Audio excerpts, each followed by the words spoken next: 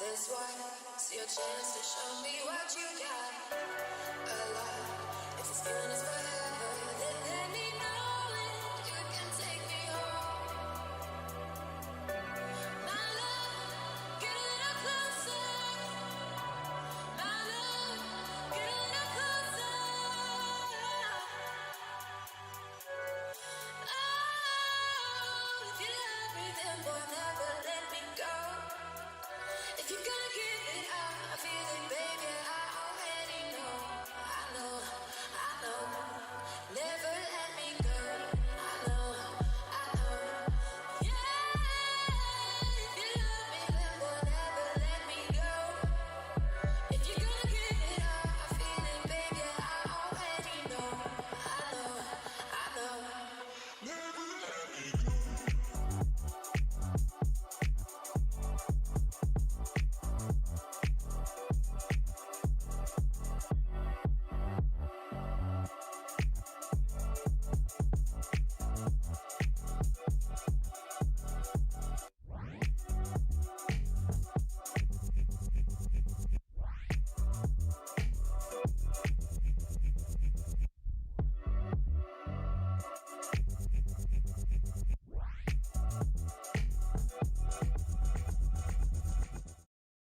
Good morning.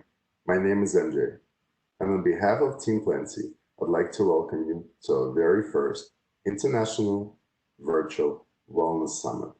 Please make sure that you can hear me well and see me well, not because I need you to focus on me, but because I want to make sure that you are looking at our sessions today with the best possible quality of video and sound. Many of you are streaming from different devices like TVs, laptops, desktops, iPads, phones, and some of you are on Twitch, Twitter, Facebook, and YouTube. So to make sure that the quality is at its best, please adjust the settings. Depending on how you see me, is how you're going to see the rest of the conference. So let me share a story about our vision and how this project came together. About 5 years ago, I made the decision that it was time for me to make a new mission, which is I want to be in the best shape of my life every day, no matter how young I am. Whether it's at 42, which is what I am today, or at 75, and everything in between. I always want to be in the best shape that I can be. But I was living a very unhealthy life. I was overeating. I actually ate more calories a day than any human should. I was not exercising because I was too busy in the family and career. I let everything else become an excuse until I was just too overweight. I couldn't run with my kids. I couldn't even go up the stairs. And I decided it was time to make change. The challenge for me was where can I go and learn the basics to get my journey going? And I was very surprised when I found out that there wasn't much on the web that was there to help me. What I was looking for are basic, simple steps on how to get started. I was having trouble meditating. I couldn't focus. I was having trouble with my weight, no matter what diet I was trying. I didn't know what the right exercises were. And so I decided I'll take it one little step at a time. And I started learning things that started helping me a great deal. And I was encouraging my family and my friends to do the same because I felt better and I wanted everyone around me to feel better. And this is where the project of Plantie came about. I've decided that we were going to launch something that's going to be a resource for someone like me, and we'll bring our friends and family along, and then whoever else is going to join us on this journey.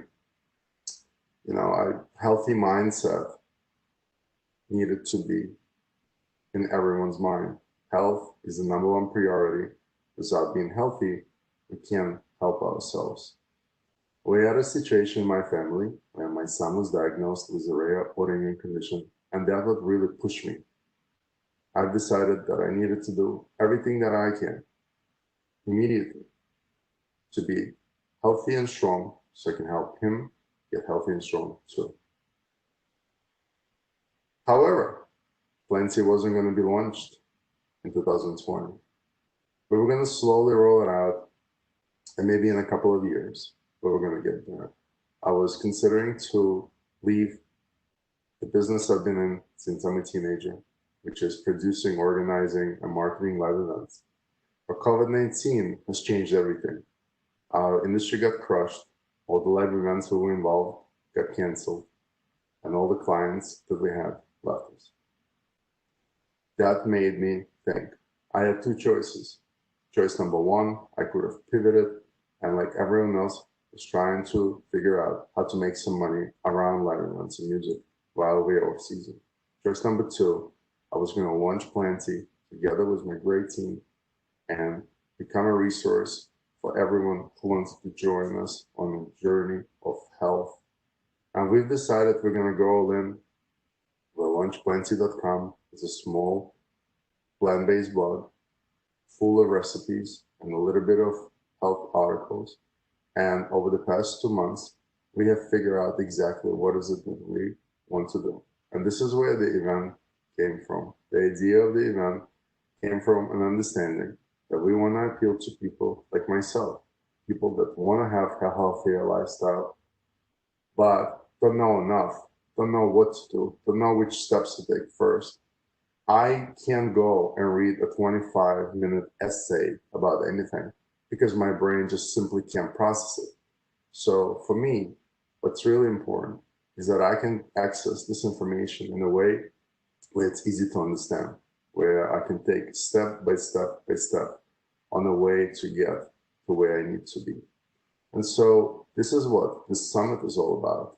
The first version, as you know, the one that you are joining now, is 10 sessions. And each session is only 15 minutes. So why 15 minutes? It's 15 minutes because we wanted an opportunity to teach everyone a skill that they can immediately start using.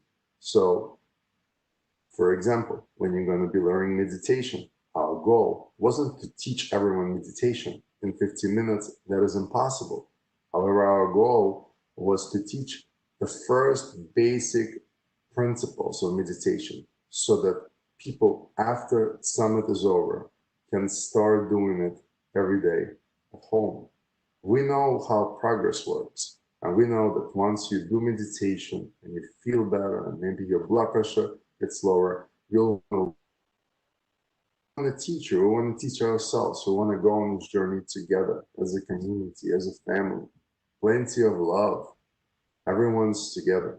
So today we're going to be doing meditation, yoga, breathwork, HIIT, movement therapy, plant-based eating, intermittent fasting, CBD, sleep cycle, and sustainability tips. Sustainability is another very important focus of Plantie. Plantie isn't just about taking care of ourselves and our health. It's also taking care of the planet. As we're all learning now, global warming is not a joke. The oceans are full of plastic. If we don't take care of our planet, then we're going to have a lot of trouble. And so that's what Plantie is all about. With that said, we encourage everyone today to ask questions. After 15-minute sessions, where our mentors who are doing this all for free and collaborated with us to help you, after the sessions, they will be available for live Q&A. Given that we only have 15 minutes, it's going to be impossible for them to answer all the questions. However, send the questions because after the summit, the mentors will answer every single question they receive and will send it to you via email. Also, don't worry. If you missed a session or something came up, video on demand will be available. You will be able to watch all the sessions separately and as one after the summit is over. But please register. If you have not registered, we're not going to be able to send you access code and a link for video on demand. We're not going to be able to send you the answers to the questions asked at live Q&As. So please make sure you register. Also, make sure you remember that this is all about community. We want you to make new connections. We want you to make new friends. We want you to bring your friends to us. Let's do it together. It's a journey we have to embark on together. It's not easy. It won't be easy. It'll require hard work.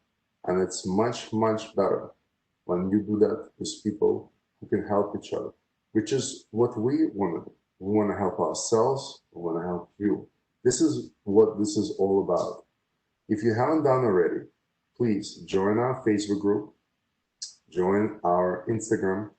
We have a lot of things coming here on socials. We're going to have a lot of Q&As. There's a lot of new recipes are being posted. And starting next week, we're going to begin our weekly newsletter. It's going to be filled with articles that will help you improve your health, improve your lifestyle, take care of the planet. So, with that said, I want to tell everyone the mission for this event for us. What we want to do is we want to wake up on Monday knowing that throughout these 10 sessions, during each session, at least 5 people, just 5 people, have learned enough that they can start making changes in their life. And we know that's going to be life-changing for them.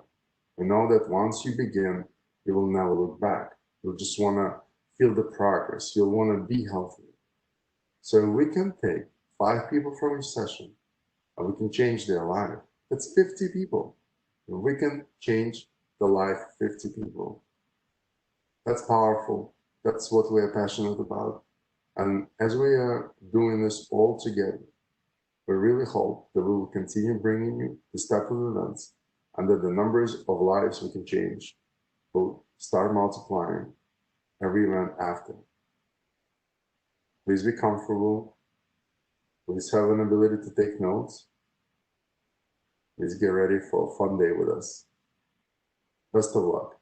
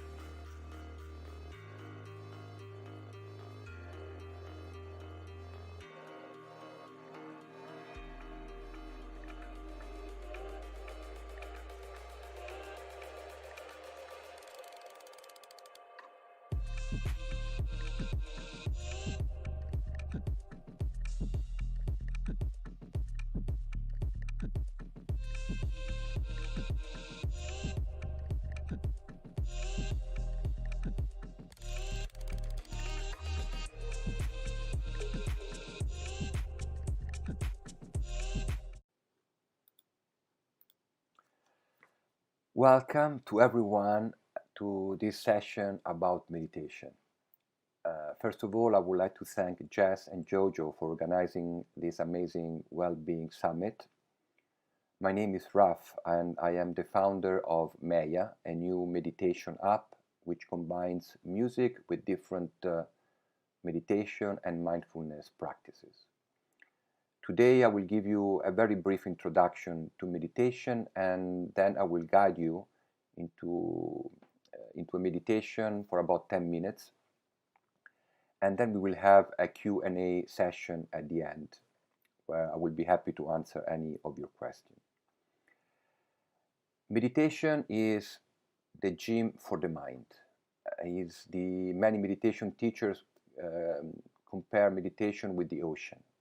No matter how rough and wavy the surface is, at the deeper level, the ocean is always calm and peaceful. Meditation allows us to go to the deeper level of our mind where we find that same tranquility and stillness. And I'm not going to list all the benefits that meditation can bring on our body, on our level of stress, and so on. But to me personally, meditation main benefit is the increased ability that we gain in our day-by-day life in being more present. More present means being able to respond consciously to situation rather than react automatically. Means to be more able to observe our mind when it takes over with some compulsive thinking. And also to be more aware of the emotion that flow through us every day. And in this way, by detaching ourselves, we are able to be more stable and to take more conscious decision, which is a great advantage for all of us. Today, we will do a meditation about the breath. In meditation, it's important to clarify, we are not trying to stop the mind. But rather we focus the mind on one object that we observe.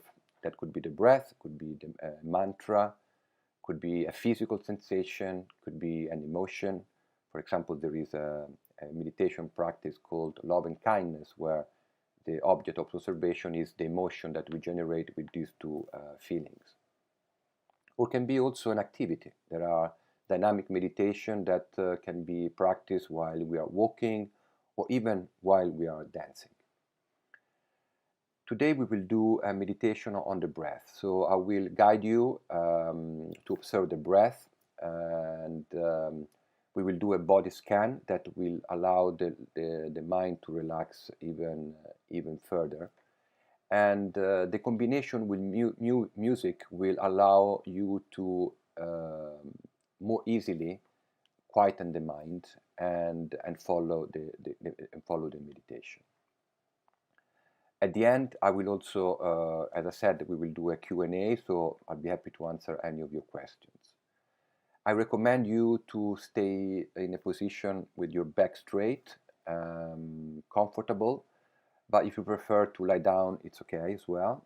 And I recommend to keep your eyes closed, but if you prefer to keep your eyes open, I recommend to focus your sight on one object.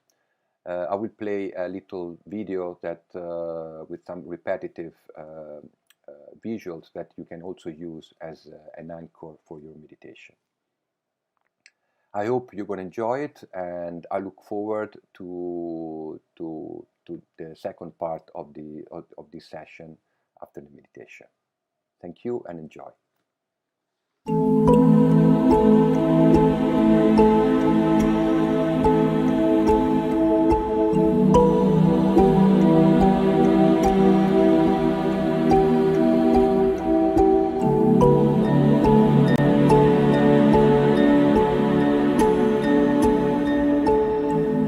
Welcome to a journey into deep relaxation, a journey into the precious gift of just breathing.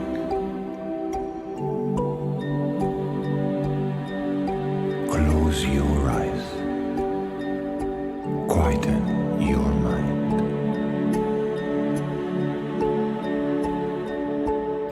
Breathe slowly and deeply, and follow the sound of my voice.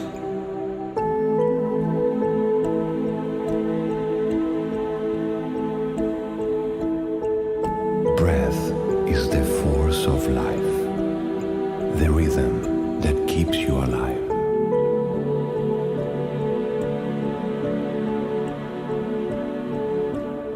But sometimes we paid so little attention, so rarely breathing full breaths, failing to supply our cells with the oxygen they need to be healthy and fully alive.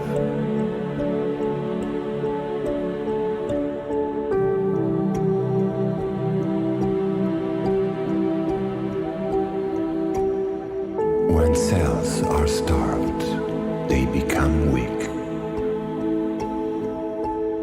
Your body gets stressed, and your mind becomes stressed, losing the clarity you want in your life. The journey into breathing is very simple and easy to follow. Just simply breathe deeply, ensuring that each breath reaches the bottom of your lungs. Filling your stomach first and then your chest.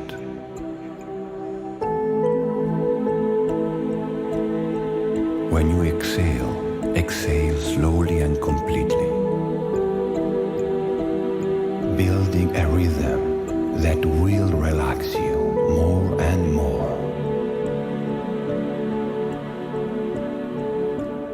Just follow the rhythm. In and out.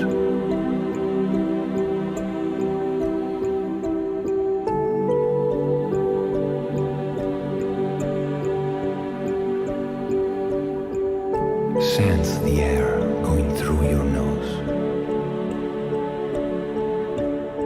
Notice in which point you feel it more. Feel its freshness and its warmth. Follow the rhythm of its flow.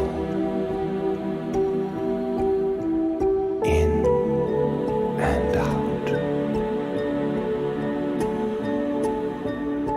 As you breathe more oxygen, your lungs, your blood, and your entire body gets purified. Notice how good it feels to just breathe. How with each breath, more stress is released. It's so soothing and so simple. Just continue to breathe.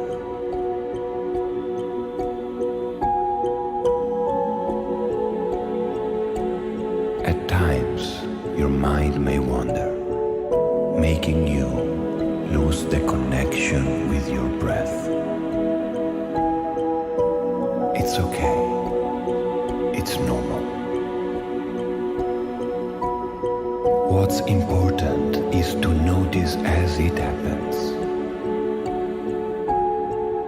Just gently bring your attention back to your breathing. With persistent practice, you will get better. Quicker at bringing your focus back to your breath, to your center.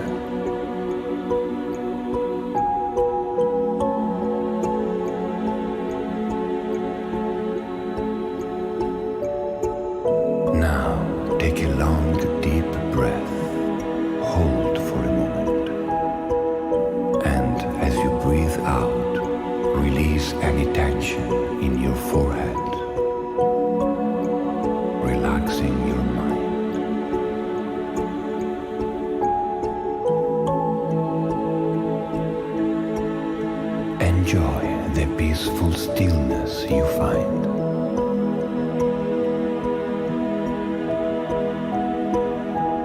Take another long, deep breath and move awareness down to your eyes.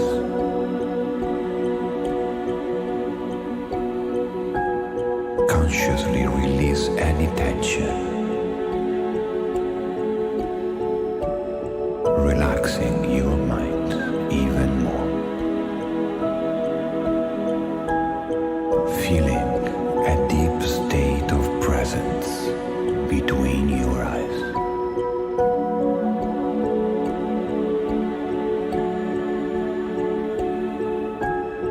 Continue breathing and relax all tension in your lips, your tongue, and your throat.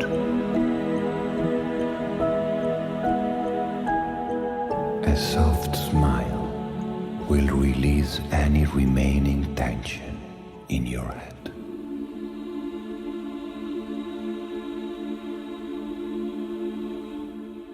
Slowly take another deep breath in and release any tightness in your upper body.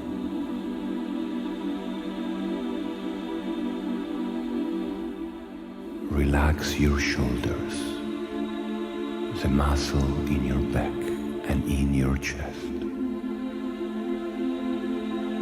The feeling of deep relaxation is now spreading through your arms, down to the tips of your fingers, and gently into your lower body,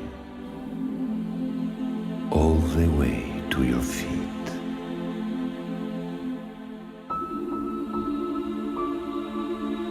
More oxygen is all you need to begin to feel relief. Notice how deeply relaxed your whole body is.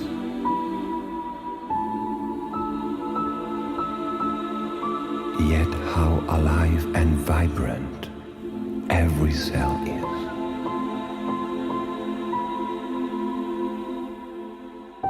Fueled by the oxygen you have just collected through conscious breathing.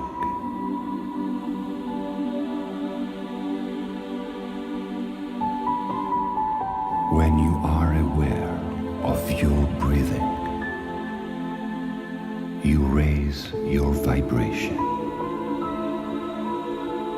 You expand your consciousness.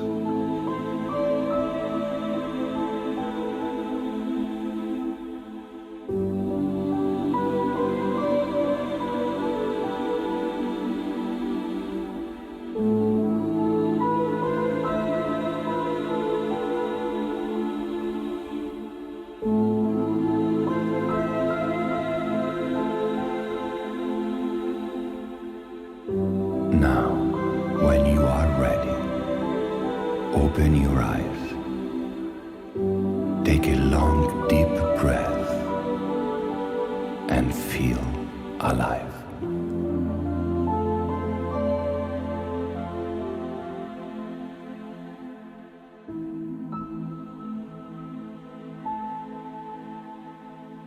Hello everyone, I hope you enjoyed this journey, this meditation, and thank you for attending, and whenever you are ready, I look forward to taking your questions.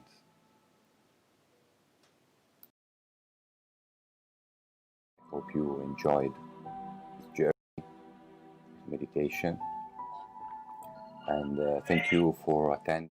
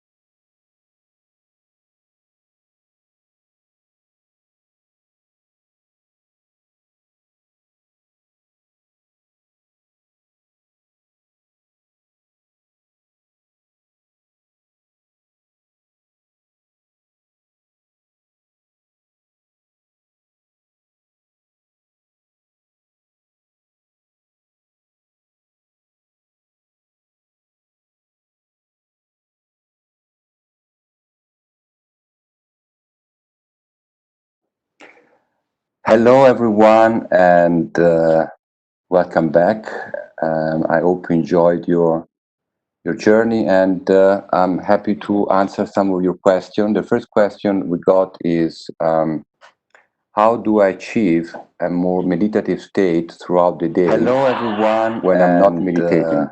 Welcome back. Actually, one of the practice that I recommend to everyone who wants to start an experience with meditation is to integrate it with some single mindfulness moment during the day. One of the there are several exercises that can be done. I'll give you an example. Exercise to increase your awareness. For example, you can set an intention for the week to, for example, be present every time you do a certain activity. For example, every time you go through a door. And by having a small moment of presence with meditation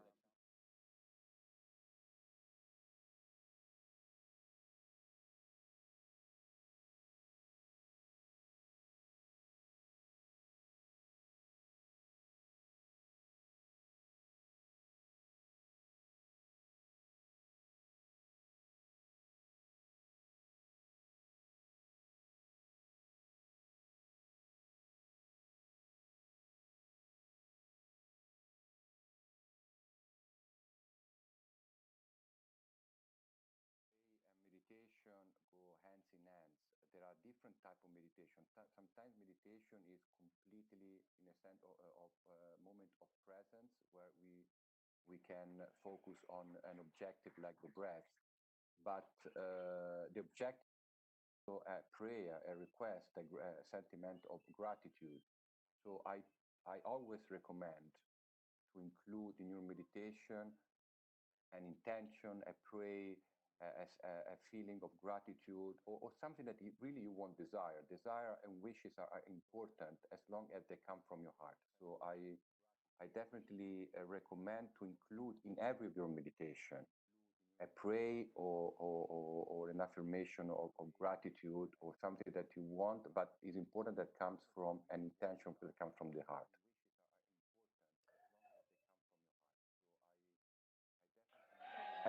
How long should the next question is how long should a beginner try to meditate for so it doesn't feel overwhelming? I know that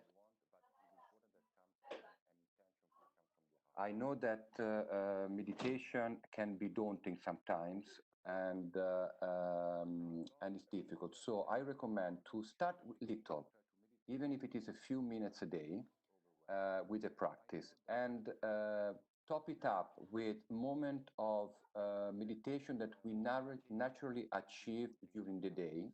And there are two moments in which we naturally achieve an alpha state, a meditative state. They are just when we are about going to wake up in the morning. So in that moment where we are start to be aware, but our body is fully relaxed, or the same state when we are about to fall asleep.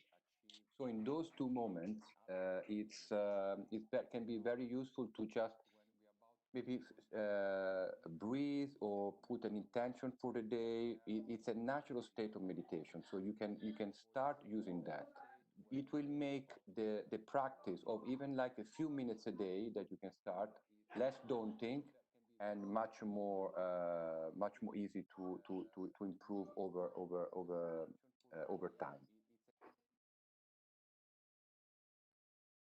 The next question is, when I'm breathing deeply, I sometimes feel as if it doesn't reach into my lung and it stays in the belly.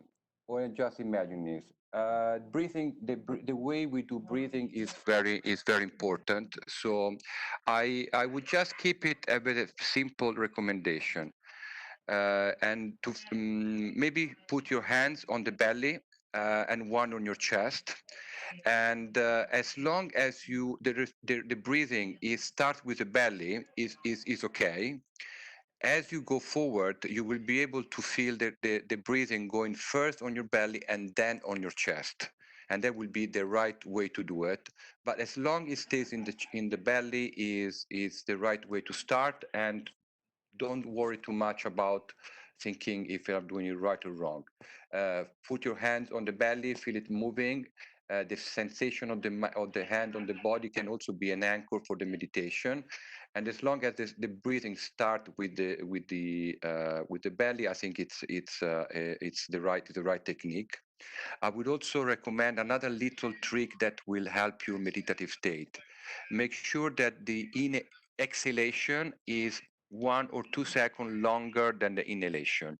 This has a biological effect that I'm not going to explain now, but that will help relaxing the body and the mind even more quickly. The next question is, sometimes I find that when I try to meditation, it actually increases the thought in my head. Anyway, to positively counteract that? Um, um, there is no way to counteract it. The mind, we need to gradually master it by always bring it back to the attention of the object of the meditation. If the mind naturally wanders, or even if you have the feeling that it wanders even more, don't worry. You just don't take it as a challenge to stop the mind, but just the challenge to observe the mind, and the challenge to remember to go back in observing the mind anytime the mind start to wander. It's the intention itself to go back to the present moment, to the center, that will make the meditation easier and easier. It's not about stopping the mind, it's about observing the mind, which will gradually slow down its activity, and you will notice that the flow of thought will gradually reduce naturally, as long as we intentionally we put the effort to go back to the breathing or to the anchor every time the mind starts to wander.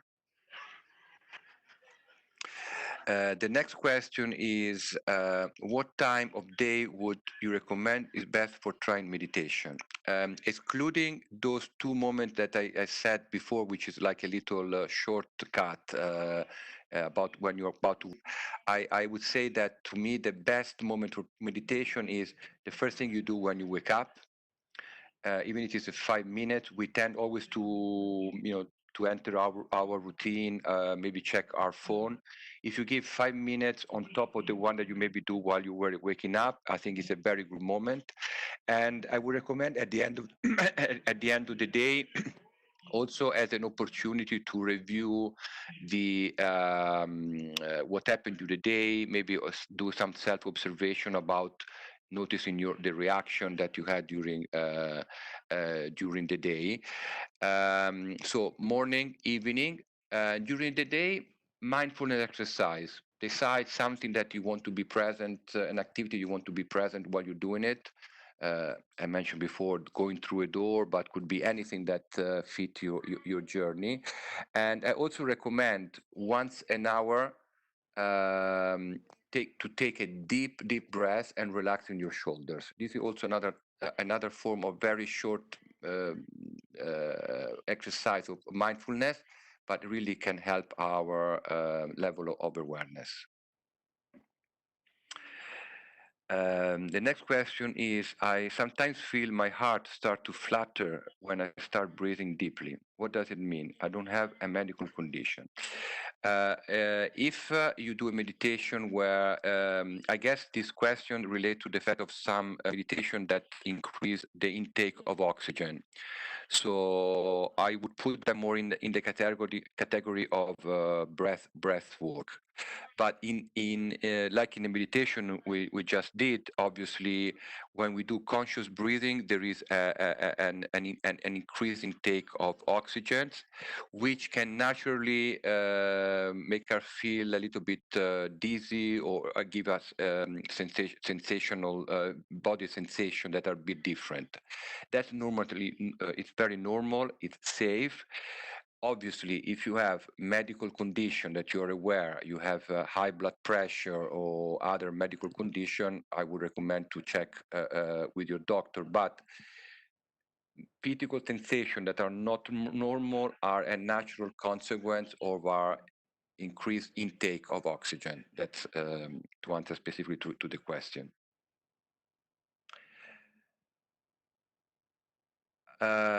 How long does it take to master meditation? That's I love this question. Thank you very much. I don't think there is a moment where you can actually. I cannot answer personally because I don't feel I have mastered it.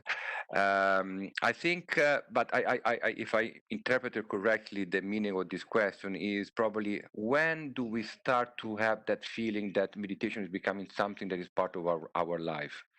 In that case, I would say that if there is a genuine intention, and we start with a level that is achievable, and we set an objective that we then, like a small routine of a few minutes a day, in 21 days, I think you have already a sense of something that is already part of your life. To have benefit, to notice how we can detach in more during by day, how we can stay more calm, I would say depends on the intensity, and if meditation is also paired with a little bit of mindfulness and a little bit of self-work to check what are the conditioning and the negative emotion and the emotion blockages that we subconsciously have. In that case, I think, in my view, in 3-6 months, meditation and mindfulness and self-work can be really transformational already.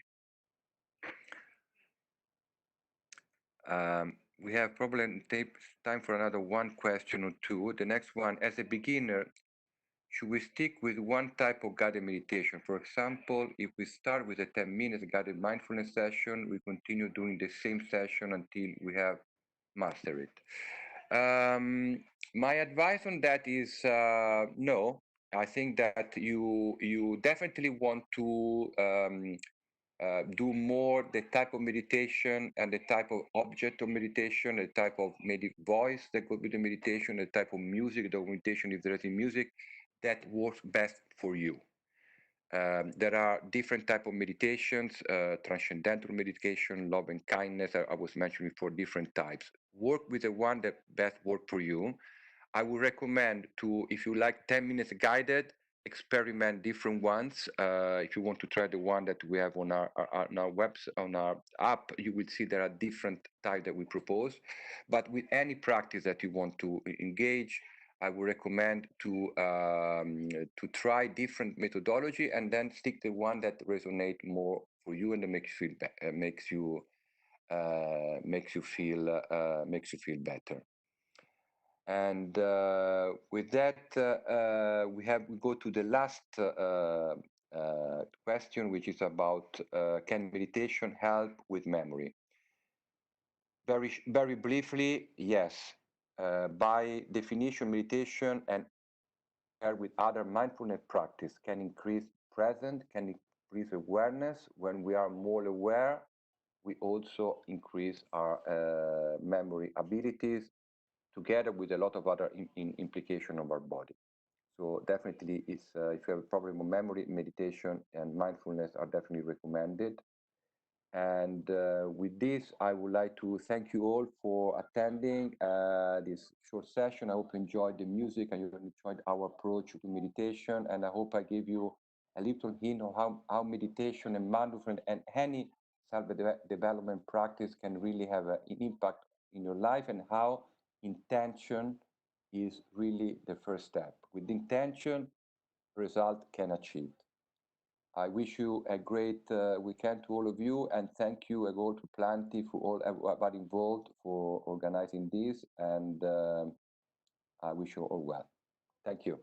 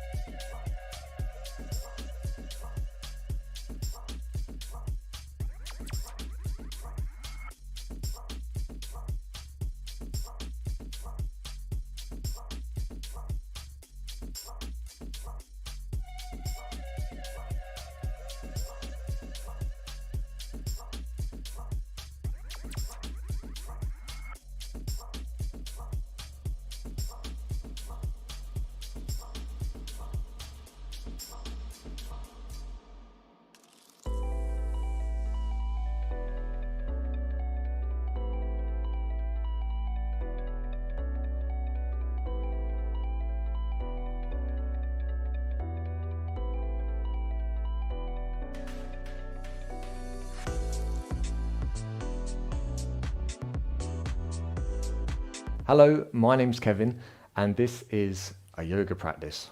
I'm a yoga teacher. I also train teachers to teach yoga. Yoga's great, but I would say that. It's really good for reducing stress. It's really good for reducing anxiety and helping with that. But it's also great for getting flexible, as we know, getting strong and improving our mobility. Yoga can be done anywhere. You don't need any fancy equipment. What can be handy to have is a yoga mat. And if you don't have a mat, you can also use carpet or something that's soft. If you're going to use carpet, it's important, I would say, not to wear socks because you want it to be soft but grippy at the same time. Other handy things to have is yoga bricks. If you don't have bricks, you can use a couple of shoe boxes. You could use a stack of books, whatever helps to bring the floor a bit closer towards you. And lastly, a blanket. Blanket is great because when we put our knees down or a single knee down, sometimes it can make it more comfortable if we've got a softer surface. Today, we're going to start off in what is the easiest pose we can do in yoga. It's called corpse pose, which sounds a little bit formidable, but we're lying down on our back, resting. So, lie down on your back. Have your bricks or your blanket close by.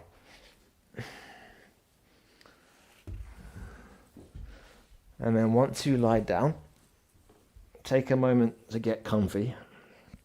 If you find having your legs straight like this is uncomfortable for the lower back, you could also bring the soles of the feet onto the floor. And that will help to reduce that space. Lengthen out the lower back a little bit. Otherwise, your legs are straight. Place your right palm over your navel, your belly button, and your left palm on your chest. And then relax your shoulders by your side. Elbows are down. Keep the hands, the wrists relaxed. And close your eyes.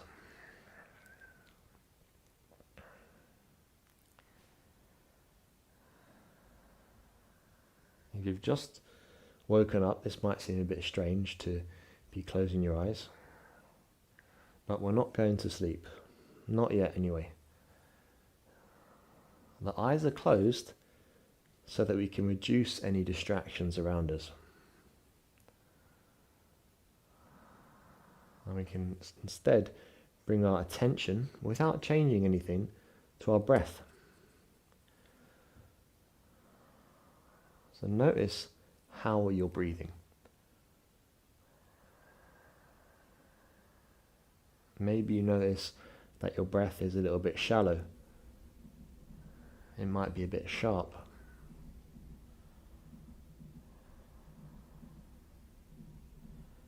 When we practice yoga, we practice breath control, or what's called pranayama.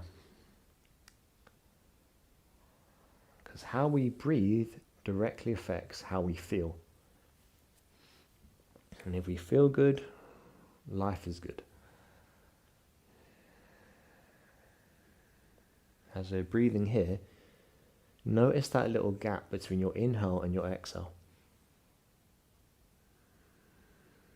And let that gap be a little bit longer. So when you get to the top of your inhale, you pause for a moment before you exhale. Equally, when you get to the bottom of your exhale, you pause before you inhale. Beginning to take control of the breath.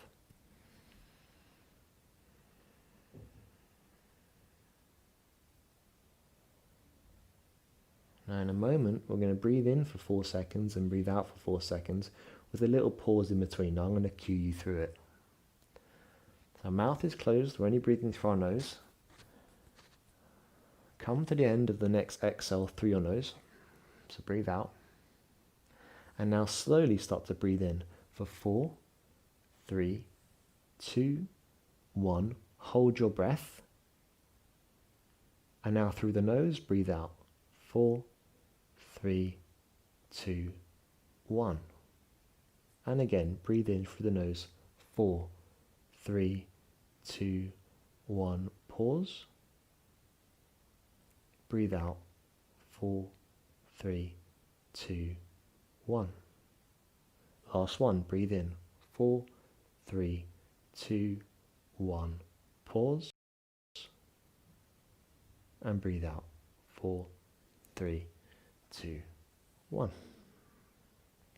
And just take a second now to relax your breath and notice the tummy and the rib cage move as we breathe. Building that awareness of our body. Stay lying on your back. Just start to reach your arms back, taking a big stretch. Like you've just woken up, and let your ribs flare out, lower back and arch away from the floor. Open the hands, you can point the feet, you can flex the toes, whatever feels good for you, just reaching back. Take a big inhale for your nose as you stretch, and just an exhale for the mouth. Okay, then very slowly bring the soles of the feet on the floor. Knees are bent if they're not bent already. Hands are by your side, palms down. Yeah, so keep the feet hip distance apart. And you can almost touch your heels with your fingertips. The heels are quite close. Okay, palms are down, shoulders relaxed. Keep the shoulders down, keep the back of the head down. Feet stay grounded. Take a breath in. As we breathe out, lift the hips off the floor. Just a very simple hip bridge. Or also called Setti Bandhasana. So as the hips are pushing up, you might feel your glutes begin to wake up. That's our buttocks. Strongest, biggest muscle group we have in the body. Knees are in line, the hips, toes are relaxed, pressing down through all four corners of our feet. Keep the hips up, take another inhale. Then exhale, slowly lower down. Hips back on the floor. Take both knees in towards the chest. Right hand on the right knee, left hand on the left knee, and just hug them in a little bit. Apanasana, or you just feel like you're hugging the knees in and you feel that space maybe in the glutes, a little bit of a pinch in the hip flexors. Alright, keep the right knee where it is, release the left foot to the floor and then slide the left leg away. Flex the left toes, so as if you're trying to push your left heel into a wall in front of you. Left leg is now straight, right leg is bent. Interlace the fingers around the right knee and hug it in. You can relax your right toes, but maybe we keep the left toes flexed. In other words, the toes are curling back. Right leg is as bent as can be, left leg is as straight as can be. Taking a few breaths here and noticing what you feel in your left hip compared to your right hip.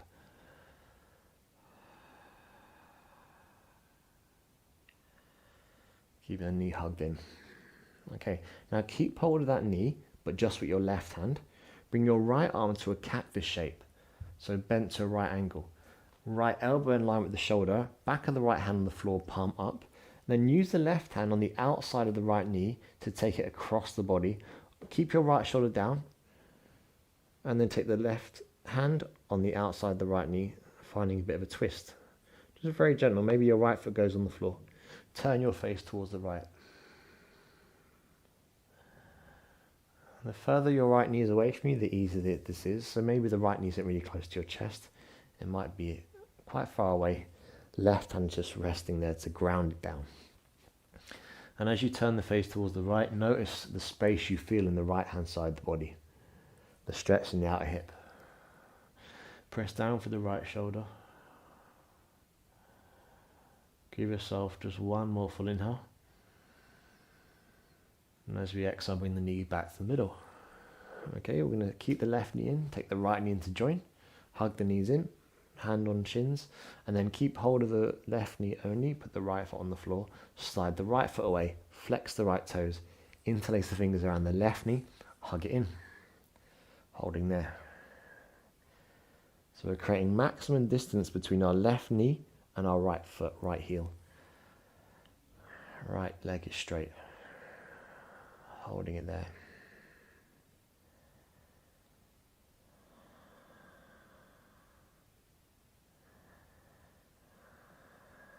Keep hold of that knee with the right hand only. left arm to cactus shape. So right angle, left elbow in line with the left shoulder, right hand goes to the outside of the left knee, and then take it across the body for a twist.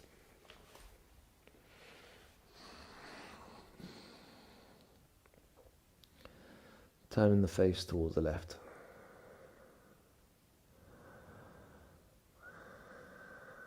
Pressing down for the back of the left shoulder.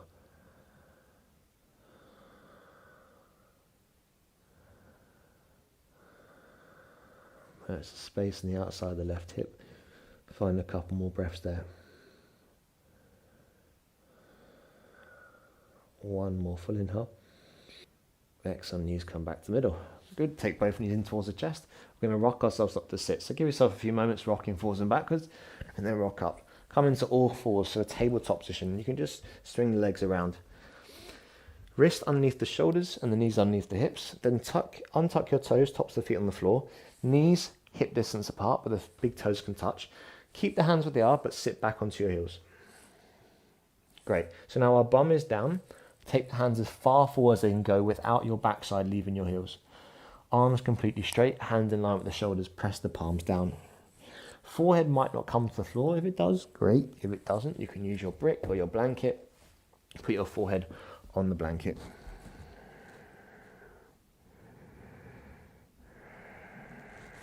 Stay in there. Take a long, slow inhale for the nose.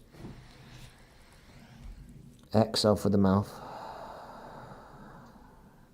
Okay.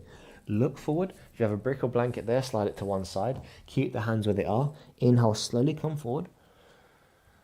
And then as we exhale, very gently let your hips start to come down towards the floor. It's okay for the feet to separate. So stretching the muscles at the front of the body, keeping the arms straight, looking forward. You might feel a bit of compression in the lower back. Squeeze the glutes together. Use your backside muscles. Take an inhale there, look forward. Exhale, keep the hands where they are, come all the way back. Hands stay planted, bum towards the heels. Head goes down. Now one movement, one breath. Inhale, come forward. Hips down, chest lifts, arms stay straight. Exhale, go back. Bum on the heels, forehead towards the floor. Two more like that. Inhale, come forward. Lift the chest, push with the arms, getting strong. Exhale, come back. One more time. Inhale, forward. Waking up the spine. Exhale, go back. Great. Now inhale, come forward, but just bring the shoulders over the wrists. And then tuck the toes under as you exhale, come into a downward facing dog. So lift your knees, your hips, and then push the heels towards the floor. In a downward facing dog, most people can't bring their heels to the floor, and that's okay. If your heels touch the floor, that's also great. Whatever happens with the back of the legs, maybe tuck the shirt in if needs be. Pedal the feet out on the spot. So bending one leg, straighten the other. And then keep that walking motion going and start to walk your feet forward, eventually towards the hands, and then come into a standing forward fold. And you can bend your knees as much as you like. This is often better for the hamstrings at the start when you're kind of newer to yoga, to keep the knees bent. Let the neck be long. Let the arms be long like a rag doll. So let your spine round. The head is heavy. Crown of the head is facing the floor. Chin is tucked. In a moment, we're going to roll up to stand, but the last thing to come up is going to be our head. So chin to chest, stay there. Arms are long. Take a breath in. And through the nose, as we breathe out, roll yourself up. Last thing to come up is the head. One vertebrae stacks on the other. Then as the head comes up, we'll look up. Inhale, sweep your arms up so your palms touch overhead.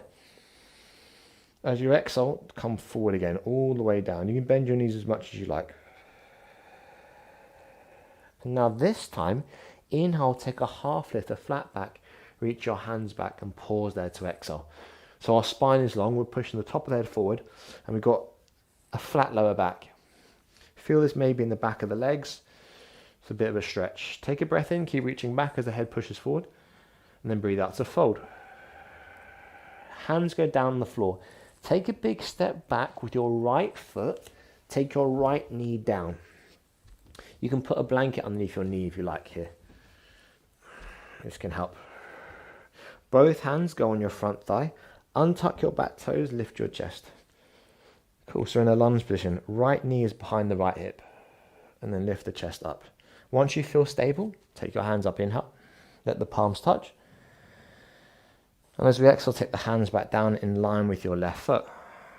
Tuck the back toes under, inhale, lift the back knee. Exhale, step the right foot forward, folding forward. Inhale, take a half lift, reach your hands back. Exhale to fold, hands down, step back with the left foot. Left knee goes down, maybe on a blanket if you like. Untuck the back toes, both hands go on the front thigh, lift the chest up. Pause there. Okay, feel then let the left knee be behind the left hip. Inhale, take the hands up, palms touch. Exhale, hands go down either side of the front foot. Fingertips or palms. Tuck the back toes, inhale, lift the back knee. Exhale, step forward the left foot, fold forward. Inhale, take a half lift, reach the hands back. Exhale to fold, hands down, step back with the right foot. Right knee goes down, but this time keep the right toes tucked under. Inhale, take the hands up. And as we exhale, maybe we lift the back knee. Pause in there. Very common here to fall over, so if you do, just try again. Keep reaching the hands up, take an inhale. Palms touch. Exhale, hands go down. This time, step our left foot back to meet our right foot in a plank. Yeah, holding there in a plank. Take a breath in. Breathe out, lower down, knees, chest, chin to the floor. Breathe in, lift up into our up dog. You can lift the knees if you want, off the floor. And then exhale, knees go down, tuck the toes, sit back, downward facing dog, lift the hips up. Look forward, inhale, lift the right leg up, so right heel towards the sky. Then exhale, step our right foot forward. Back knee goes on the floor just for a second. Inhale, take the hands up. Maybe as we exhale, we lift our back knee in a high lunge. Holding there, take an inhale, palms up, palms touch. Exhale, hands go down as we step our left foot forward to meet our right foot, fold forward. Inhale, take a half lift, reach the hands back. Exhale to fold. Step back with the left foot, please. This time, left knee stays off the floor. In a high lunge, inhale, sweep the hands up, one movement, one breath. Palms touch. Exhale, hands down, step back with the right foot into plank. Take a breath in plank. Breathe out, lower down, maybe one straight line, use the knees to help. Breathe into our upward facing dog, maybe we lift the knees straight away. And then breathe out to downward facing dog, lift the hips up. Look forward from down dog, breathe in, lift the left leg up. Breathe out, sweep the left foot through. Back knee off the floor this time. Breathe in, sweep the hands up towards the sky, let the palms touch. And then breathe out, hands go down as we step our right foot forward. Take a breath in, half lift, reach the hands back. Breathe out to fold. Bring the fingertips on the floor. Sit down on your heels, lift your heels off the floor. In a little toe sit. Okay, from here, we're going to try and put our bum on the floor at the same time take our feet off. So it might be, you might fall over, fall all the way back. If you do, just sit up straight again. Reach your hands forward. Yeah, as you keep reaching the hands forward, how slowly can we bring our bum on the floor, and as soon as the bum touches the floor, we lift the feet off the floor. Yeah, exactly. Then put your feet back down, take your hands behind you. Now the soles of the feet on the floor, feet hip distance apart.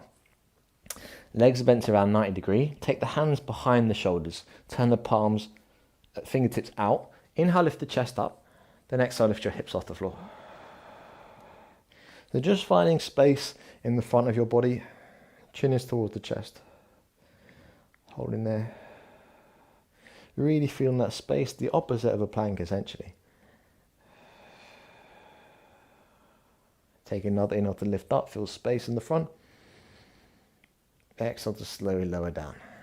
Great. So you can cross your legs if you like, or you can sit kneeling again, whichever way is comfortable for you. So either legs crossed, facing the front of your mat, or maybe you're kneeling down. Either way, you're seated. Relax your shoulders, close your eyes. Yeah. And just take a moment here to notice how you're feeling. Maybe you're feeling a bit more rejuvenated.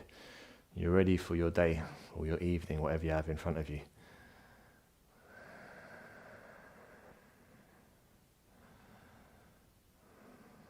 and stay seated like this. Maybe your eyes are closed or you're looking down. We can take our hands into a prayer position, thumbs rest against the chest, and relax your shoulders. And before we go about the rest of our day, take a moment to appreciate that we can create energy any place, anytime we like through movement and breath together, which is often called yoga. Mindful attention to that. So with thanks for you, you can blink your eyes open. In yoga, we say namaste, which means I bow to you, or you can just say thank you, whatever's good for you. Thank you, namaste.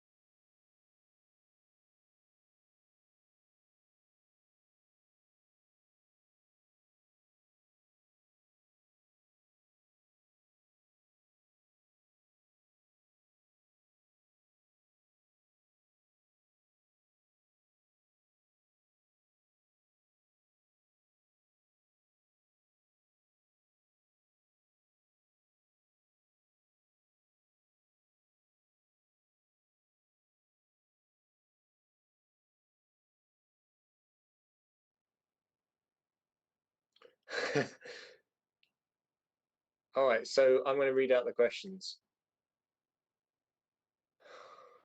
I'm really inflexible from years of sitting at my computer. How do I ease into a routine like this?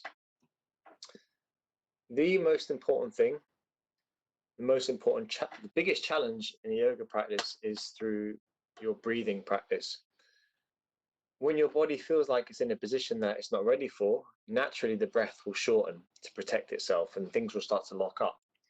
So if you can regulate your breath first and put your breath under control, which in yoga is called pranayama, breath control, then you can relax your nervous system. When your nervous system is relaxed, the body can open up a bit easier. So the first thing is breathing. The second thing is, once you have a regular breathing practice and you're doing your best not to hold your breath, then you do a beginner's course. I wouldn't recommend going to a mixed level class if you're starting off, because I did that and you just get discouraged. Better to go to a course where there's a path and there's a beginning, a middle, and end over a number of weeks, where you can learn how to slowly progress in a safe way.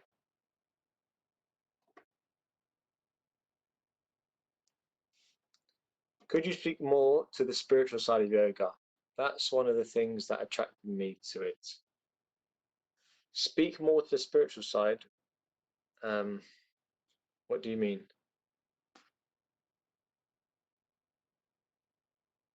I mean, the answer is yes, I could, but what do you want to know?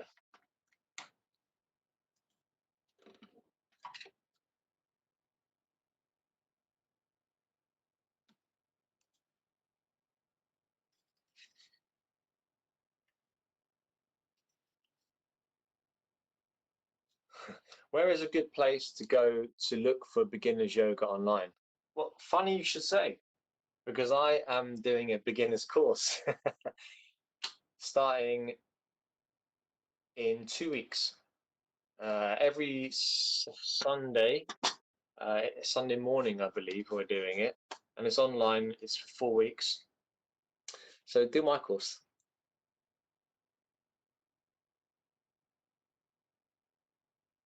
Best yoga practice for upper body strength.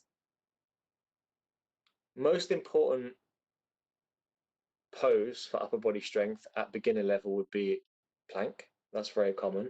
Then a chaturanga, which is the bottom of a push-up, and then pushing back into a plank. So essentially practicing push-ups. Then you can start progressing into straight arm scapular strength, doing things like handstands. But not many teachers teach handstands and push-ups, but I do. You can see a theme here for this Q&A. Yeah, a lot of focus on yoga tends to be about flexibility, which is definitely good, but strength is equally important, if not more important. You're never going to get injured being too strong, but you may get injured being too flexible.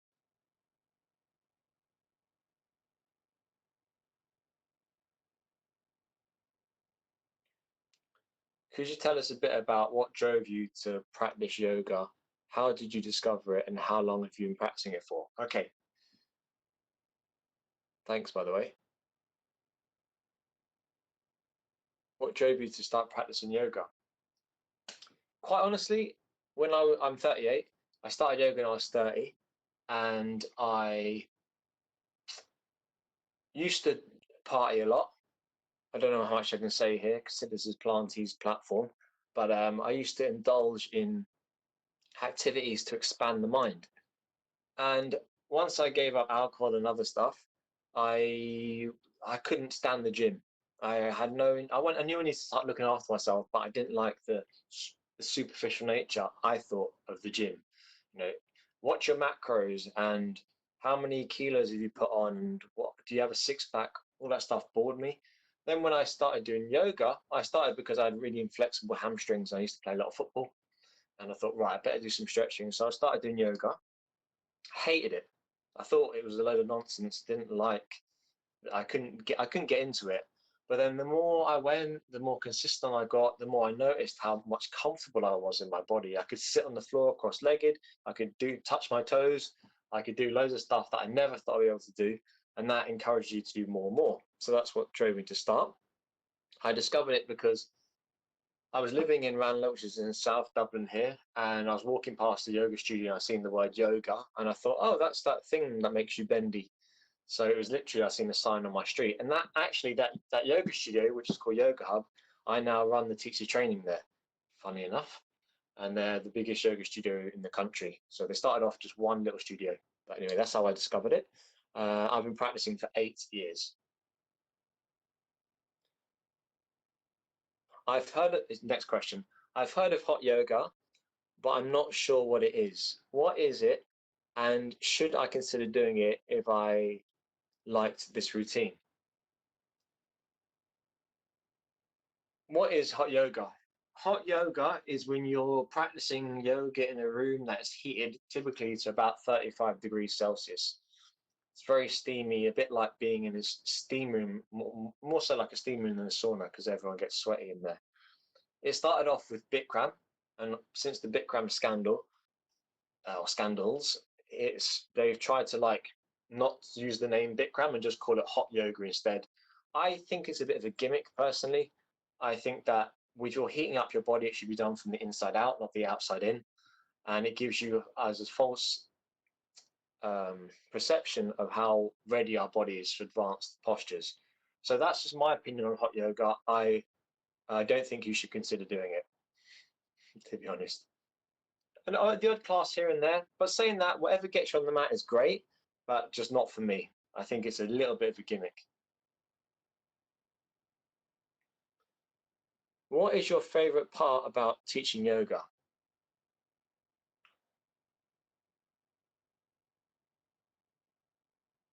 The fact that it encourages holistic health. So it's a way of life, spiritual practice, your diet, your philosophies on the world, how you view yourself. And if you do all of that, then you might feel good in your body and you might look good, which we're all a bit vain to some degree. We all want to look as best we can. And yoga really helps with that. So I love teaching yoga for that reason. And what I love about teaching and it being yoga is that I like the interaction between people, and I'm obsessed with communication and improving my communication skills and trying to be the best teacher and trainer I can be. And a lot of yogis are a bunch of weirdos, and I'm a bit weird, so it's good to meet people that are stranger than you, because then you don't feel as weird. What is the main difference between yoga and Pilates? This is a good question. They're all good questions, but this is interesting. And when would you choose one or the other? So I started as a Pilates teacher, and then I transitioned to yoga. Few differences. Yoga, very old, thousands of years old. Pilates, 100 years. It's only about 100 years old. Yoga is focused on a spiritual practice, a way of life, often, and that's the big focus with yoga.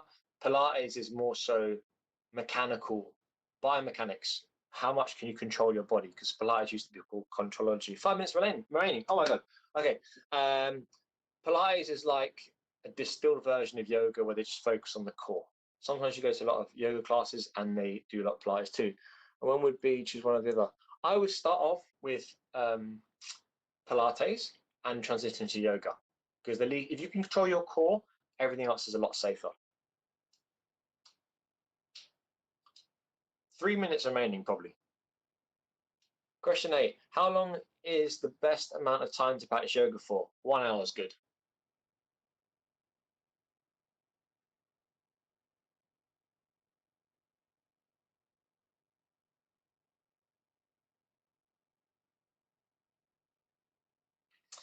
Is this a good routine for workout cool down? I wanted to get into yoga as a supplement to do workout. Yeah, same here.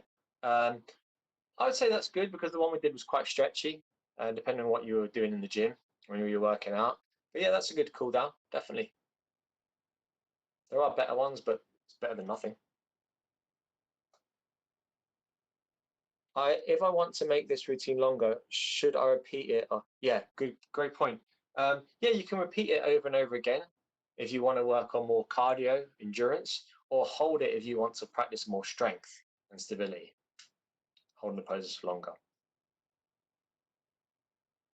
If I experience some aches and pains during a pose, should I stop or is it expected? Pain, no. Ache, yes. If something is uncomfortable, you experience change, which is what we want the body to adapt and get stronger. If it's painful, that's a sign to say ease off or stop. So a dull discomfort is good.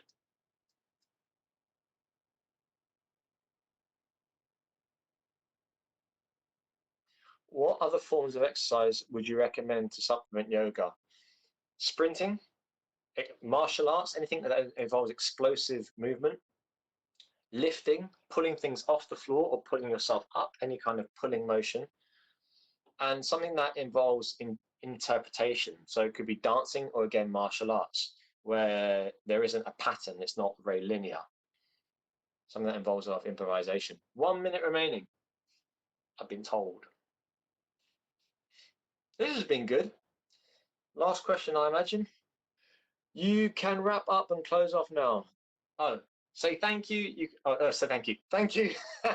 My name is Kevin. You can find me online, Kevin Boyle Yoga, and on Instagram, Kevin Boyle Yoga.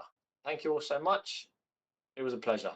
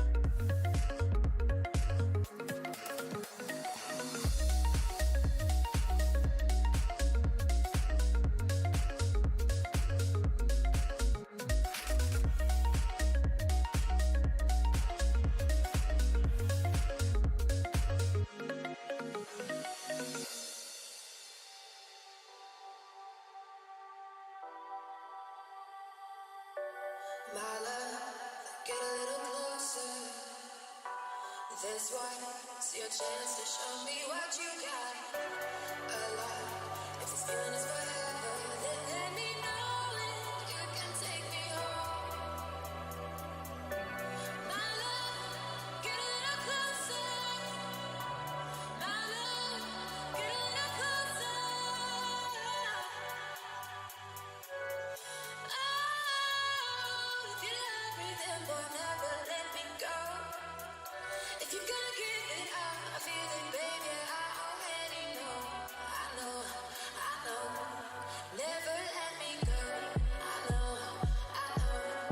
Yeah, if you love me, then boy, never let me go. If you're gonna give it up, I feel it, baby, I already know. I know, I know. Never let me go.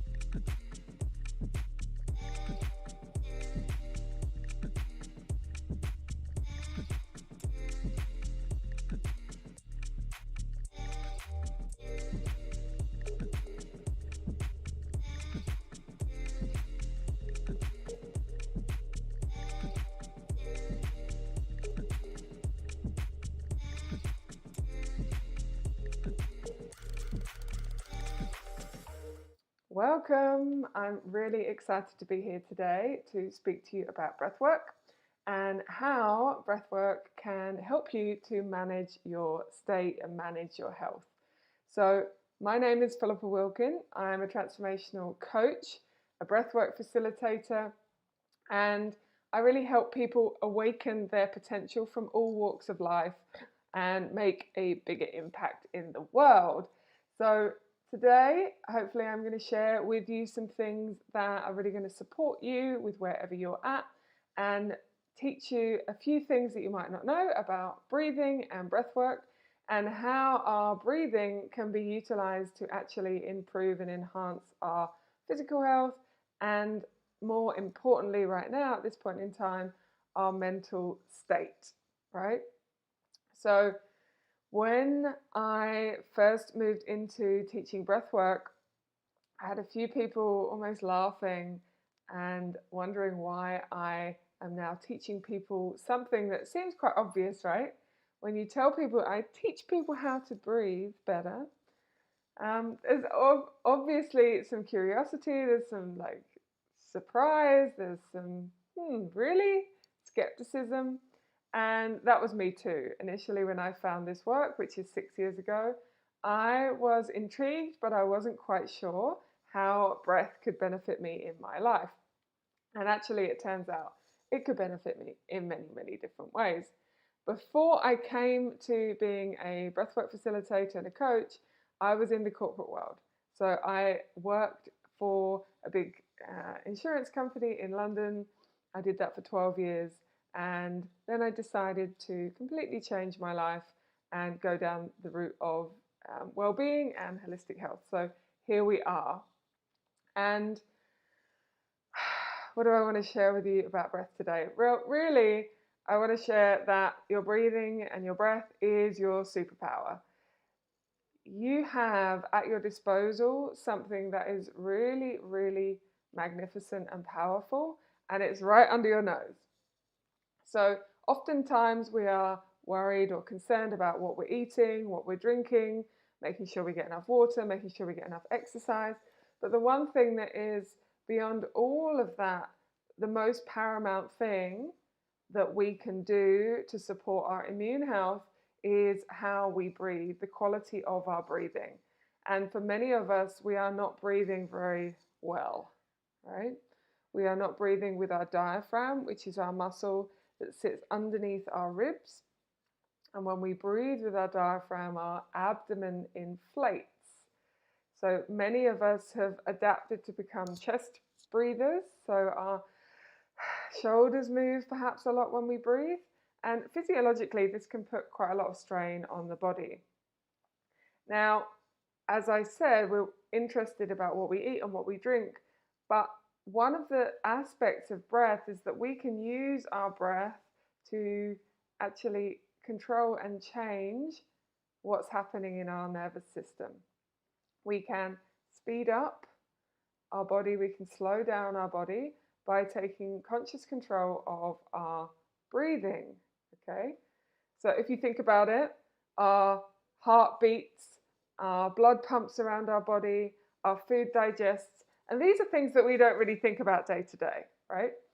And yet, breathing is one part of our autonomic nervous system that we can actually have control over. We can consciously decide to control the way that we breathe. And in doing so, we gain access to be able to change our mental state as a result. So slowing down our breathing, speeding up our breathing actually has an impact on our physiology and as a result, our psychology. So how we feel is directly correlated to our breathing as well. And this is what I want to say. Our breathing is our superpower in this respect. When we are significantly stressed, that has its toll on our body and our immune system. So tapping directly into our stress response, which is what our body gives us the ability to do through breath work, we can actually begin to calm that response down, which improves our immune health and improves our mental health. So I'm going to introduce you to a couple of techniques that I'm going to invite you to join me for. But one of the most important things that I'm going to give you first off right now is to breathe in and exhale. So we can do a double inhale through our nose, if that's available to you, and a sigh out of the mouth, or just a deep inhale and a sigh. This is signaling to the body to relax, to relax, to relax. So maybe you just want to give that a try now. This is our body's natural inbuilt mechanism. So trust your breath, go with the flow of what feels good in your body. Now, what I want to explain, that's what we're going to do in a moment, is with our inhalation and our exhalation, we are tapping into different parts of our nervous system. So you might have heard of the fight or flight response when we get what historically would have been scared by a lion or chased by a lion, right? We want our body and our nervous system to activate, and so we can run away. And yet many of us have this response jammed on, particularly in the modern world. And this is our sympathetic nervous system. I correlate this to the accelerator in a car. So the gas pedal, for those of you that are in the US, the gas pedal in the car. is our sympathetic nervous system. This is the thing that makes us, like, gives us the energy to run away or to have a fight, right, in the state of threat. On the other hand, our brake pedal, right, is our exhale. When we breathe out, this is related to our exhale.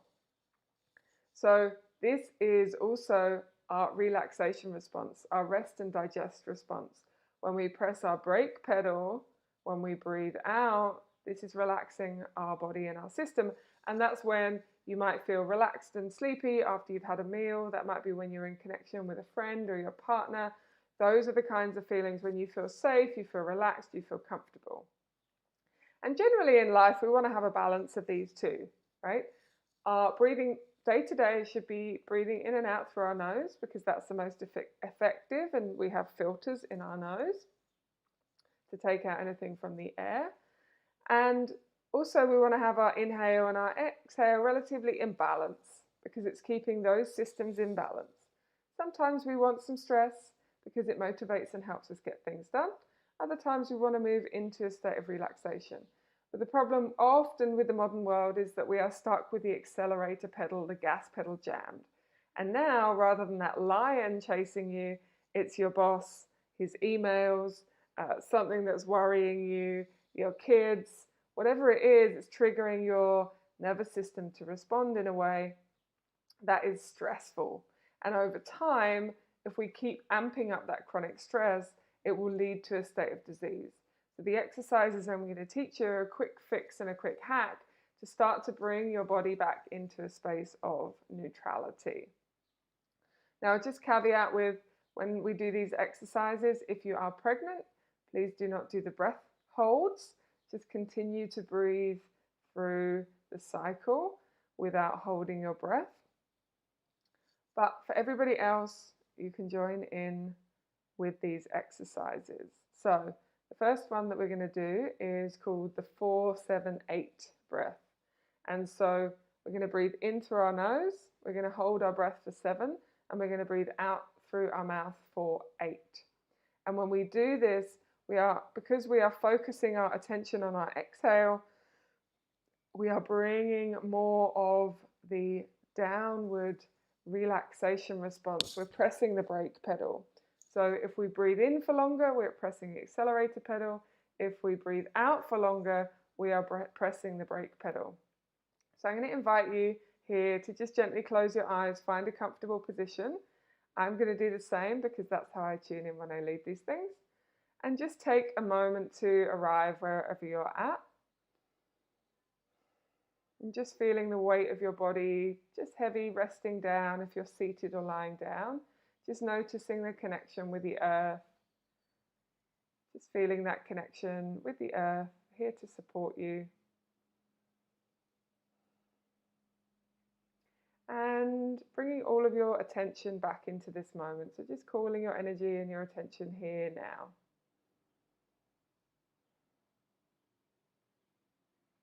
And I'm going to invite you to place your tip of your tongue on the roof of your mouth just behind your teeth. And we're going to maintain that position for the practice if you can remember, and if not, don't worry. Once you've done that, just letting go of the last exhale.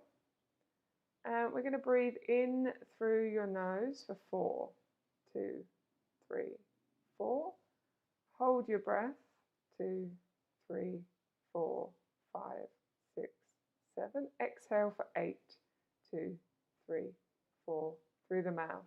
6, 7, 8. Breathing in through the nose for 4, 2, 3, 4. Hold your breath for 7, 2, 3, 4, 5, 6, 7. Exhale through the mouth for 8, 2, 3, 4, 5, 6, 7, 8. In through the nose for 4, 2, 3, 4. Hold the breath. 2, 3, 4, 5, 6, 7. Exhale for 8, 2, 3, 4, 5, 6, 7, 8. In through the nose for 4, 2, 3, 4. Hold the breath. 2, 3, 4, 5, 6, 7. Exhale through the mouth for 8, 2, 3, 4, 5, 6, 7, 8. And just letting go of counting now. Keeping your eyes closed, just noticing how you feel, how your body feels, how your state of mind is. Just tuning into that. And when you're ready, you can just come back and open your eyes. Now, the 4, 7, 8 breath is really good for relaxation. It's really good if you want to get off to sleep. And it can be done anytime, any place. You can even introduce this to your children. And like I said, we're focusing on a longer exhale, and this is pressing our brake pedal. So you might feel a little bit tired, you might feel a little bit sleepy right now. The other thing we're going to move into is something called box breathing, box breath. And a box, this is really good for balancing because a box has an equal number of sides. So we are going to, again, using our inhale and our exhale and holding our breath, we're going to form a box, and we're going to breathe in for a count of 4.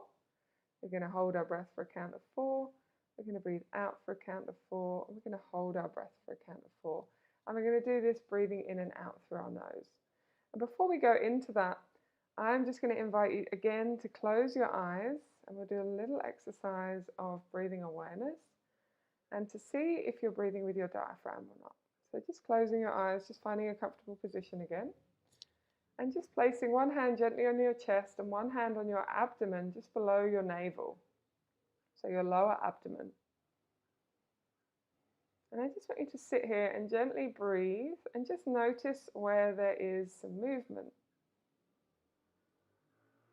Whether there's some movement in your abdomen, whether you can feel or notice movement in your chest, or perhaps you notice movement in both.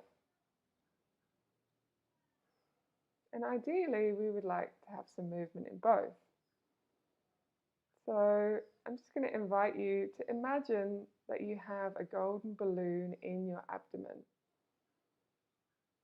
And as you breathe in, that golden balloon expands and fills up. And your abdomen expands in all dimensions, the front, the sides, and into your back. As you breathe in, your abdomen expands. As you exhale, your abdomen releases. So breathing into a balloon in your abdomen. Inhale, your belly expands. Exhale, release. Into your abdomen and release. And when we breathe, there should be some movement in our abdomen. And for some of you, this might feel strange. It might be a little bit weird or difficult. And that's okay. We can just practice on breathing with our abdomen, with our diaphragm at any time. And this is going to bring any feelings of overwhelm or panic. It's going to start to dissipate them and calm you down. So just being aware of that. And we're going to move into for the box breath now, sorry. And so again, just breathing. You can relax your hands down now. We're going to be breathing in and out through the nose. And just releasing the last exhale. I want you to breathe in through your nose for 4, 2, 3, 4. Hold your breath, 2, 3, 4. Exhale through the nose, 2, 3, 4. Hold your breath, 2, 3, 4. In through the nose, 2, 3, 4. Hold, 2, 3, 4. Out through the nose, 2, 3, 4. Hold, 2, 3, 4. In through the nose, 2, 3, 4. Hold, 2, 3, 4. Out through the nose, 2, 3, 4. Hold, 2, 3, 4. In through the nose, 2, 3, 4. Hold, 2, 3, 4. Out through the nose, 2, 3, 4. Hold, 2, 3, 4. And now just letting go of counting, letting the breath run free.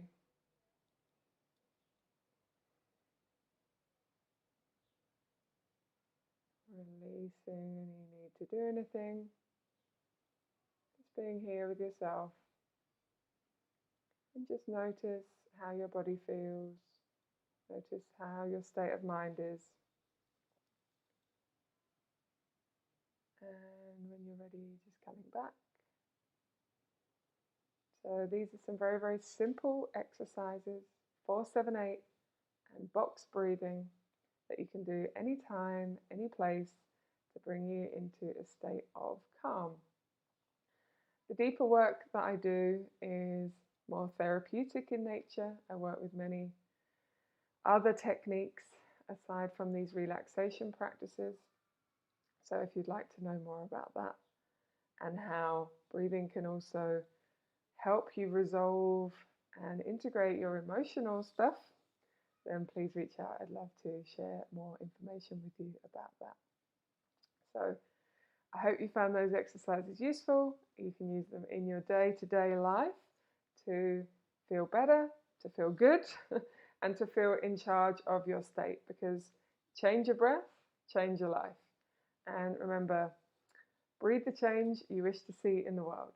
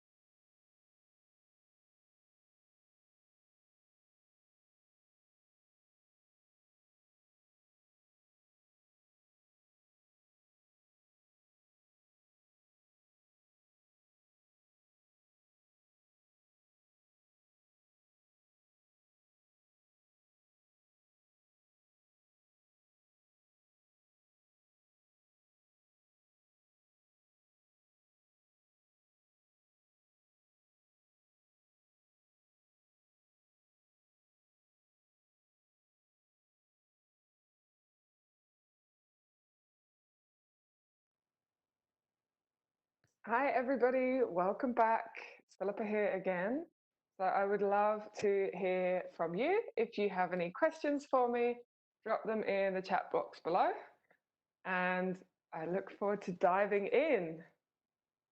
Oh, we've already got a question here. Question 1. So how does breathwork separate itself from meditation, or is it considered a form of meditation? Now, that is a great question. For me, often people that struggle to meditate find breathwork a really, really helpful practice, because they're like, oh, now I get meditation, right? So breathwork, in a sense, it is separate, but it causes the same effect, if that makes sense. So whether we are focusing on our breath, whether we are focusing on counting, whether we are focusing on the sensations in our body when we meditate, often we're doing something similar when we're doing breathwork. So breathwork can induce a state of meditation. It's not meditation per se, but the state is the same as far as I'm concerned. So is it separate from meditation? No, because I don't believe that anything really is separate from the other thing, but it can definitely help you if you have a really, really busy active mind and you find meditation difficult, for example. Some of the breathing exercises that we've just done will really help you to bring your energy and your focus back to your body, which is a form of meditation in itself, right? Just this kind of relaxed awareness and focus on your body and being in your own space and create this state of calm and peace that you might be experiencing after trying some of those exercises now. So great question. Hopefully that answers for you. Question 2. Okay, is it normal to feel a bit lightheaded after these exercises? Yes, that's why I say sit in a comfortable position, find a resting place.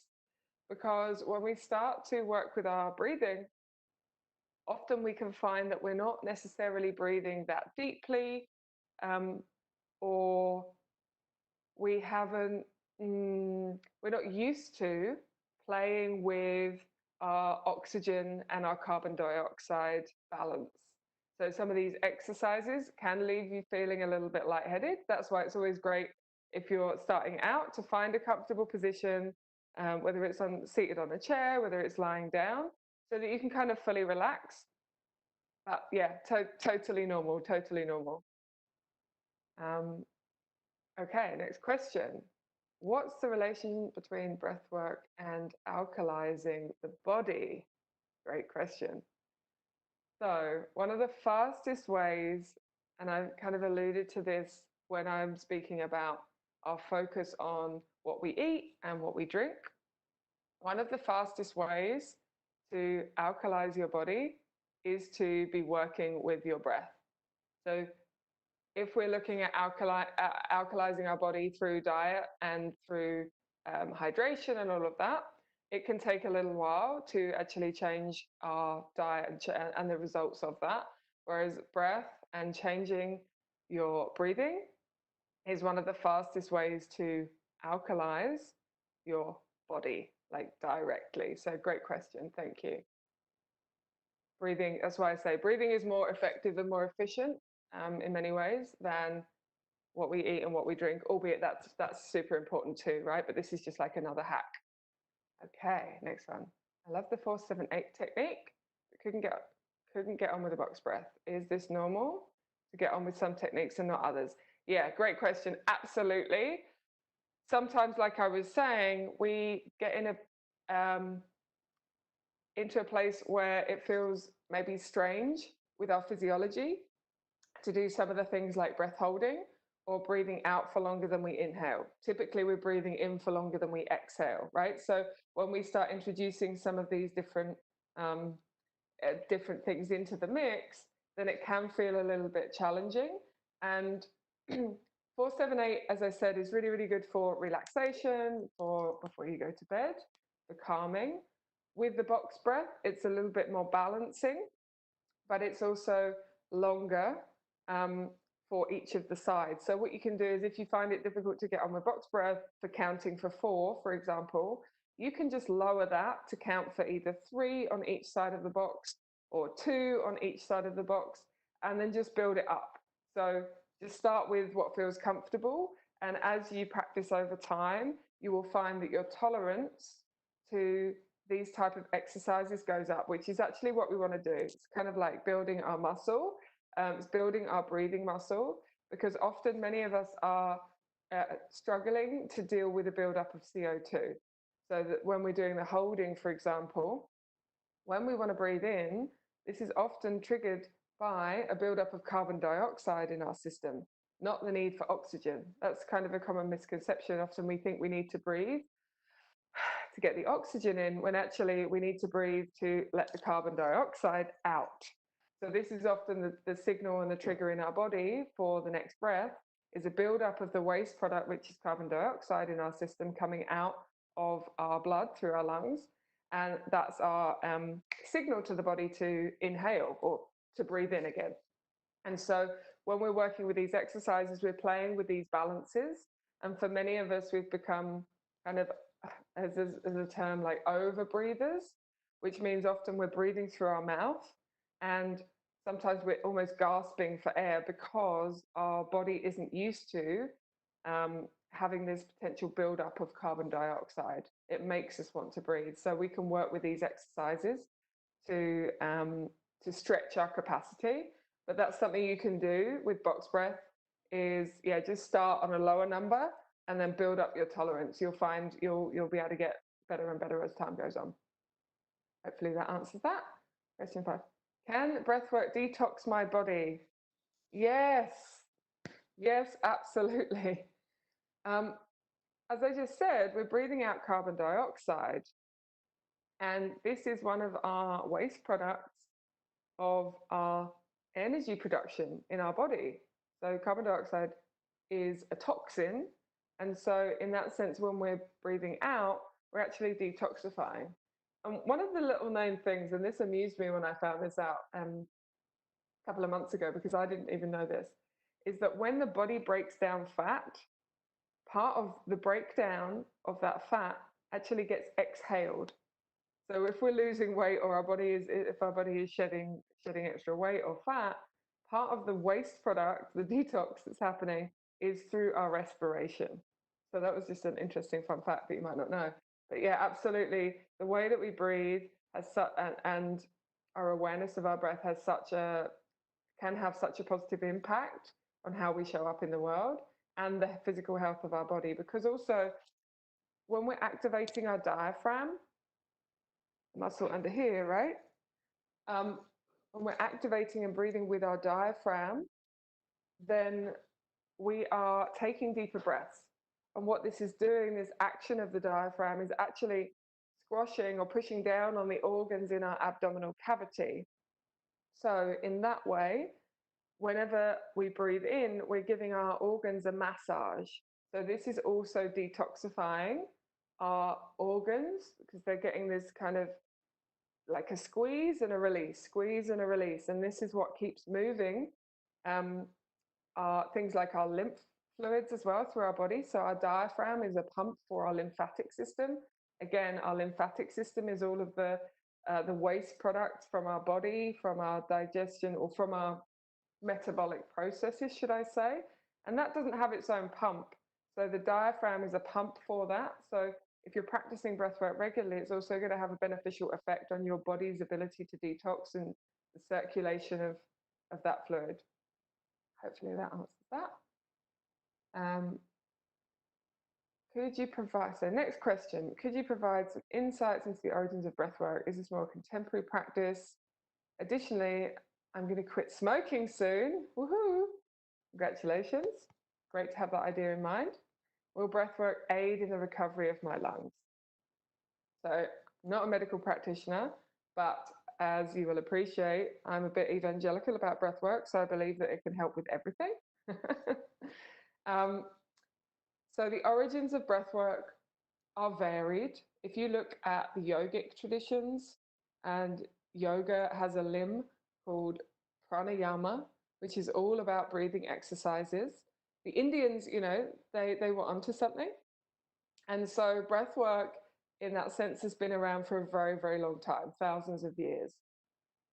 In the modern context, we've adapted it, and there have been certain, I guess, breakthroughs or awarenesses that happened in the 60s and 70s in the US that have adopted some of the more conscious breathwork techniques. The technique that I deal with and work with at a very deep level, which is a conscious connected breathwork practice, breathing with no pauses. That technique was really isolated and developed further in the 60s and 70s, and really gives rise to some of the therapeutic techniques that are now out there using a conscious connected breath. But breathwork is age old. Now we're just adopting it for our modern needs, our modern values, and it's really, really beneficial for us to be aware of this tool that, as I've already said, is literally right under your nose. This is the secret superpower that you didn't even know that you had. And so having that awareness and that recognition means that you can tap into this tool at any point in time, right? Whether you're in the office and you just take a quick break, whether you're with friends and family, whether you want to teach some of these techniques to your kids, all of this is like these new skills that you've learned today, you can use anywhere. So it's a contemporary practice, definitely. It has ancient origins, because breathwork, we've all been breathing for all of our lives, as have all humanity before us. And like I said, the Indians were I guess, some of the pioneers of these techniques. And yes, good luck with quitting smoking. Wish you every success with that. Question, sir. I often find I'm holding my breath without realizing. How can I avoid doing that? Okay, great. This is so common and relates for me to our breathing and our emotions are related. So often we find that it can be difficult to express our emotions. Sometimes this is related to breath holding, or we don't want to feel something, so we can hold our breath. But really the key to that is just becoming more and more aware. So if you implant the idea in your mind that, okay, I'm just going to notice more about my breath. And so when you're doing some of these exercises, you will be bringing that awareness already. So that would be my encouragement, is continue with some of these exercises, find some more other breathwork exercises that you might like, and just you'll find yourself noticing more and more during your day to day where you're holding your breath, and you'll be like, oh, I just caught myself, I'm holding my breath, I don't need to do that. Often the worst time we do that is like if we're scrolling on the internet, or we're looking at emails, or we're a bit stressed. Often those are the times when we're holding our breath. So bringing that, just that awareness, and oh, okay, now I notice I'm not holding, now I notice I'm holding my breath, or now I notice I'm not breathing. Why is that? Oh, I can take a breath. I can take a breath now. So just bringing that awareness is going to start to shift things for you. And it's also going to bring you greater awareness and connection with your body, and just feeling into what's going on with your body too in any given moment. So hopefully that's helpful. Any more questions? I think we're about to wrap up soon. Very emotional person. Does breathwork tend to bring out people's emotions during sessions? So as I mentioned, I work with a lot of therapeutic breathwork. Absolutely, breathwork for me is the key to resolving the emotional stuckness and stuff that we've been holding on for most of our lifetime. So yeah, that is definitely breathing and emotions are related, and we can use the breath to resolve our emotional stuff and process it. So I'm wrapping up now. Thank you for all of your questions. If you would love to dive more into this, I would love to share something with you. I recorded a live course, which is called, which is an 11-day course called New Normal, 11 Days to Realign Your Life and Your Dreams. It's a breathwork course, and it's a home study course. I'd love to drop the link here, which is breathworkchallenge.com. If you go there and you use the coupon Plantie in lowercase, that will give you a 50% discount. So you can come check out some more breathwork. There's about 7 hours plus of content over there that you can come and explore at your own time. It's going to be under $30 for anybody that's on here for the next 48 hours or so. So we'd love to have you over there and to answer some more questions about breathwork. You can come find me, come reach out to me. It's been an absolute pleasure to be here today to share something that's right under your nose already, right? To share this superpower with you. And I really hope that it's going to give you a tool for life that you can go on and explore now. So thank you, everybody, and have an amazing day.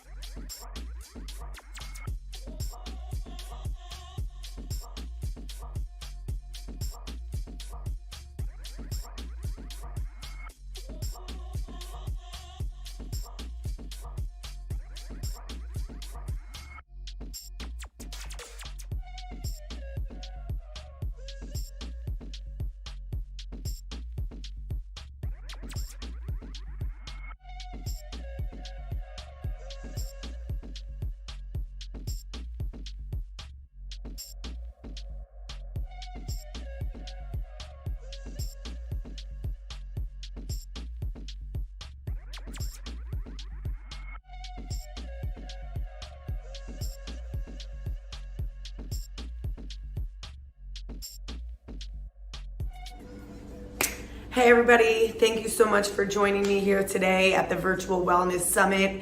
My name is Daria Daspin. I am a personal trainer and social media manager for the Training Lab in New York City. I work here full time. Welcome to my home gym. Today we are going to talk about HIIT training, and I'm going to give you a little peek at 3 different ways that we can use HIIT training. Basically, we're just working for maximum amount of output that you can give me. So the best thing about interval training here and HIIT training is that whether you're super fit, you're super in shape, you're just getting into it, everybody's really gonna get the most out of their time as long as you're giving your 100%. And that's the most important thing, is that you're just giving your 100% during the interval. And you know you're gonna get a little bit of rest during it. So let's get started. Alexa, can you please turn the music up to 5? So what we're gonna start with is Tabata. Tabata means 20 seconds of work followed by 10 seconds of rest. So you know you're only doing 20 seconds of maximum work. I'm gonna use my clock here so that way you can see it as well. We're gonna go jumping jacks, butt kicks, shoulder taps, and flutter kicks. If you're not sure what they are, I'm gonna be doing it as we go together. So just watch me, and I'll do it during our rest time too, so that way you can see the movement as we go. So we're gonna get started. 20 seconds of work, 10 seconds of rest. We're starting with jumping jacks in 5, 4, 3, 2, 1, and go. Here we go. So 20 seconds of jumping jacks. Getting those arms all the way up over your head, feet nice and wide. Maximum work here, as quickly as you can go. If it's super fast, go super fast. If not, you slow down. 3, 2, 1, rest. So that was 20 seconds of work. Now we're doing 10 seconds of rest. Our next movement is butt kicks. Okay, just standing in place butt kicks in 3, 2, 1, go. Nice and quick, quick, quick. Squeeze your core. Brace yourself. Quick, quick, quick butt kicks. Almost there. 5 seconds. And rest. Next movement, we're gonna go to plank, and we're gonna tap opposite hand to opposite shoulder. In 3, 2, 1, go. Shoulder taps. 20 seconds. Try to keep your hips square to the ground. Core really tight. Squeeze your butt. Almost there. 5, 4, 3, 2, 1, rest. Next movement, flutter kicks. Looks like so. Chin tucked up. 3, 2, 1, and go. Flutter kicks, 20 seconds. From here, we're gonna repeat everything one more round. Your body should start to be getting warm. Mine is. 5 seconds, 5 seconds. And time. Jumping jacks. Round 2 in 5, 4, 3, 2, 1, and go. Nice and quick. Arms all the way up. Open and close those feet as quick as you can go. Challenge yourself. Challenge your pace. This is the last time you're gonna get rest. 5 seconds. And time. We have butt kicks, shoulder taps, and flutter kicks. Butt kicks coming up in 5, 4, 3, 2, go. Try to drive that heel all the way up to your butt so you get a nice quad and hip flexor stretch. Keep that core tight. Breathe through the nose, out the mouth as you're going. Stay with it. There we go. 3, 2, 1, time. Get ready for shoulder taps. In 5, 4, 3, 2, 1, and go. Oh, I called it early. We get 2 extra seconds of work. 2 extra seconds. Come on.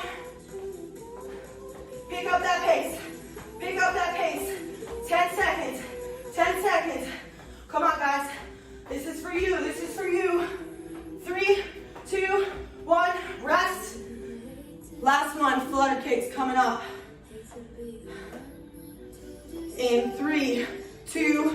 1, and go. Quick, quick, quick, quick.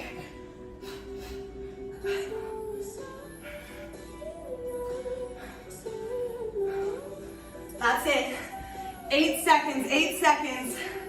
5, 4, 3, 2, 1, and time. Rest. Alexa, please put the music on 1. Okay guys, so now we're going to go into what's called an EMOM. Alexa, volume 1. EMOM means every minute on the minute, so you're working for your rest. We're gonna start in 45 seconds. We have 2 movements, 20 reps.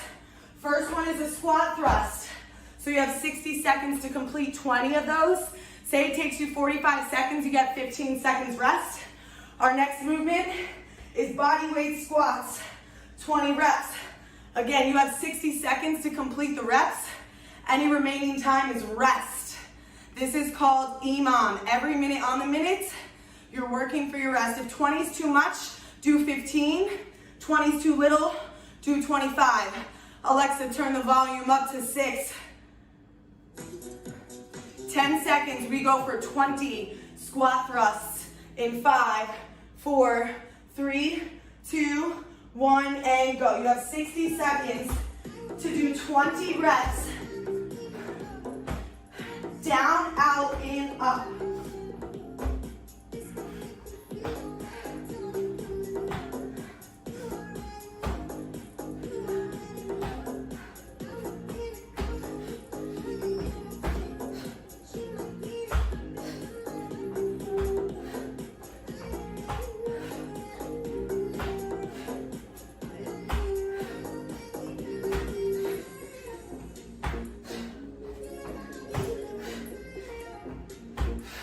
So I just finished 20. I've got 20 seconds left of rest in this minute until I go for 20 squats. I have 60 seconds to complete those 20 squats. Any remaining time is rest. 20 squats in 5, 4, 3, 2, 1, and go. Feet flat, chest tall. Squeeze your butt at the top.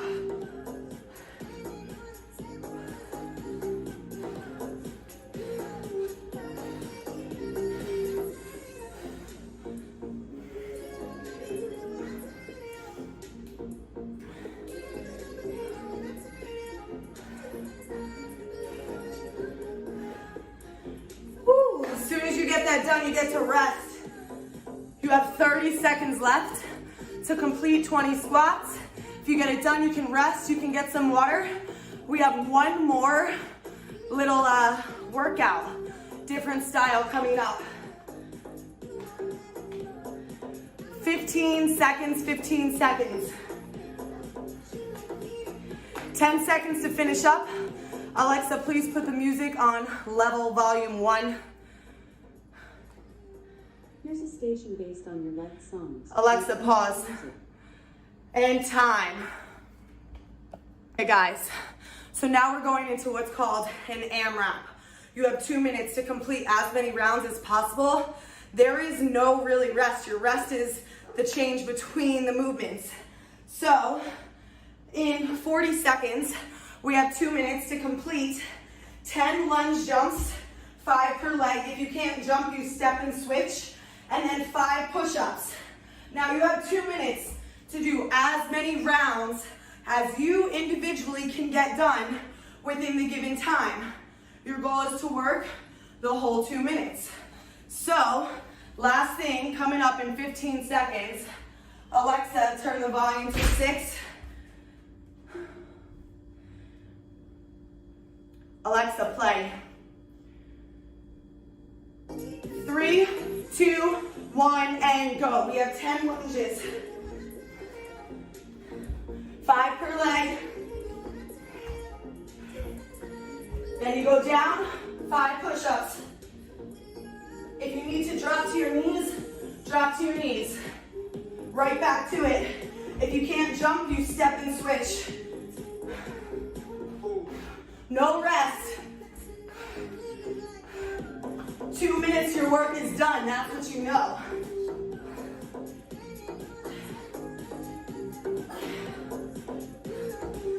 with it.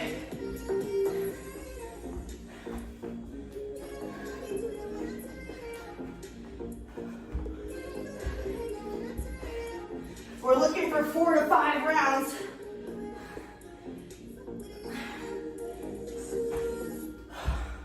Just a little over a minute to go.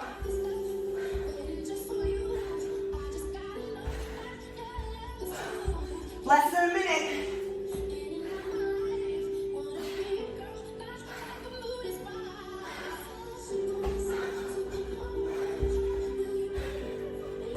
Stay with it. You get tired, step.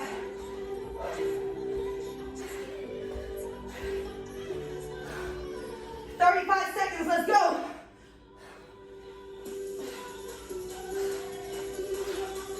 Come on, 30 seconds.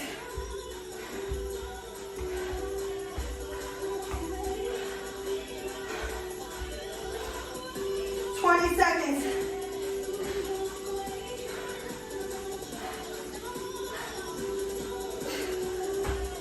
12 seconds. Every rep, every second counts.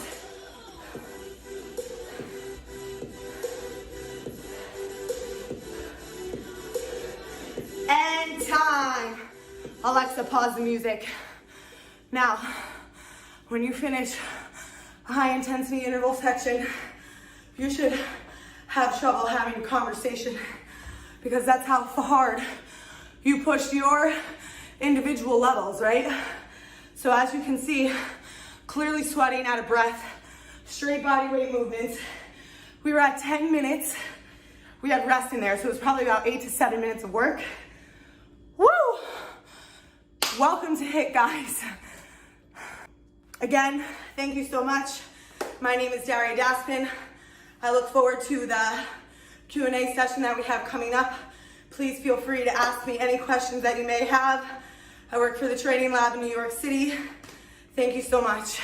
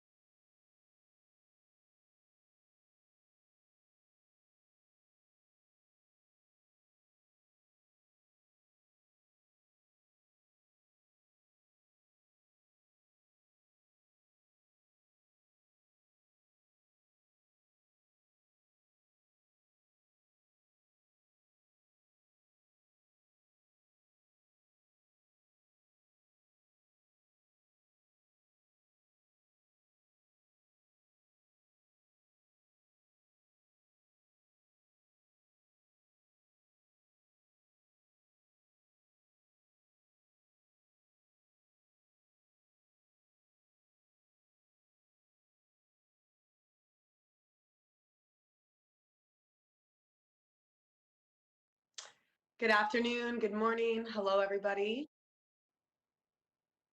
Thank you so much for joining us here today. And myself, my name is Daria Daspin. I work for the training lab in New York City. Currently, I am at my house in New Jersey due to all of this COVID stuff, waiting for things to pick back up in New York. But here we are talking about our 7 minutes per day with HIIT. Now, the first question that I see in the chat is 7 minutes per day enough of HIIT if you train hard enough during that time?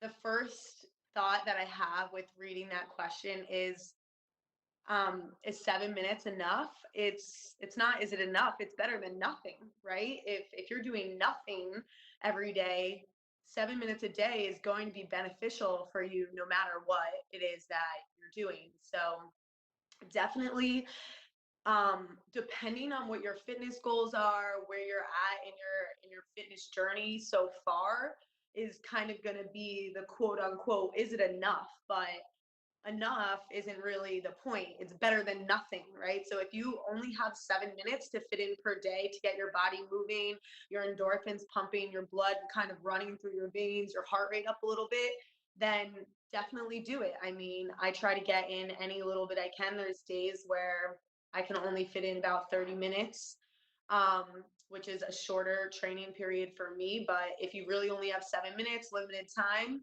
do what you can. That would be my best advice and answer for that. So 7 minutes, definitely better than no minutes. You should always look for the positive in it. Second question that I'm seeing, should you do all HIIT as body weight exercises only, or can you add extra little weight? Absolutely. So the HIIT that we did was body weight only, just because I was doing kind of like a basic demonstration of what you can do, but you can always add weight. But you also have to remember, with the added weight increases your intensity, which in turn may slow your rep scheme down, which is fine, right? That still works.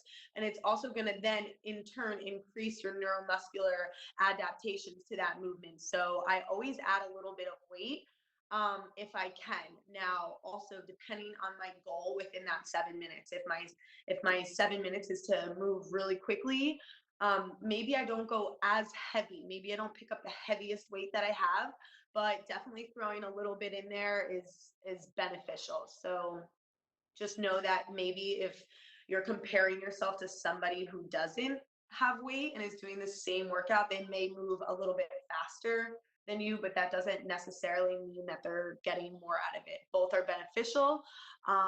So add weight if you have it. That's definitely a go for me.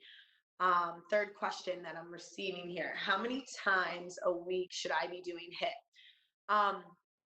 Again, definitely based off of where you're at, what your personal goals are, is going to be determining it. Now, 7 minutes, if we're talking about this 7-minute umbrella, 7 minutes of HIIT a day, do it. Go for it. It's not going to mess with any of your strength adaptations if you're keeping it at this 7 minutes. Now, if you're really working in strength days with your HIIT sections or your cardio sections and they're longer than 7 minutes, I would recommend, say you're on like a 5-day training schedule, maybe 3 strength, 2 HIIT, or vice versa, 2 HIIT, 3 strength. If you're just doing about 7 minutes a day of HIIT lightweight movements 7 days a week, no problem. If you are going longer duration intervals, 30 minutes, an hour each session, you definitely have to give yourself 1 to 2 rest days within that week.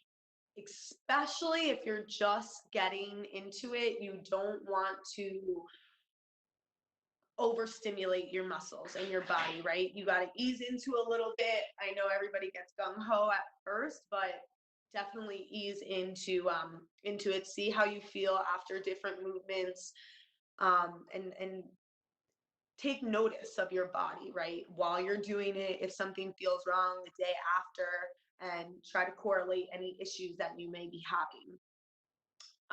Okay, perfect. Moving on. Next question. How much warm-up / cool down should you do for a 7-minute HIIT session? Also, what exercises should we do? So a quick little warm-up.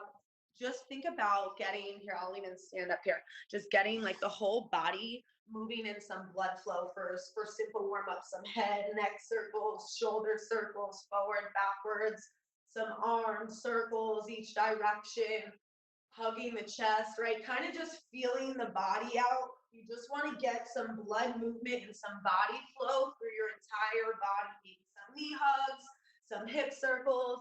You can even drop down into a lunge on one knee and lift your arms up, maybe a little twist. Just make sure that you've kind of tapped into every little section of your body and that you've kind of woken it up a little bit prior to just kind of jumping into squats and whatnot.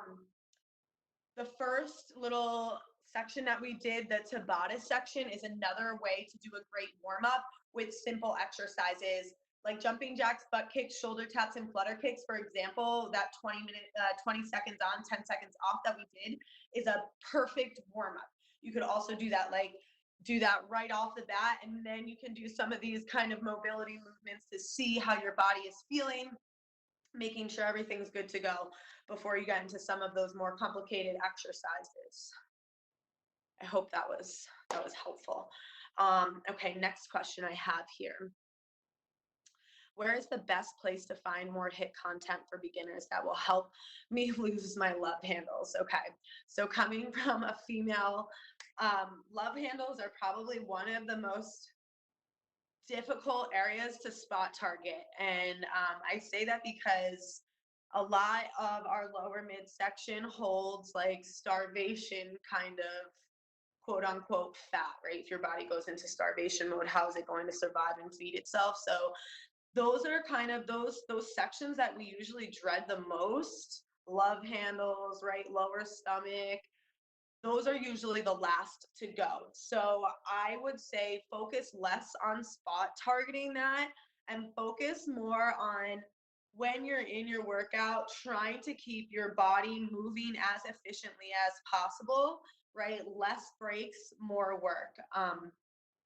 So for like I want to read the question again to make sure I'm not losing my train of thought. So where to find, oh my God, Instagram. Instagram is like this ridiculous abundance of free exercise, right? Doesn't mean that everything you see is great. You also have to kind of use your intuition and feed through the BS that's out there as well. But focus on your cardio a little bit, and that's going to help you kind of lose that excess weight in those specific areas that kind of bother you individually. Okay, perfect. Next.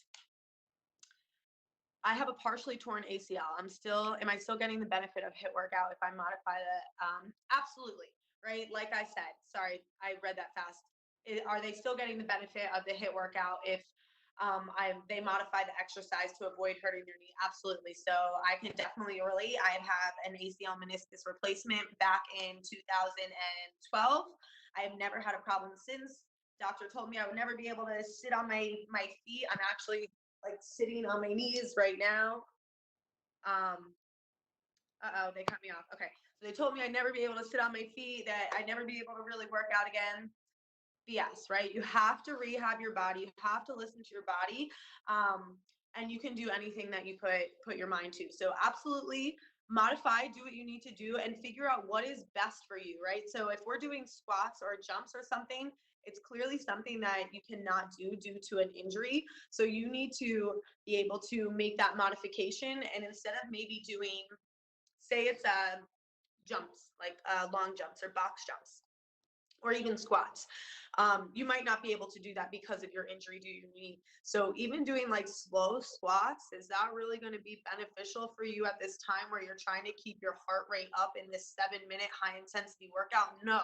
So if that were me, I would be like, screw the squats, and I would drop down and start cranking out some push-ups or some sit-ups or something that I'm able to do a little bit more efficiently during that given time than me just kind of teetering around for 30 seconds or whatever the time frame is to kind of switch from the knees. So definitely modify, but modify literally could be a modification that has nothing to do with the exercise that is being prescribed, right? Because for you, it makes no sense.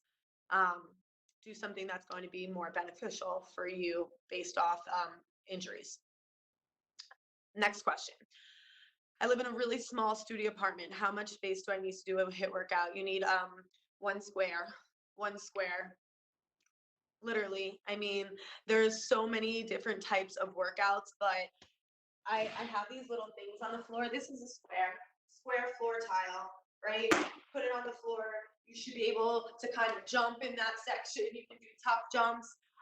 You know, you might not be able to do push-ups. Maybe I exaggerated. Maybe a yoga mat length would be great, 2 of these squares, so that way you can extend out and do push-ups. But if you can fit like a yoga mat, a lot of the classes that I teach, I base them off yoga mats. So we'll be doing forward and backwards runs, and it's just run to the top of your yoga mat, run back, run to the top of your yoga mat, run back. So if you can find some space for a yoga mat, I think that would be great, because then you'll be able to fit your planks in, any ab exercises laying down on the ground, and also a little bit of jumping and a side shuffling room in there. So definitely, if you can fit a yoga mat in your space, you've got enough room. Next question. How do I know how many calories I burn during the session, or how many calories I should expect to burn in a HIIT session? That's a tricky question. So everybody's different. Everybody metabolizes different at a different rate. Men, I know, women, it sucks, but men pretty much will burn double what you burn in the same amount of time, literally, because they are most likely double the weight and or more the height, right? So they're much larger usually, so they tend to burn more. If you're really counting calories, you should wear a watch. That's going to be able to give you the most analytics, you know, as specifically as possible, either an Apple Watch or a Whoop. Those are the two watches that I have and that my clients use. But personally, I don't really count the calories. I've stopped watching I stopped wearing my Apple Watch during quarantine, and it doesn't really matter, right? It doesn't really matter. I mean, you know, you want to be in deficit, and you know, you want to be burning during 7 minutes. You can't expect to burn more than 100 calories in 7 minutes. It's pretty much, if I can maintain burning 100 calories in 10 minutes, then that's pretty good. So base it off that. If you have some weights, you might be able to burn a little bit more if you're still moving efficiently. If you're moving slower, but you have heavier weights, you're going to burn less because your heart rate is lower, but you're having more muscular adaptation. So there's so many little differences. I wouldn't get too hung up on the calories. Just be conscious of what you're eating and what you're outputting as far as calories go, in my opinion. Okay. Next. Other than Instagram, are there any HIIT workout apps, YouTube channels? Let's see. To be quite honest, I don't really. There's this one app, Motify, Motify. I have two of my actual friends that are trainers in New York City. Heidi Jones is on there, and also Samantha Ruskin. They do that on Motify YouTube channels. I'm trying to think of influencers that I think are actually educated. I don't know too much personally about YouTube, but Modify app, Motify, that's what I can give you on that personally. Can definitely, if you go to my Instagram and look through some of my Instagram friends, a lot of my friends and trainers in New York City, we post a lot of stuff all the time on there. So saving that, using that, what's best for you, I would find some real organic people that you genuinely like to listen to, and connect with how they portray their fitness expertise, and stick with that. Next, I am pretty big, so this HIIT workout seems a little too advanced for me. What should I do? You know, nothing's too advanced for you. I don't think that would be too advanced for you. It doesn't necessarily, maybe you don't jump around, right? Maybe instead of doing a long jump, you just do squats. Maybe you do a plank hold. You can do crunches instead of sit-ups, right? Don't be scared. You have to start somewhere, and you're gonna be out of breath, and you're gonna be like feeling like not the greatest, but that's how it starts. And you're going to get better. And even when I'm done working out, I'm laying dead on the ground, because you're pushing yourself to your highest limit at that given time. And that will change as your body changes. And guys, thank you so much. Thank you for having me. Again, my name is Daria Daspin. I work in New York City at the training lab. If you have any other questions for me, or you would like to reach out to me, my Instagram is at Daria Dasp, DariaDasp. I also run all the social media relations and scheduling for the training lab. Their Instagram is at the Training Lab NYC. Please don't hesitate to drop off a message to me, reach out. Again, thank you so much. And I hope I gave you some information you can take with you. Thank you.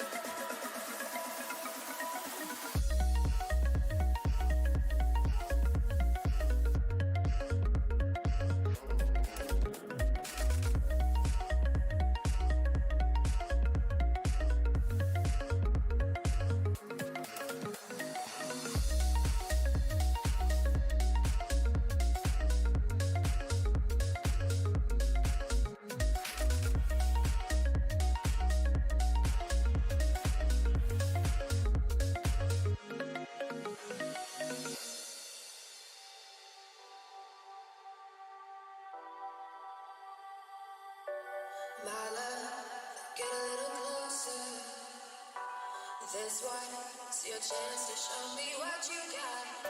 A lot. If this feeling is forever, then let me know it. You can take me home.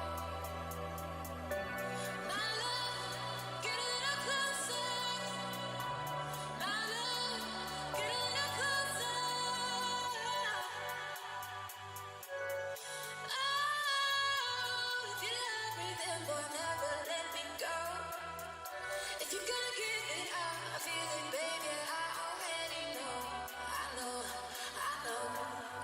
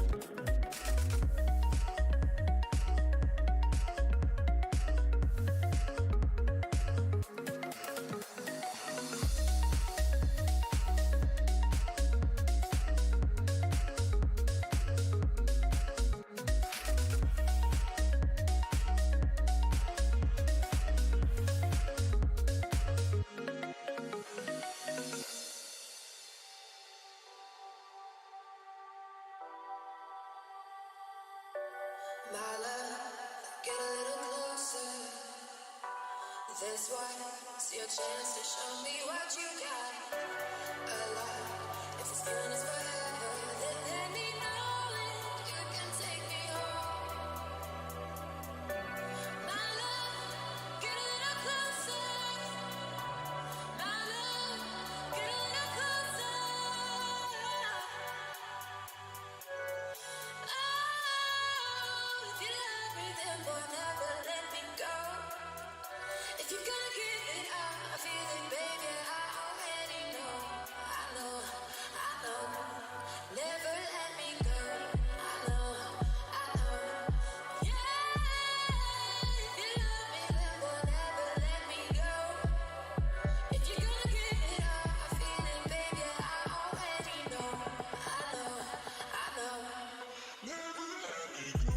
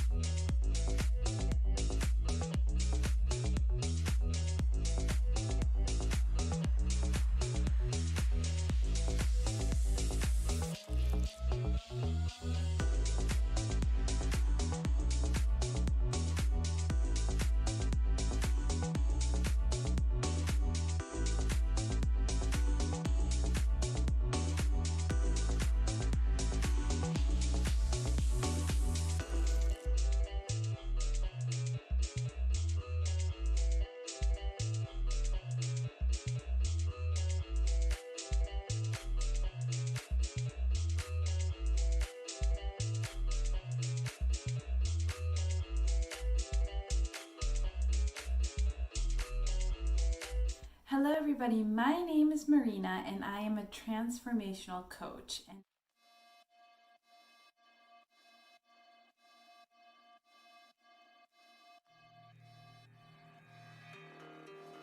Hello everybody, my name is Marina and I am a transformational coach and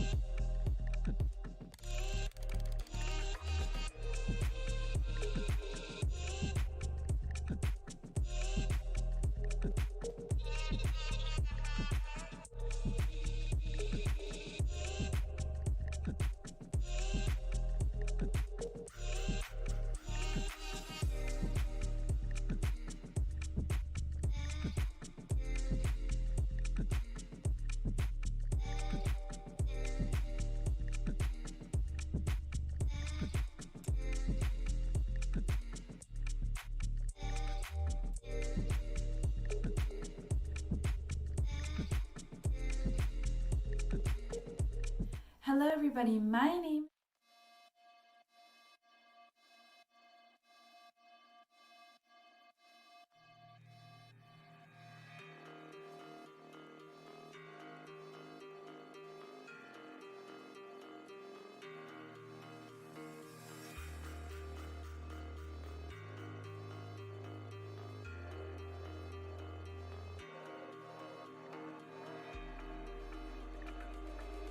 Hello everybody, my name is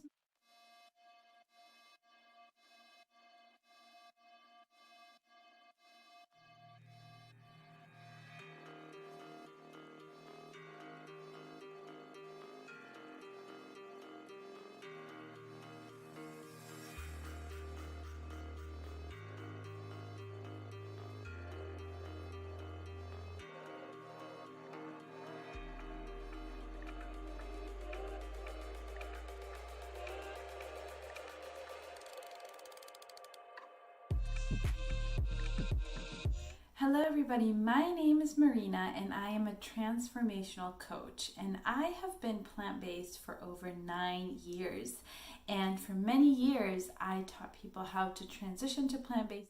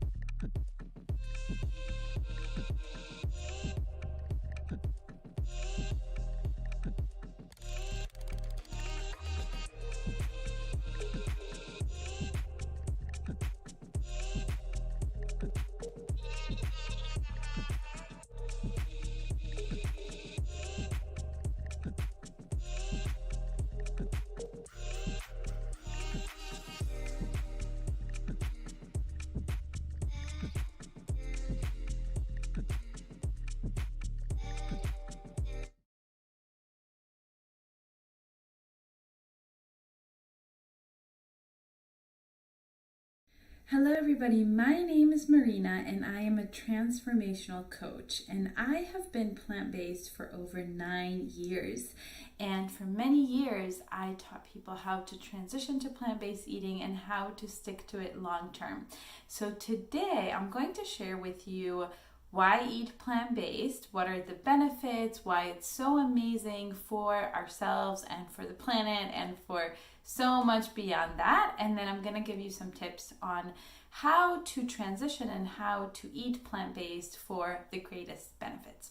So let's start with why eating plant-based. So my story is actually that I went plant-based for my health over 9 years ago. And it was because of my mom's powerful healing story. She healed a disease in her bladder called interstitial cystitis. And at that time, I was suffering from very severe PMS. And that was really something that I wanted to heal, because it didn't seem normal that every month I should be completely debilitated. And then, of course, I wanted to prevent getting sick with my mom's disease. I was really scared that it was going to be genetic and it was just going to be horrible and stop my life like it had done for my mom. My mom was sick for 8 years and she didn't leave the house. She couldn't function, and going plant-based really helped her completely reverse over time, of course, this really, really cruel illness. And so one of the reasons, the first reason really that I went plant-based was entirely for my health. And over time, I actually realized the benefits for the planet and the animals. And so for your health, why is eating plant-based so wonderful for your health? It is the only lifestyle proven to reverse heart disease. Heart disease is currently the #1 killer, at least in the Western world, and it is such a cruel disease to die from or to even live with. And not only can we prevent heart disease with a plant-based lifestyle, we can even reverse it. Again, it's the only diet that has been clinically shown to reverse heart disease, which is so powerful. And that alone to me is proof enough, but there's more. A plant-based lifestyle can actually reverse all of the prevent, and also reverse in some cases things like diabetes. Some stories of cancer have been shared as well. But in terms of prevention, it can prevent diabetes, it can prevent cancer, it can prevent lung disease and liver disease, and just the top killers that we are facing today as a human race. So that is a huge, huge reason to do it. The important thing is to do it right, and I'm going to share with you in a little bit how. Now, the other reasons that are really, really powerful and can help you really ground why you're doing this, setting an intention. That's actually my first tip for you, is to really set an intention, like, why are you doing this? Because anytime you make a lifestyle change, it's not easy, it's uncomfortable. We are going against our comfort zone. And so when you have an intention that's even bigger than just yourself and your own health, it's very powerful. So of course, plant-based lifestyle is very compassionate, right? It is the most compassionate that we can be. It's never going to be perfect. We always cause some amount of harm to animals, but eating vegan and plant-based is the most compassionate way to be for animals. And that became really my reasoning, especially when I found out about the dairy industry, because in the beginning I was actually vegetarian.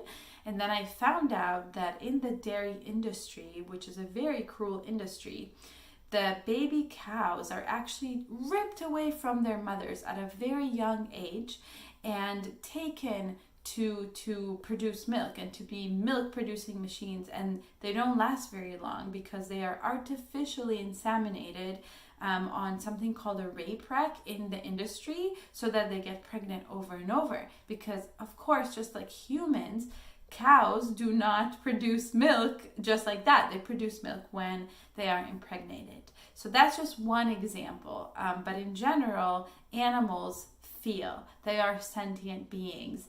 And so, they have social behaviors and patterns. They have love for their babies. They want freedom just like us.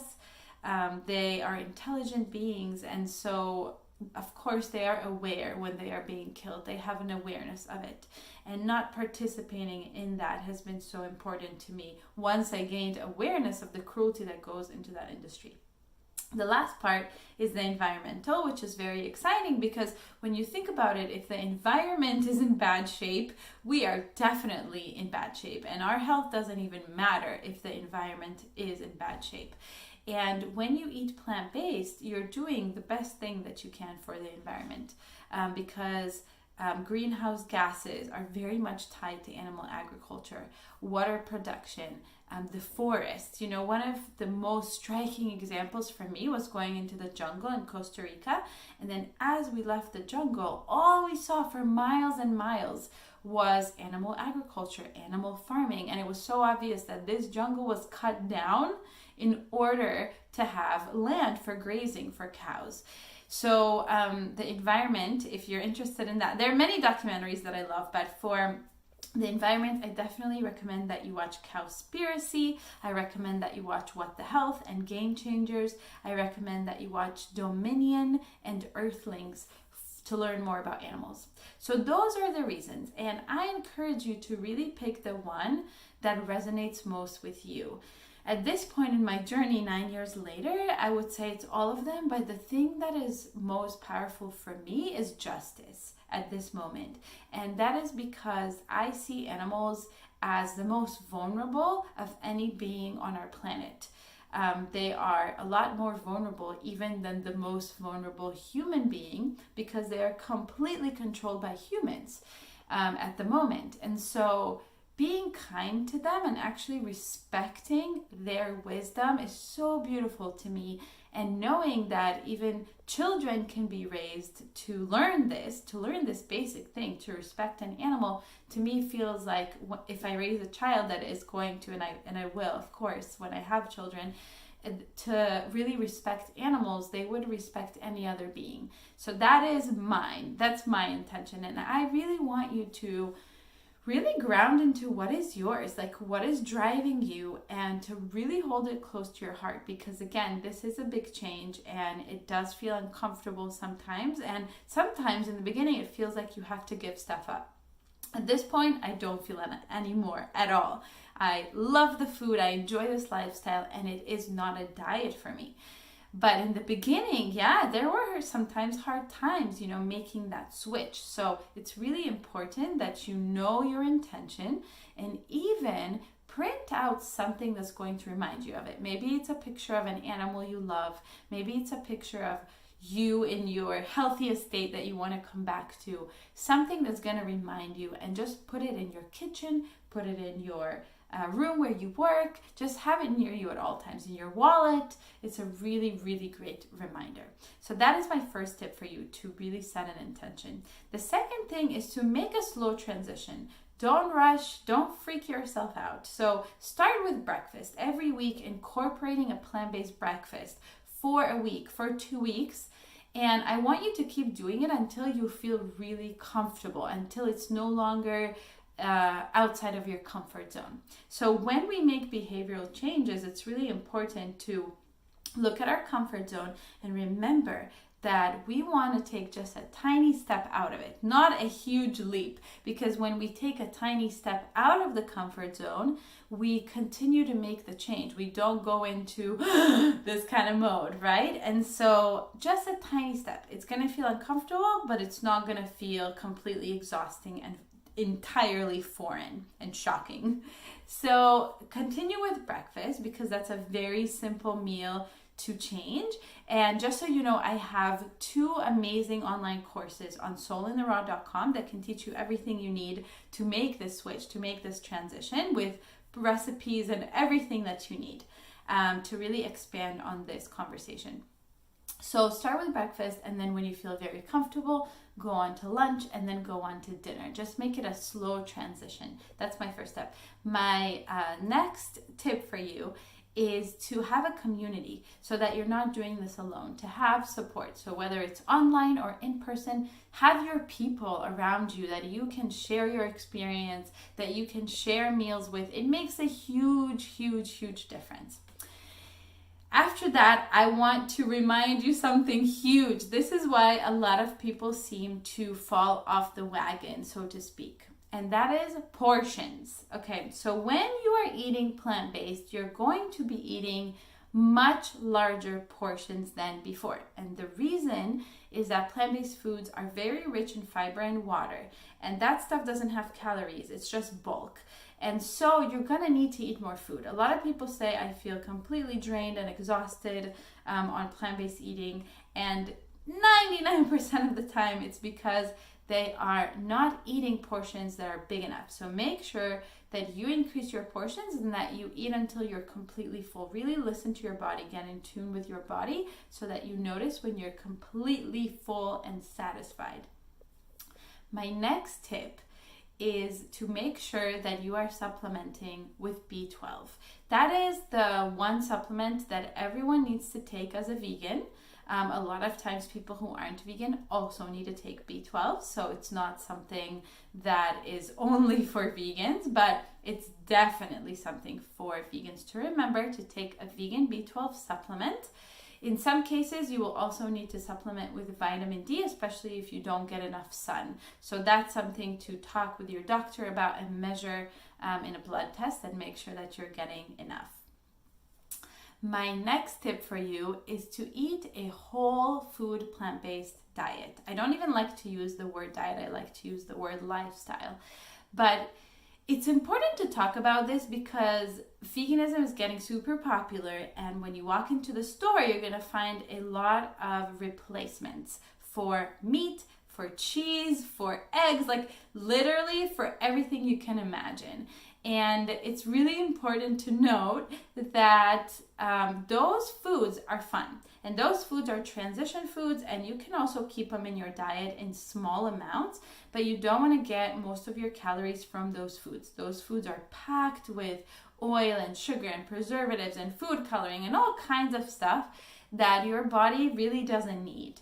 And a lot of people actually nowadays experience poorer health on a plant-based diet, and they're really confused. So I like to share this, that there are many ways to be vegan. You can be a junk food vegan and you can be a healthy vegan. So it's very important to have a very well planned whole food plant-based lifestyle. And again, I have so many resources for you on my website, soulintheraw.com, where I have online courses and I have meal plans for you to check out and follow so that you make sure you're getting all your nutrients, you're eating a well-planned, well-balanced lifestyle. The next thing I want to share is that if you fall off the wagon, it's not a big deal. Don't beat yourself up. And when we make any change, compassion and self-acceptance is huge. So I really like to think of this transition as a mirror for any other change that you would want to make in your life. So when you're making this change, what I encourage you to do is be like a little observer scientist. Observe yourself, observe how you are making the change, not only what you're doing in the process, but how are you making this change? Are you kind to yourself? Are you nice to yourself? Or are you beating yourself up throughout? And if you are in self-judgment and beating yourself up, then I really recommend shifting that. And that is going to serve you in every area of your life. And that is really what I specialize in as a transformational coach. I work with people on their patterns of behavior and I coach them to shift their relationship to blocks, to fear, to sadness, and to work towards a goal. Maybe it's plant-based eating, becoming plant-based. Maybe it's changing your job. Maybe it's having more meaning and purpose in your life, to be more connected to yourself, and to do it in a process that actually works, which is not through self-judgment, but through self-love. So if you are interested in self-development, in working with a transformational coach, I'm happy to offer you a free consult so that we can see if we're a good fit. And the link for that is in the description, my bio. That's going to be somewhere around here, I'm sure. And now I'm super excited to be answering all of your awesome questions about coaching and about plant-based eating.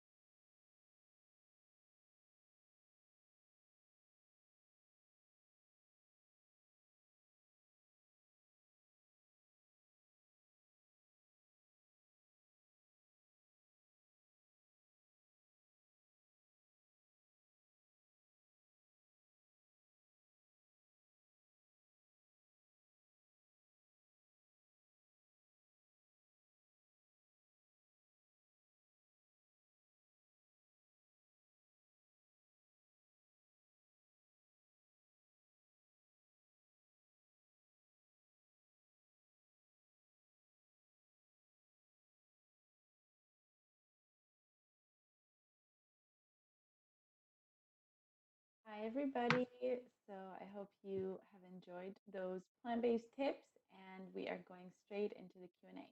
So first question is, I would like to be more plant-based to help the planet's health. I don't think I'd be able to be fully plant-based yet, but I'd like to start. What are the main benefits of this, and does it make a difference if I'm partly plant-based? What would be the best things to eat or avoid if I'm doing it part-time? Absolutely, like totally go for it. Start slow, like I said, so you don't have to go full in. And like I said, start with breakfast or lunch or dinner, like the meal that feels the easiest for you to start with. For me, it was breakfast. So I often recommend breakfast, going with green smoothies or oatmeal, anything like that, porridges. And I've got plenty of recipes on soulintheraw.com and in my courses. Um, and it makes a difference for the planet. Absolutely. It reduces your footprint on the planet the less meat and dairy that you eat. Things to avoid, it would just be focusing on the more plants I can put into my diet, the better. It's not about avoiding certain things, it's just about how little animal products can I eat and how much more plant-based foods can I put in. What is the difference between vegan and plant-based? Love this question. Really, really good point. So, vegan is just avoiding animal products. And I like to use the other term that I like is whole food plant-based, which means that you're eating whole foods. So, in terms of food, so vegan is like an ethical standpoint, right? It's your standpoint towards animals that you don't want to harm them or you want to cause the least harm possible. Whereas whole food plant-based means that you are focusing on your health and you're eating whole foods. So you'd be avoiding refined carbohydrates, you'd be avoiding like fake meats and fake cheeses, stuff like that. Could you share some insight on some of the positive long-term effects being plant-based has had on you? Objectively, it is really that much more costly to be plant-based versus omnivore. Not at all more expensive. Not at all. It's so much cheaper actually when you're focusing on whole foods again. So not those replacements for meat and dairy, but rather whole foods, vegetables, fruits, potatoes, sweet potato. I'm just naming some of the cheap foods: potatoes, sweet potatoes, oats, whole grains like brown rice, beans that you cook from scratch rather than canned beans. All super, super cheap. It's literally like poor people's food. So it can be extremely cheap to do this.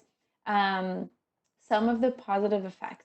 First of all, my PMS is gone. How amazing is that? I used to literally be debilitated on my period and take 10 painkillers a day to survive. I've had so much more energy, mental clarity, just really feeling more connected to myself. That's the biggest thing. Feeling connected to myself, to my purpose, and able to tap into my intuition. That's really what I like to work with my clients on. So just self-connection, living a life of purpose rather than doing what you're supposed to be doing. But with my clients, I've seen things like reducing their diabetes, reversing arthritis, just the most amazing things.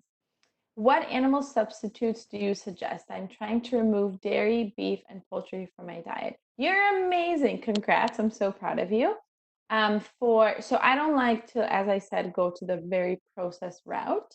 You could for a while if you're really struggling, but just see it as a transitional food. But if you want to go more clean, for cheese, I really like Treeline cheese. Treeline is the brand. You can get it at Whole Foods and other places. And for meat, I love soy curls. If you haven't discovered them, they're awesome. And they are more whole foods based. They're very simple, one ingredient made of soy, non-GMO, and they taste a lot like chicken strips. They're delicious. Are you plant-based in things outside of diet, like the products you use? Yes, but it took me time to get there. So I still wear leather, but I never buy leather. I still wear, leather from the past. Like I don't want to throw those things away because it's wasteful for the environment. So I would do wear my clothes from the past that are still functional, but I would never buy leather or fur or silk, anything like that. I also check all of the ingredients. I use 100% pure for any makeup, which I wear very little. But and I also forgot to mention that that my skin is super clear. As you can see, I don't have any makeup on. So that's a big benefit. So I use 100% pure. I check my labels. I get cruelty-free and vegan ingredients as well. But it took me time to get there. So take your time, be kind and patient to yourself, and just have that as an end goal. Since you're also a life coach, would you recommend any behavioral shifts or changes to try to make that would assist in transitioning onto a plant-based diet? My favorite question of all. That is what I love working with my clients on. So things like really tapping into the inside of yourself. And the most important key, in this process is acceptance, practicing self-acceptance. So really loving yourself through it, meaning, and I'll give you a very functional tip so that you can know what acceptance actually means. When you screw up, and we're all going to screw up because we're human, we actually send love to the part of us in the body that feels constricted, that feels angry, that feels whatever it feels, heavy. We send love to it in that moment. And that makes us more effective. That makes us more effective in making this change rather than self judgment. So that's just one tip I have for you. I've heard that you can get all the proper nutrients through a plant based diet. Are there any supplements that you recommend? Yes, B12 is a must. So definitely B12. And then in some areas, it's also vitamin D if you're not getting enough sun. Other than that, you're good to go. I also have online courses that can teach you all of the nutrients that you would ever need to get on a plant-based lifestyle. So those are on my website under online courses, how to cook, how to make delicious food. It's all on there. What do you recommend I do to manage cravings for meat on days where we might go plant-based? Great question. Really self-compassion. If you are having those cravings and you're judging yourself for it, that really makes the cravings even stronger. This is resistance, right? And when you resist it, you get stuck resisting the resistance. You get stuck in one place. So first of all, self-compassion. Right now, I'm craving meat. Just even saying that right now, just acknowledging. And then giving yourself the love. I acknowledge myself for trying. And if you really feel like I can't take it, then you eat some and still feel compassionate for yourself. And over time, you will not crave it as hard. I promise you. I can tell you I don't crave it at all anymore. What are common pitfalls when transitioning? I'm not eating enough. That's the biggest thing I see. So make sure that your portions are big enough, bigger than before for sure, because plants have more water and fiber. So the bulk is going to be bigger. You're going to be eating more. What are your top 3 favorite plant-based meals? Oh my goodness, so hard. Smoothie bowls in the morning, and I love oatmeal as well, or I love making raw granola and putting like berries and soy milk, and it's really, really good.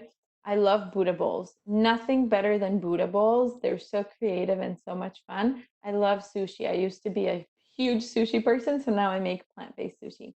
Protein sources. So I will tell you it's not something to super worry about. So things like beans and whole grains will get you covered. And we are about to wrap up. So I want to share with you that if you are struggling and you want more life coaching on this side, transformational coaching, I am offering a session to see if we're a good fit. So make sure you schedule that with me.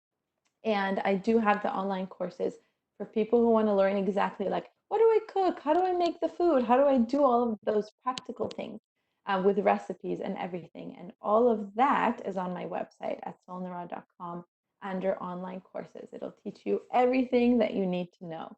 So just really, really be compassionate with yourself. Take it one step at a time and give yourself so much love and appreciation for even like being here and wanting to do this. Because in the beginning, it's a little bit trickier, but I can tell you 9 years later that I don't have any cravings at all. I'm so happy living this lifestyle, and you can get there too. It is a process. But the more compassionate and accepting you are of yourself, the faster you'll get there. So that's pretty cool. Thank you so much, everyone. Would love to coach you if you are wanting to have this transformation from the inside out and really change your behavior, because what I found is that it affects every area of your life when you do the transformational life coaching work. It's really a beautiful, beautiful process. So I hope you've enjoyed this session, and I hope that you enjoy the rest of the sessions today. I'm sure they've been really, really awesome. Thank you so much.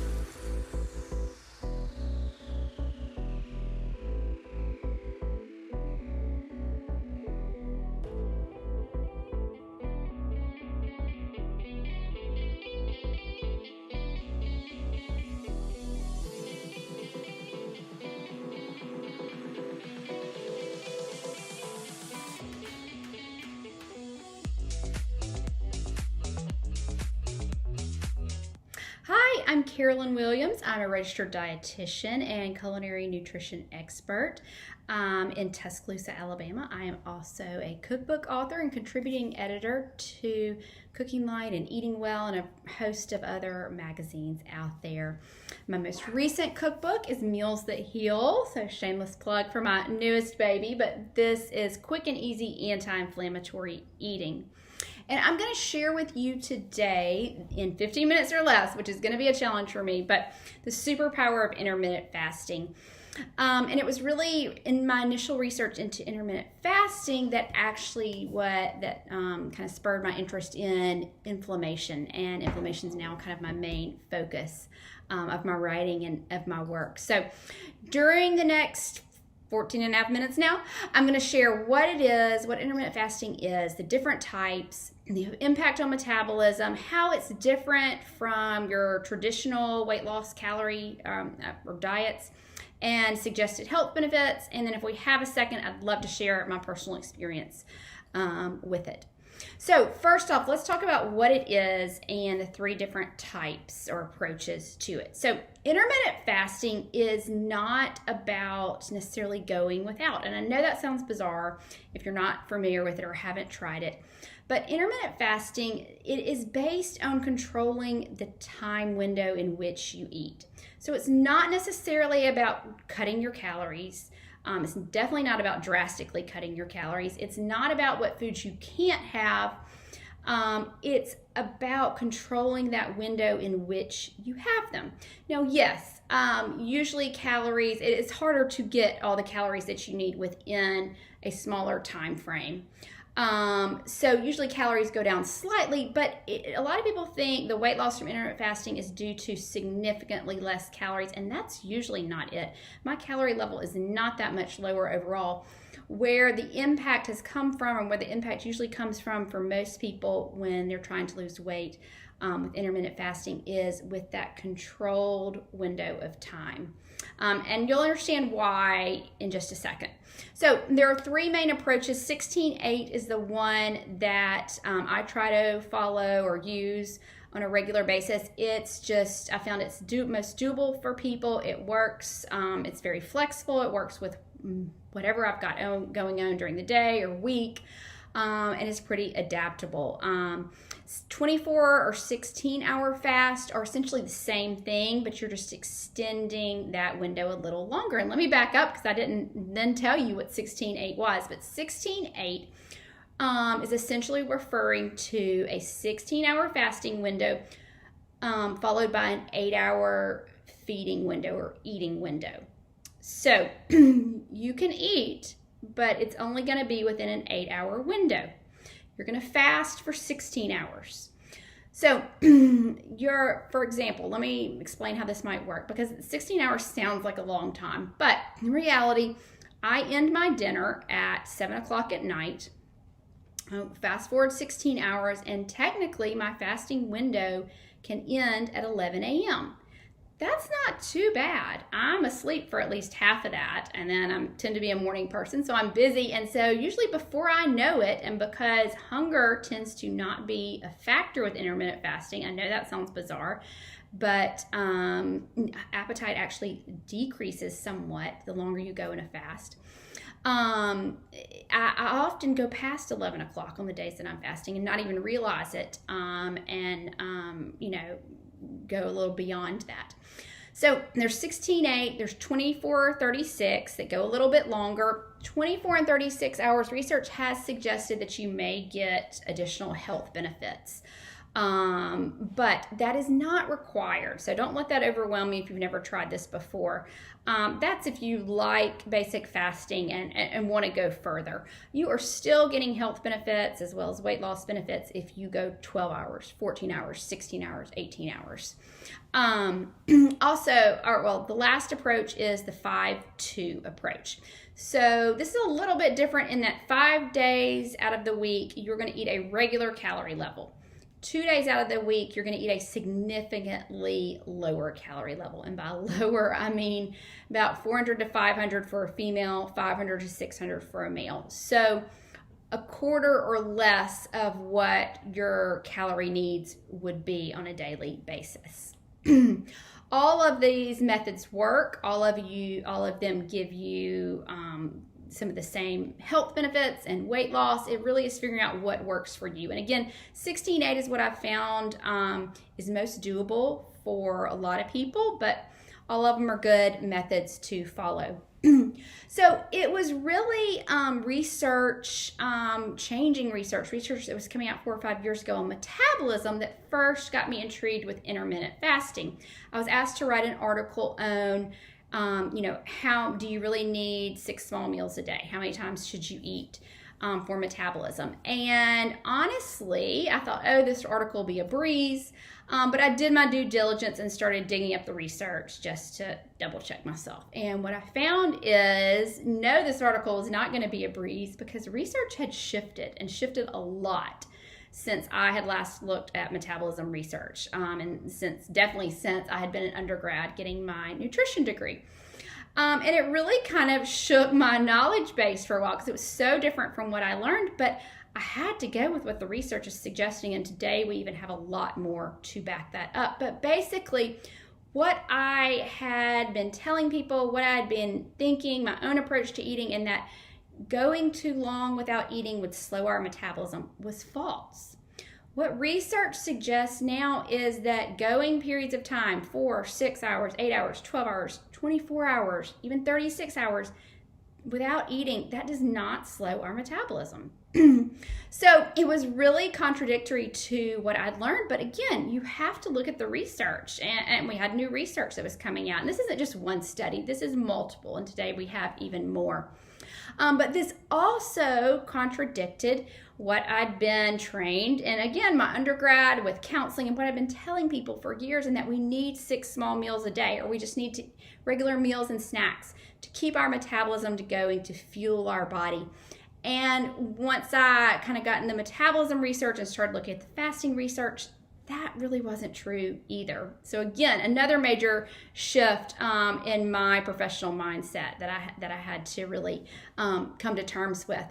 And while it is the metabolism effects that may first interest people or get them intrigued with how fasting works, the benefits from fasting largely come because of the effects or the changes to hormones. And this is because there are 2 modes of operation in our body. There's a feeding mode and there's a fasting mode, okay? And you need both. And essentially they should be about equal in duration. So 12 hours and 12 hours, if you will. Now, let me explain what happens in each of these modes. And I'm not going to get too heavy in the science, but I do think it helps a lot if you understand why you're doing what you're doing if you do try fasting. So in the feeding mode, that's that window of time. Let's just say for me, it's 11 a.m. to 7 p.m. Or maybe for someone else, it might be 7 a.m. to 7 p.m. That's just that window of time. So you eat your first or consume or drink your first thing at 7 a.m. and then the last thing you eat or drink is at 7 p.m. That would be considered your feeding window. And during that time, at various times, you may be taking in breakfast, meals, snacks, whatever, during the day, periodically. What's happening is you digest that food and the carbohydrate in it will eventually get broken down into glucose. The glucose is absorbed into your bloodstream. So your blood sugar, your blood glucose rises. That is completely normal. That's what's supposed to happen. What's also normal is your pancreas then secretes insulin to help your body or to help lower your blood glucose level. Your pancreas secretes the insulin, and that is normal. That's what's supposed to happen. And the insulin helps that glucose in the bloodstream, helps the body's cells use it. And if the body's cells don't need it, it stores that glucose. So the insulin will its first kind of mode of operation is to, if any cells need energy right then, it will help those cells immediately use that glucose and break it down for energy. But your needs at that time may or may not be that high. So if you don't need a lot of that glucose that's floating around your bloodstream, then the insulin can direct some of that excess glucose to be stored as glycogen. And this is like a short-term storage form of glucose. And it's stored in your muscles and your liver. And it's nice, it's limited, but it's nice in that 3, 4, 5 hours down the road, 6 hours down the road, if I go to the gym or I go walk the dog or go to the grocery store and I need some energy, my cells need energy, my body can quickly break that glycogen down into glucose, and it can go in my bloodstream and my cells can break it down for energy. So, but if you still have an excess amount of glucose in your bloodstream, then your body's got to do something with it to help pull it out of the bloodstream to lower your blood sugar level. So it will store that excess energy, that excess glucose, as fat in your adipose tissue. Okay, your fat tissue is unlimited in its storage, and it's essentially your backup energy reserve, or that's kind of how it was designed. So that's feeding. Fasting mode is, let's say I ended my dinner, or anybody can end their meal or they're eating for the day at 7 p.m. Okay, fast forward 3, 4, 5 hours later, and as my cells gradually may need energy during the night, my body can break any glycogen down that I've stored and release that glucose, and I've got an immediate supply of glucose for my cells to use for energy, which is why we don't just pass out or black out. But let's fast forward 8, 10, 12 hours.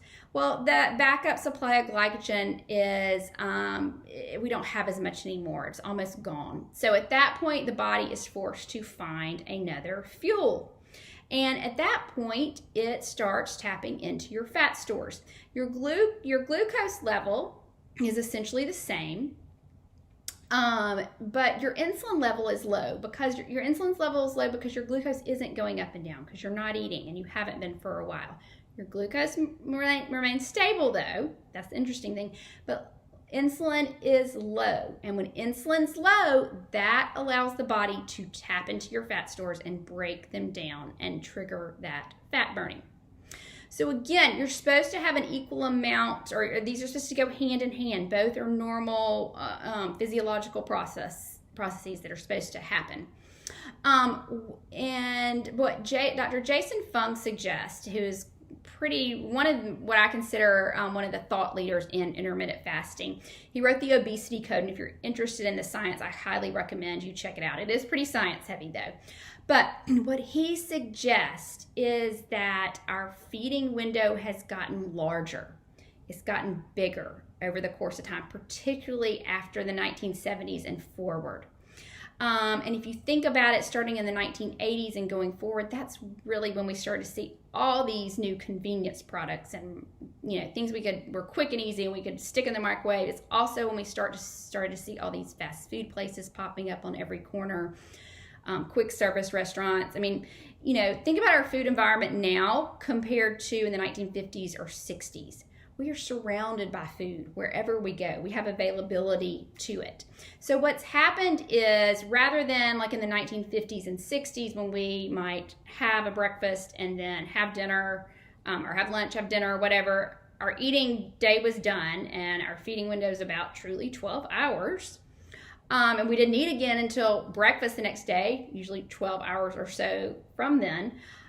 What's happened is our feeding window has gotten bigger and bigger. So we may start having a coffee drink at 6, and then we are having a bowl of ice cream at 10 o'clock that night. So our feeding window is 14, 15, 16 hours, which means our fasting window is going down. And so when you look at that, when you think about the effects on fat storage and fat burning, that means we're spending a larger proportion of our time in fat storage and a much lower amount in fat burning. In fact, we may not even get to that need to ever break down fat and burn fat for energy.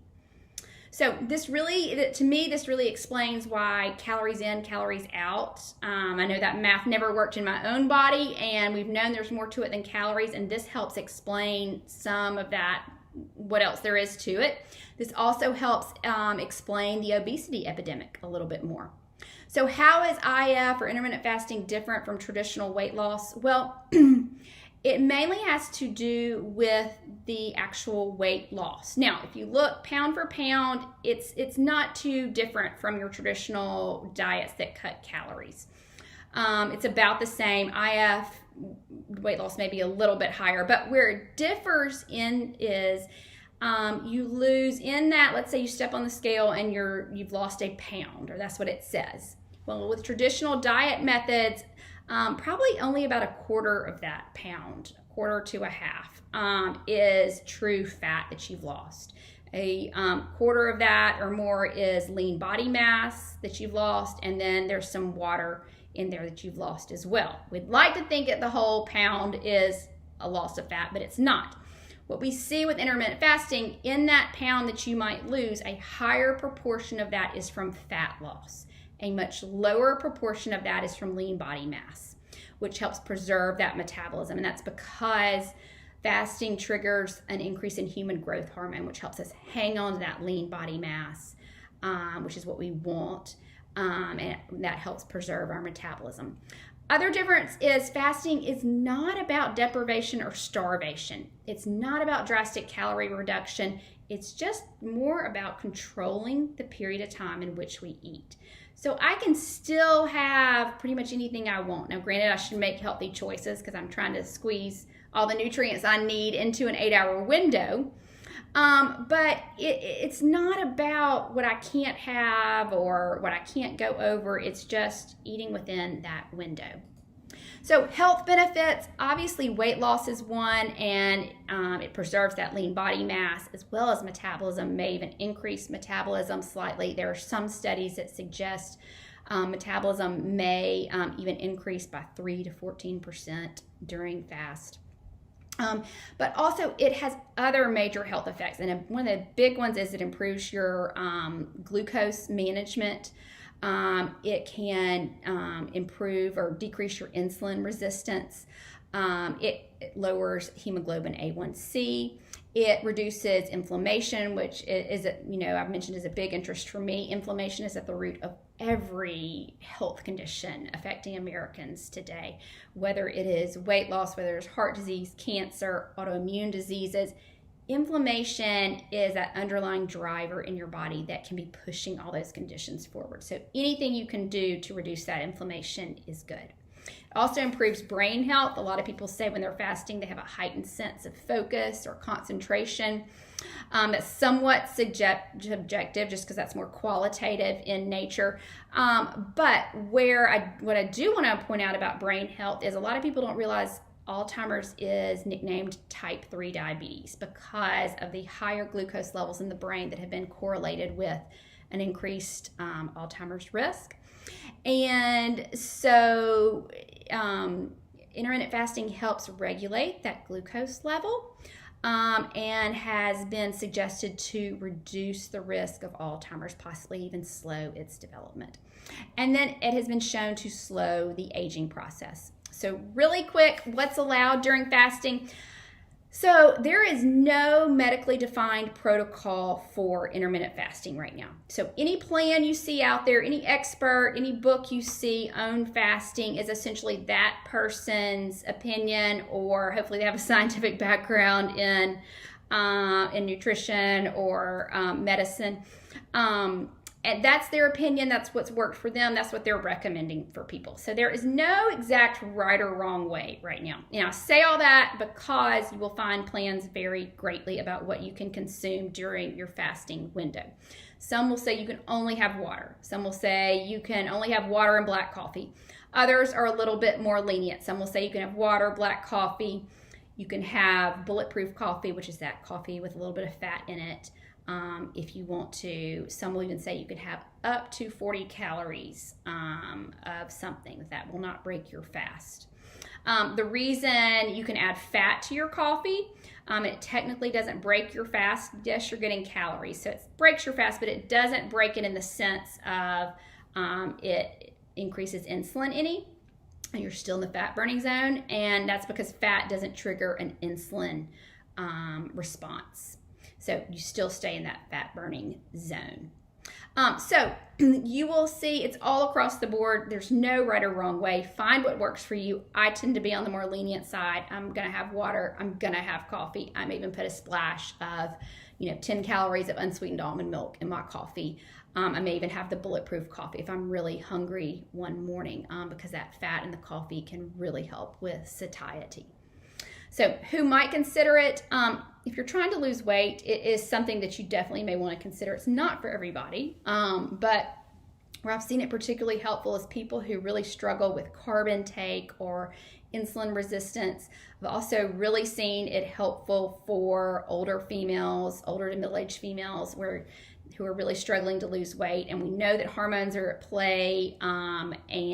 This is one approach that I've really seen actually be successful in those individuals. So who might want to avoid it? If you're pregnant, if you're breastfeeding, if you definitely want to avoid it. Children, we just don't know enough about the potential effects. You don't want to risk them not getting enough nutrients.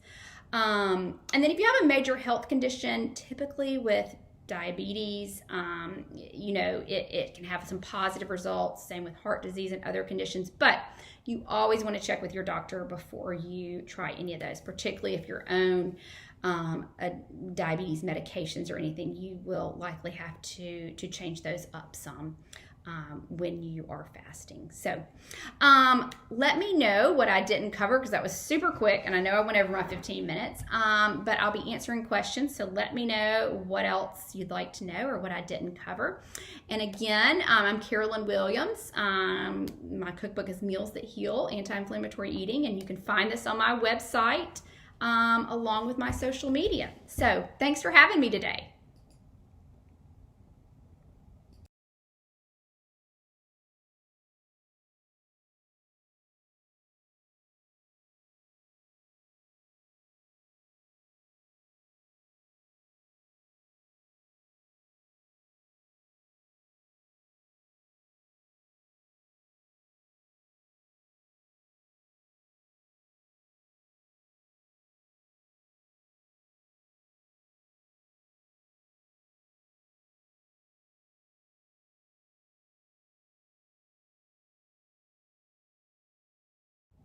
Hi, I'm Carolyn Williams. I'm a registered dietitian and culinary nutrition expert, and I love sharing with you 15 minutes on intermittent fasting.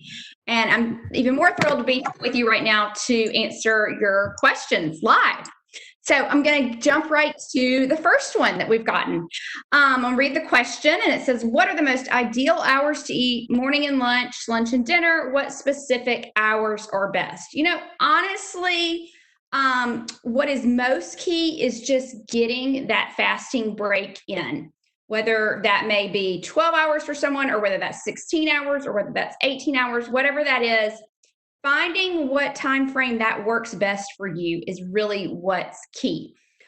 For me, I have found that having my eating window from 11 to 6 or 11 to 7 works really well for me, just with my lifestyle, and then having kids, it allows me to still have family dinner with them.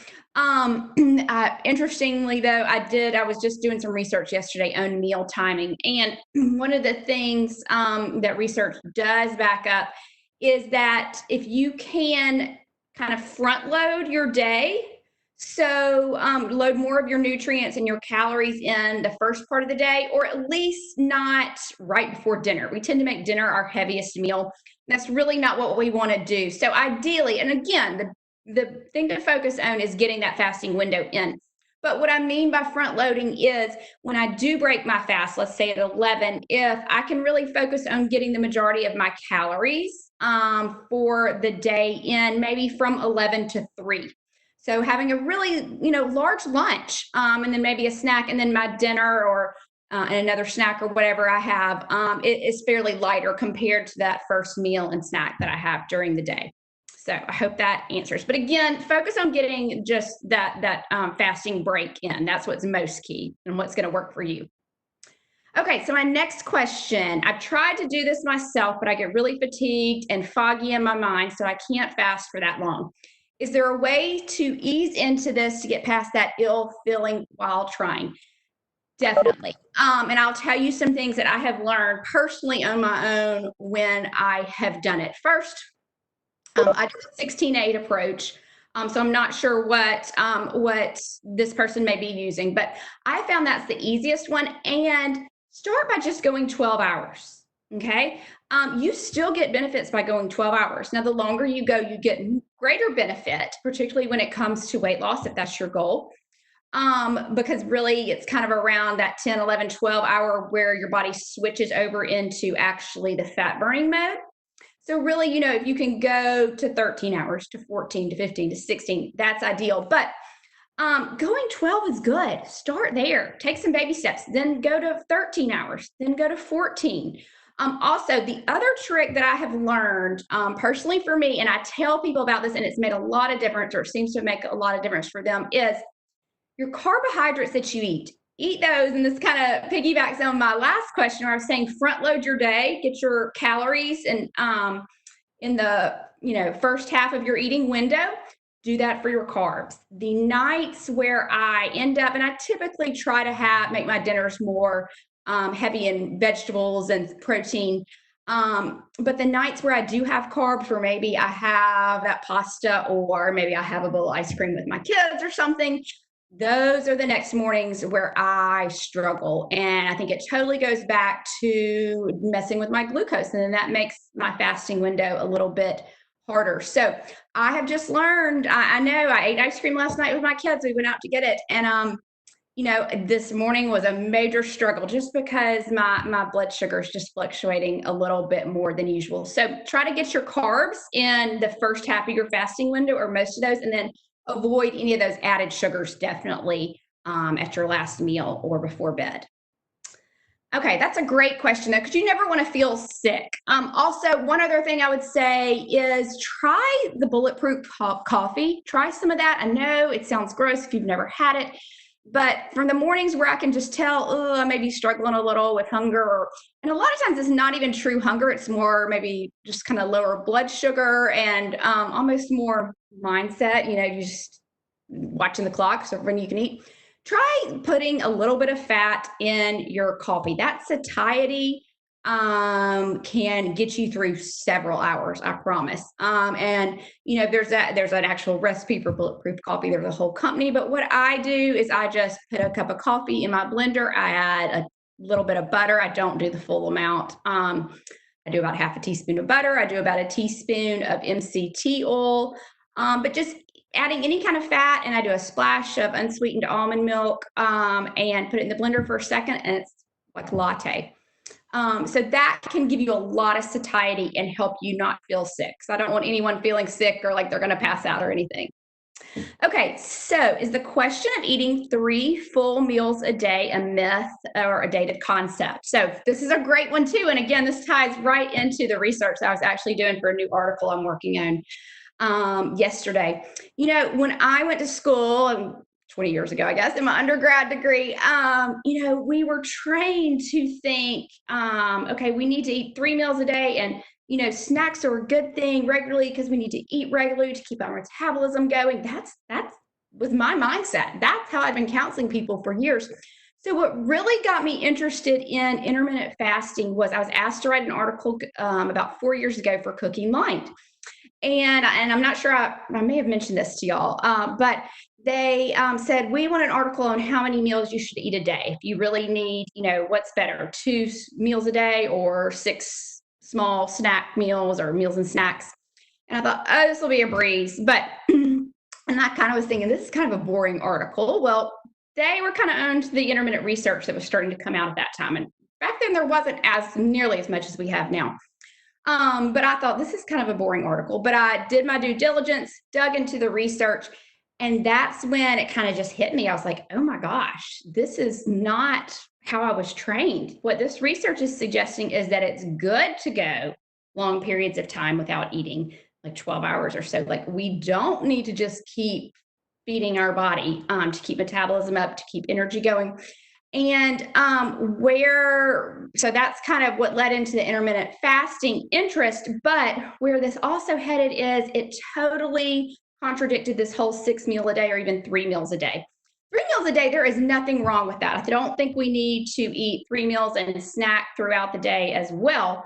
But 3 meals is fine. When I'm fasting, I usually end up with 2 meals and maybe a snack, just because it kind of aligns with, again, my lifestyle. I have a large lunch. I'll usually have maybe a snack late afternoon, and then I'll have a lighter dinner.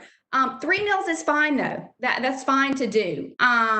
There's nothing wrong with that. But there's also don't want people to feel like there is something wrong if they don't eat 3 meals.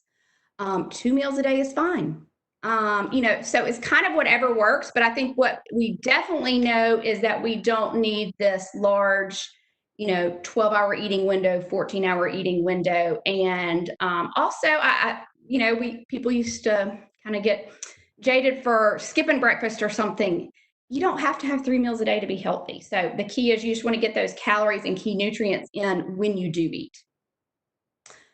Okay, so here's another one. Are there any risks of doing IF, of doing intermittent fasting?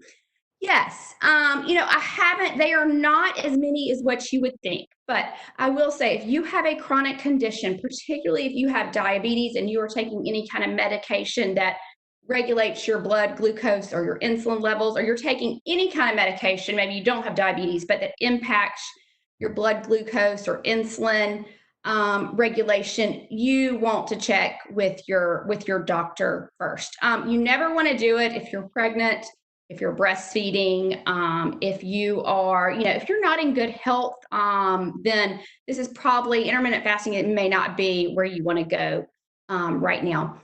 I wouldn't recommend it for children. We just don't have enough research on it right now. And I think the real risk for children is not necessarily going too long, but probably not in their eating window, is not getting all the nutrients and calories that they need for growth. So you never want to hinder that. But for the most part, what's surprising, people think it's really kind of risky to do IF, but for most people, there are benefits to it. You just may need to be a little bit careful if you have some underlying conditions and work with your healthcare provider. Okay, is the 1 meal per day method any less or more healthy than the 16-8 method? Again, this goes back to kind of whatever works for your lifestyle as well as approach.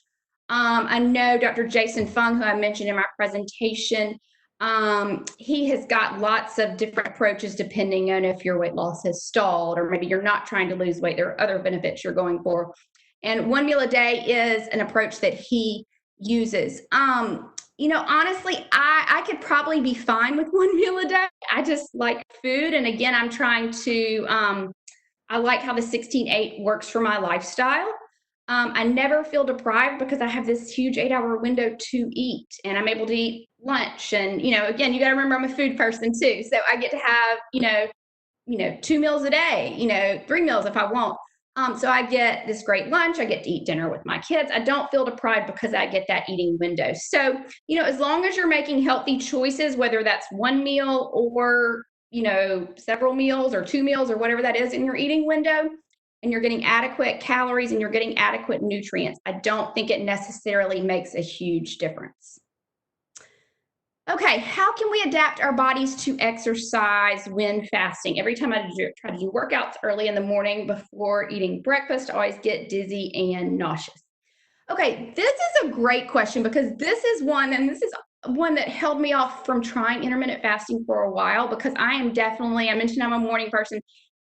I'm definitely an exercise morning person. If I wait till the afternoon, it's just not going to happen. And because I have little kids, that means my exercise usually has to happen like 5 or 6 a.m. And I just thought there's no way I'm going to be able to do my workouts at 5 or 6 a.m. And so I just thought there's no reason to try intermittent fasting because I cannot give up my workouts early morning up because there's no other time to do them or I won't do them.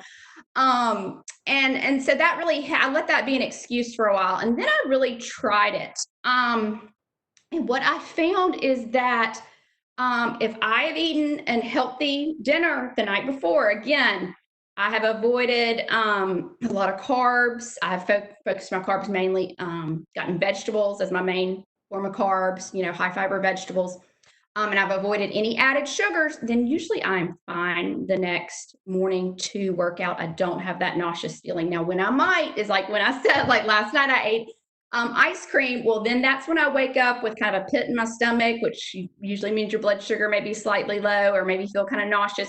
that's when I feel lightheaded or kind of nauseous when I'm working out. But if you eat a healthy dinner the night before and you're getting adequate calories the day before and you're hydrated, you should be fine. Also, electrolyte water can make a huge difference. Like the Smart Waters, I know there's an actual brand called Smart Water, and that's one of them, but there are other ones too. You could even do like the Gatorade Zero or the Vitamin Water Zero that has a little taste to it, both electrolytes. Okay, any other questions? Let me check. Well, I've loved being here with y'all today, and I love the interest. Again, this has become somewhat of a passion of mine, and again, it's kind of blows my mind how much I like intermittent fasting, because it was something that I truly thought was not for me and that I would just hate altogether and not even make it the first day through. So I've loved being here with you to share with you. Love for you to check out my Instagram. I am realfoodreallife_RD, Carolyn Williams, and my website is Carolyn Williams RD. And then don't forget, I'd love for you to check out my cookbook, Meals That Heal, 100 plus everyday anti-inflammatory recipes in 30 minutes or less. I'm a busy mom, so we've got to make healthy, quick, and easy. You can buy this on my website, which is carolynwilliamsrd.com, or you can find this on Amazon, and you should be able to find it at all your major bookstores. So thank y'all so much for having me, and I've loved being with you.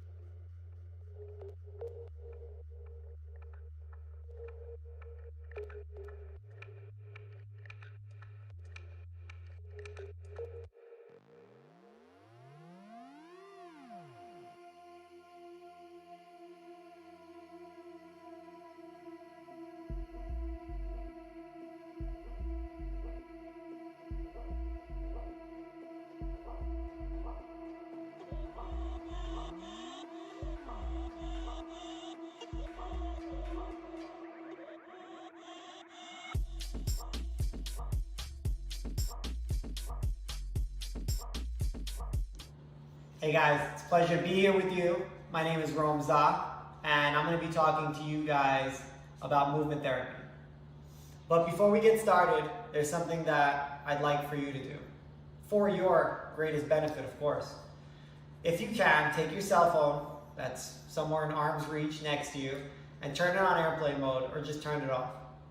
2, close all the tabs on your Google Chrome or your Safari. Just close all the tabs, close Facebook, close social media. Give me your undivided attention. You're already here. You've already invested in yourself. Get the biggest bang for your buck in these next 15 to 20 minutes. You might hear something during this presentation that has the potential to change your entire life. It might not change your entire life right away in the instance, but it might change the trajectory of your life, where in a year, 2 years, 3 years, that idea might bear fruit. See, ideas are like seeds. And right now, I'm here to plant seeds. So I'm going to be talking to you about movement therapy. What is movement therapy? When I was a young teenager and I was growing up in Brooklyn, I had a cell phone. I believe it was a Nokia 8260. It was definitely a Nokia. And we used to play an app on this Nokia when we used to play handball or just run the streets. That app was called Snake. If you're anywhere over 30, you possibly remember it. Now, that app was played on that device. That device had hardware and software. Humans have hardware and software. What I do is I help people upgrade their hardware and software. See, we all want to play incredible apps in our lives. What are apps in our lives? Apps, maybe they're driving, race car driving, maybe it's sex, maybe it's martial arts, Brazilian Jiu-Jitsu, MMA, maybe it's yoga, rock climbing, parasailing, I don't know, whatever it is that you choose to do. Maybe it's business, communication, relationships. All of those things require our device to be ready to handle the processing needed for that app. What I help people do is I help them upgrade their hardware and software. See, most of us never upgraded our hardware and software. Maybe we stumbled in the dark and now we have a BlackBerry Bold device. Or maybe we have a Sidekick. But we're looking to get to that Apple iPhone 11 Pro or Android equivalent to be able to handle those things. And that's because our device is not upgraded, because our software and hardware is at a lower level. That's why we continue to experience injuries, burnout, frustration, anxiety, depression, so on and so forth. 10 to 11 years ago, I was broken. I had injuries everywhere. I had 4 herniated discs, torn rotator cuffs, tore my ankle, tore my hip. And the doctors, they wanted to cut me open. They wanted to give me lots of cortisone shots. And I was a competitive athlete. I was competing in martial arts at the time. I was also doing some personal training. And it honestly broke me. I was depressed. I had anxiety. I was really frustrated with my life. And at a certain point, I just wanted to end it all because I didn't think that I could continue without this body. And I knew that there would be problems if I got my neck fused or any of these other surgeries in my early 20s. So I started to search. Found an incredible chiropractor, nutritionist, changed my path. Then I became a holistic nutritionist myself, changed my path. I started to study the mind, psychology. I started to study yoga. I started to study different types of movement systems. And for the last decade or more, I've been traveling around the world, training with all these amazing gurus in all these incredible disciplines, climbing mountains with Wim Hof, and just, enjoying this machine and also upgrading it at the same time. And at the same time, I've been teaching these methods as I've been learning them and synthesizing them to hundreds, probably thousands of others. See, that's my superpower. I synthesize information and I create processes and systems out of it. And this type of movement therapy has transformed my life and tons of other people. So there's a few points that I want to talk to you about today, and then we'll open up the floor for some Q&A. But before we get into that, I want you to take a few deep breaths with me. This is warrior's breath. We're going to be breathing in through the nose, breathing out through the mouth in this cycle together. You ready? We're going to go. Watch. We're going to do that for 25 seconds, okay? You can count it off in your head, and then we'll continue. You ready? Let's go.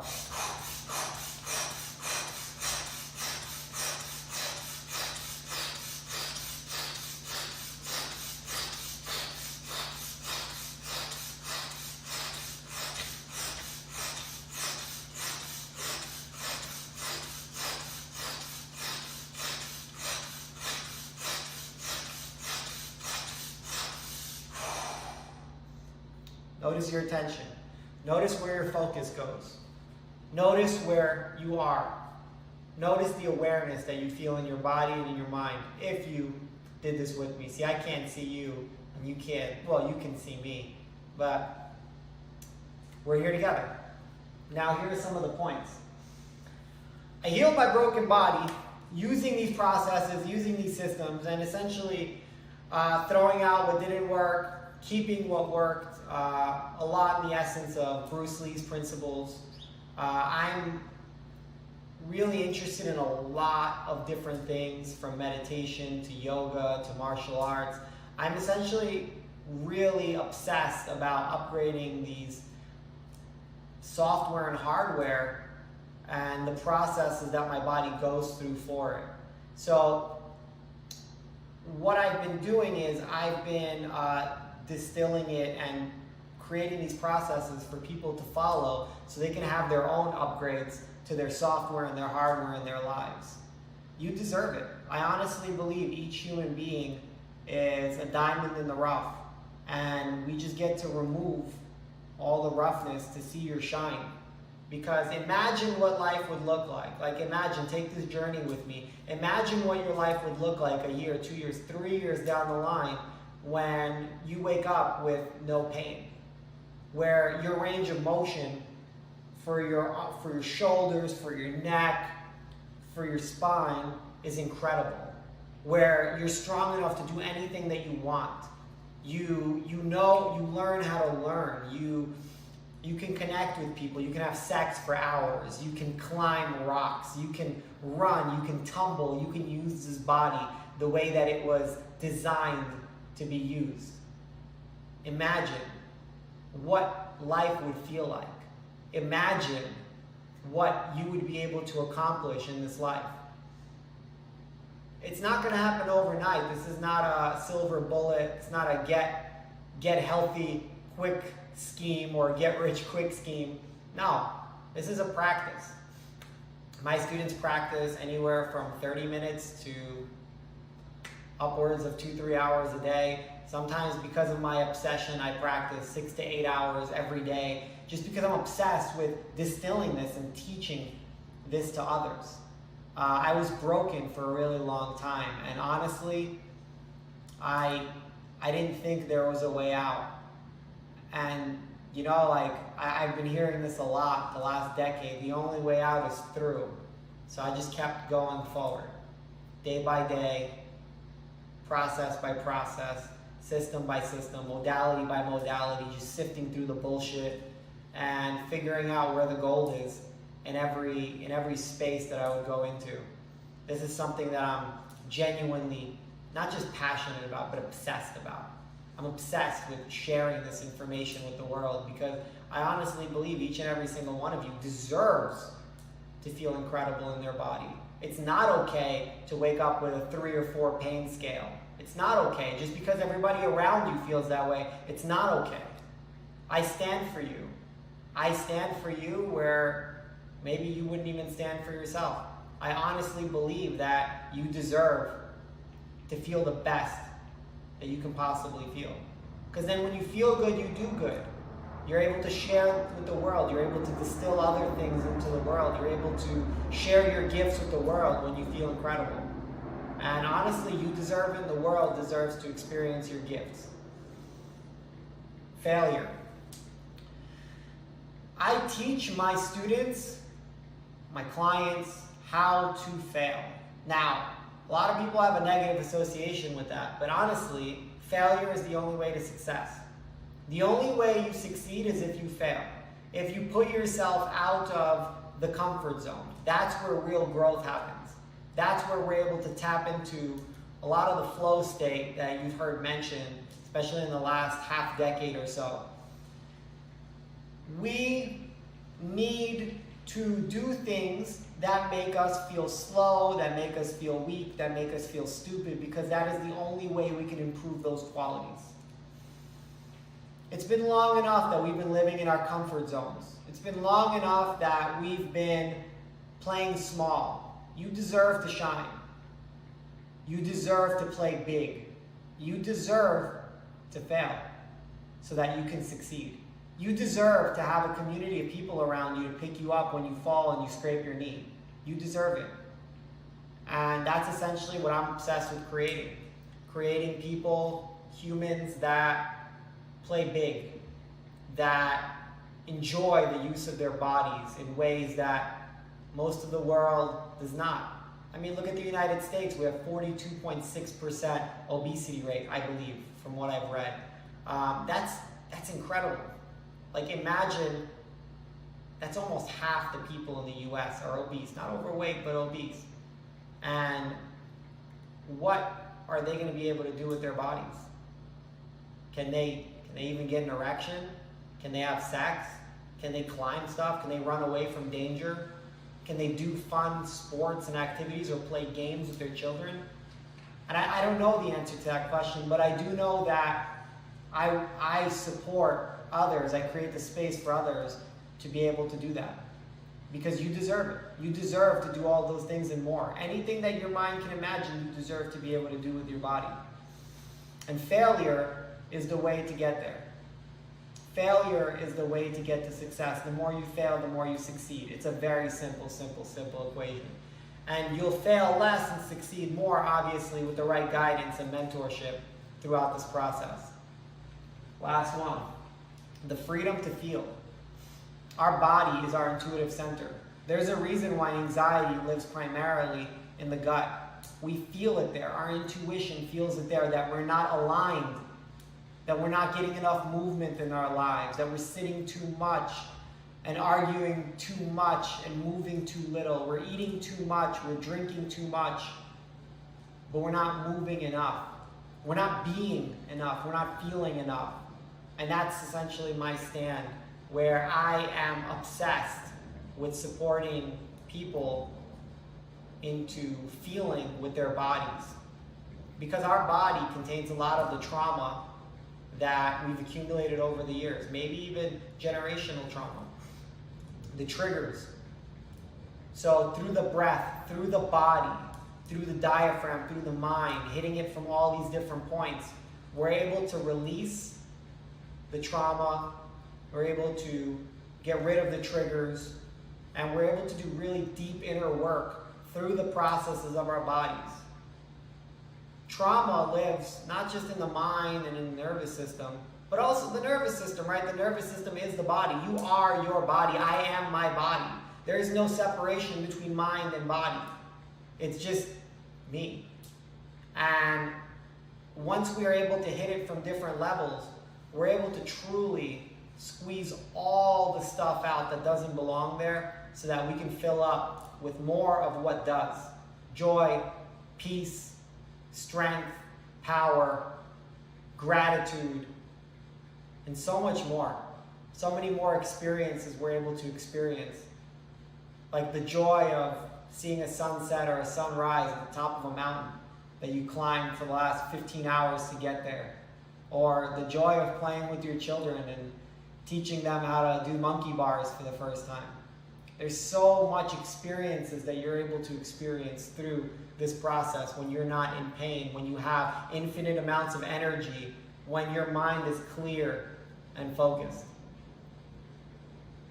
Whether you decide that you want to try out my program and train with me and practice with me, or you don't and you follow your own path. I really hope that something, at least one thing that I said today resonated with you and you're able to take into your daily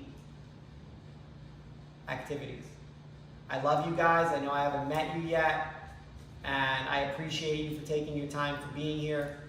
And I hope, I really do, that you find your way back into your body, into your mind, and into this present moment. Because the truth is, it's not about how much we can accumulate in our lives. That's not true wealth. It's how present we can be in this very moment. That, my friends, is where the magic is. I love you, and I hope that you have a beautiful day. We're opening up for questions now. So if you have any questions, jump in. I'd love to answer them and connect with you. Have a beautiful rest of your weekend.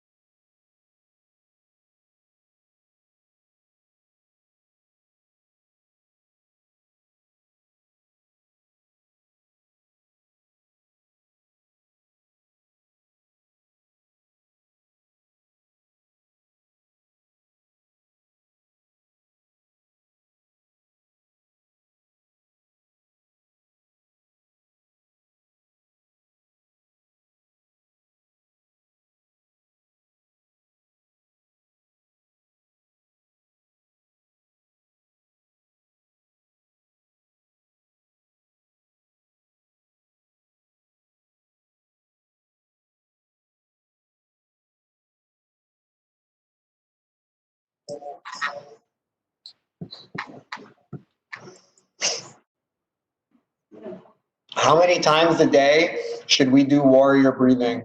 Honestly, as many times as you want, as many times as you need it. I like to do warrior's breath whenever I'm like getting into a new part of my day, if that makes sense. So whether I'm practicing or whether I'm, I don't know, on a call, whatever I need to be focused on, I do warrior's breath. Does that answer your question?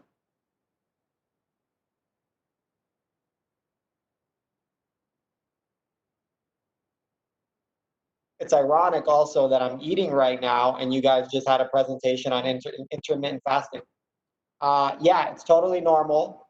So I felt really lightheaded after the warrior's breathing, but kind of in a good way. Is that normal? Yeah, it's totally normal. You suck at it and you will keep improving at it once you keep doing it. Like your body's just getting used to like all these new sensations. So just keep practicing it. And one of the things to focus on is like, don't get up too fast. Because then you're gonna fall and bust your ass, and it will be funny in the long run, but maybe not in that moment.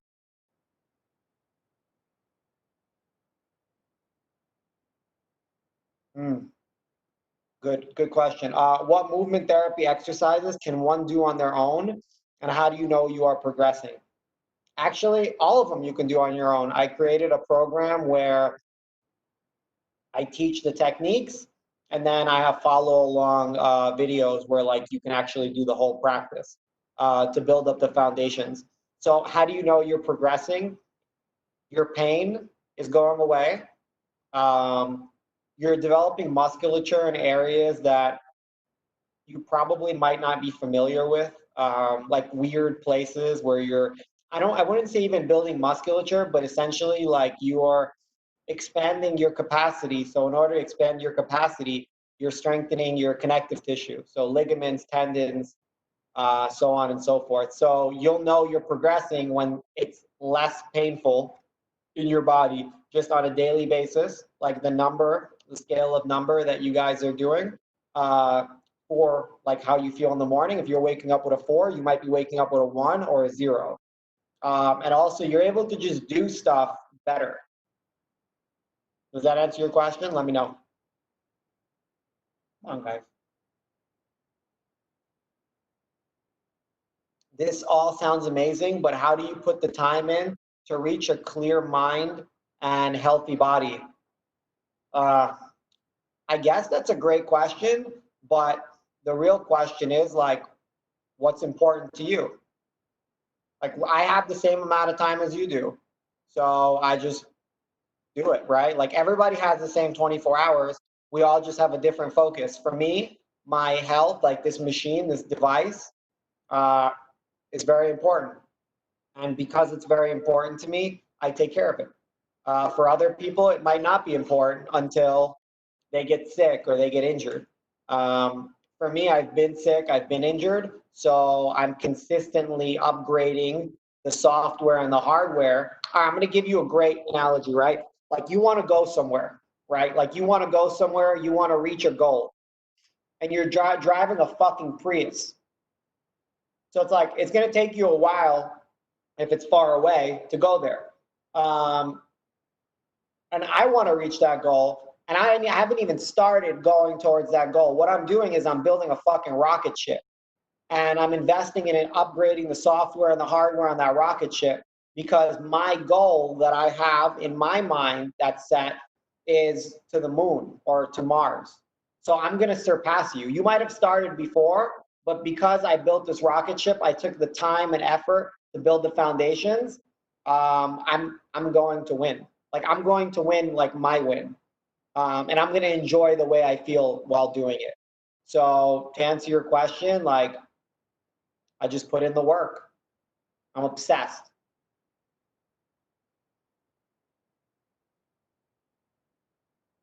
I watched an interview of yours a few years back where you spoke about your philanthropy in Brooklyn post-Sandy. Incredible story. What possesses you to take the leap and take grandiose risks? I believe that the biggest risk in life is not taking a risk. Like, you're gonna fucking die. Like, you are going to die. You can die tomorrow. What are you waiting for to live the life that you want? Like, what are you waiting for to create the body that you want? What are you waiting for to, and I hope, part of me hopes like that this doesn't come off like rude to you or maybe triggering, but like, I don't know, I don't really care. Like a large part of me doesn't care because I love you, whoever asked this question. And I believe that you deserve to create and live the life that you want to live. So the biggest risk is not fucking taking a risk. Like, I've taken so much risk in my life, and I will continue to until the day that I die. Because the only thing that is really risking for me is not living the life that I imagine I want to live. I hope that answers your question. It doesn't.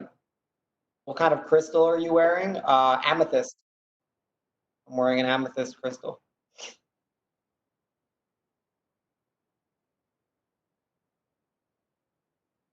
How do I find a trustworthy instructor? First, the question is, trustworthy instructor of what? Like, what is it that you're trying to learn? The second question is, when you're looking for instructors, there's only 3 questions that you need to ask. The first question is, has this person achieved what I want to achieve? If it's yes, we move on to question 2. If it's no, we don't move on. We look for a new instructor. There's a lot of charlatans out there that aren't really living what they preach. And that's okay, right? There's a lot of coaches, there's a lot of instructors out there, it's okay. The second question is, has this person helped other people achieve this result? That's question 2 if question 1 is a yes. If that's a yes, great. Does this person have a system for teaching a multitude of people to reach that result? That's the 3 questions that you ask in finding a trustworthy instructor. I hope that answers your question. How can I use movement therapy to tap into my spirituality? It's actually a great question because I've been using movement therapy mixed with a lot of like Jungian psychology and breath work, and I've been using it to tap into spirituality because the body holds a lot of trauma, the body holds a lot of triggers, And what I do is I tap into the body, and then I reduce the amount of fight or flight or cortisol or adrenaline that's pumping. And then I'm able to look at things from a neutral space. I mean, this is essentially like the what. And then I repattern those things and essentially become a brand new person. I know it sounds like crazy, but like it's impossible to transform if you're in a state of fear and fight or flight.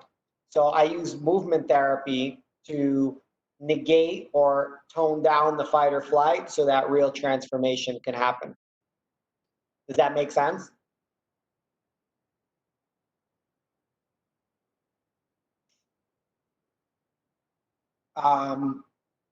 Is it bad? No. Movement therapy is movement therapy. It's whatever you want it to be, right? So, so the question was, should movement therapy feel like a workout? Is it bad if I feel like I'm exerting myself? Hell no. You want to exert yourself. You want to improve and increase your capacity. Movement therapy has no limits and no boundaries because like we're increasing any capacity that has to do with movement. So no, it's great. It's great if it feels like you're exerting yourself. Don't kill yourself. Learn how to recover as well, but get close to killing yourself. The most enlightening experience of my life. Yeah,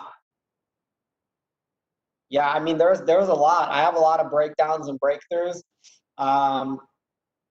You know, there was one. I was going through like a divorce, and I just moved to Las Vegas, and I had like somebody in my family that was really sick, and I just moved to Las Vegas by myself, and I was just like heartbroken, and the vet told me that I have to put my dog to sleep, and I was just sitting there like just crying hysterically, and there was a moment of like clarity where I was like, I have hit my, and one of my businesses was like 500 grand in the red. So I hit like this clarity of like, oh shit, like I have hit rock bottom. And I smiled because I realized that that's what was necessary in order to pull back my arrow to shoot me out into the stratosphere and beyond. So that was a really great, I mean, I have hundreds of these stories where I had moments of like deep clarity. And yeah, I hope that's as much of an enlightening experience that you needed to hear about.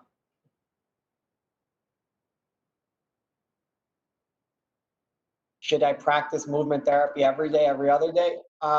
It depends on where you're at. It depends on where you're starting. It depends on like your capacity. It might be practicing 5 minutes a day, 10 minutes a day, 15 minutes a day. I practice, like I've gotten up to the point where I'm practicing 6 to 8 hours of movement practice per day, conscious and unconscious. And I'm doing it 6 to 7 days a week. All right, guys, so I have 1 minute left. I want to say thank you to the organizers, Michael, Jess. Thank you guys for having me on. Thank you, everybody, for your great questions. If you want to find me, you can find me on Instagram, on Facebook, Romeza, Romeza. If you have any questions, reach out. If you want to check out my program, I have an online program where you can do a 5-day body awareness challenge. And if you like those like appetizers, there's full dishes available with like monthly programming and like a community that's attached to it. So you get to grow with other amazing people. And you get to upgrade your hardware and software. And I promise you, a year from now, you won't recognize who you are. 2 years from now, fuck. I don't even recognize myself sometimes because the transformations are so rapid and such at hyper speed. And I hope that you guys can experience me in person one day, because I'll already be different. I love you guys. Thank you for listening. Thank you for having me on. If anybody has any more questions, you're more than welcome to reach out. And I'll try my best to answer them. I'm not the smartest, I'm not the strongest, I'm not the best, but I might be the most obsessed.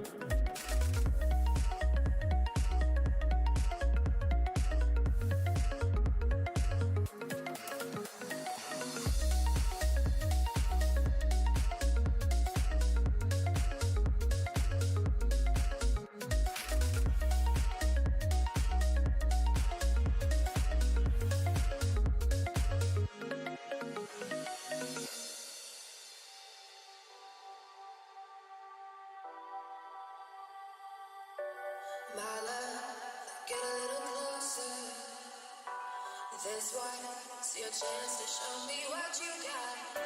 Alive. If this feeling is forever, then let me know it. You can take me home. My love, get a little closer. My love, get a little closer. Oh, if you love me, then boy, never let me go. If you're gonna give it up, I feel it, baby, I already know. I know, I know.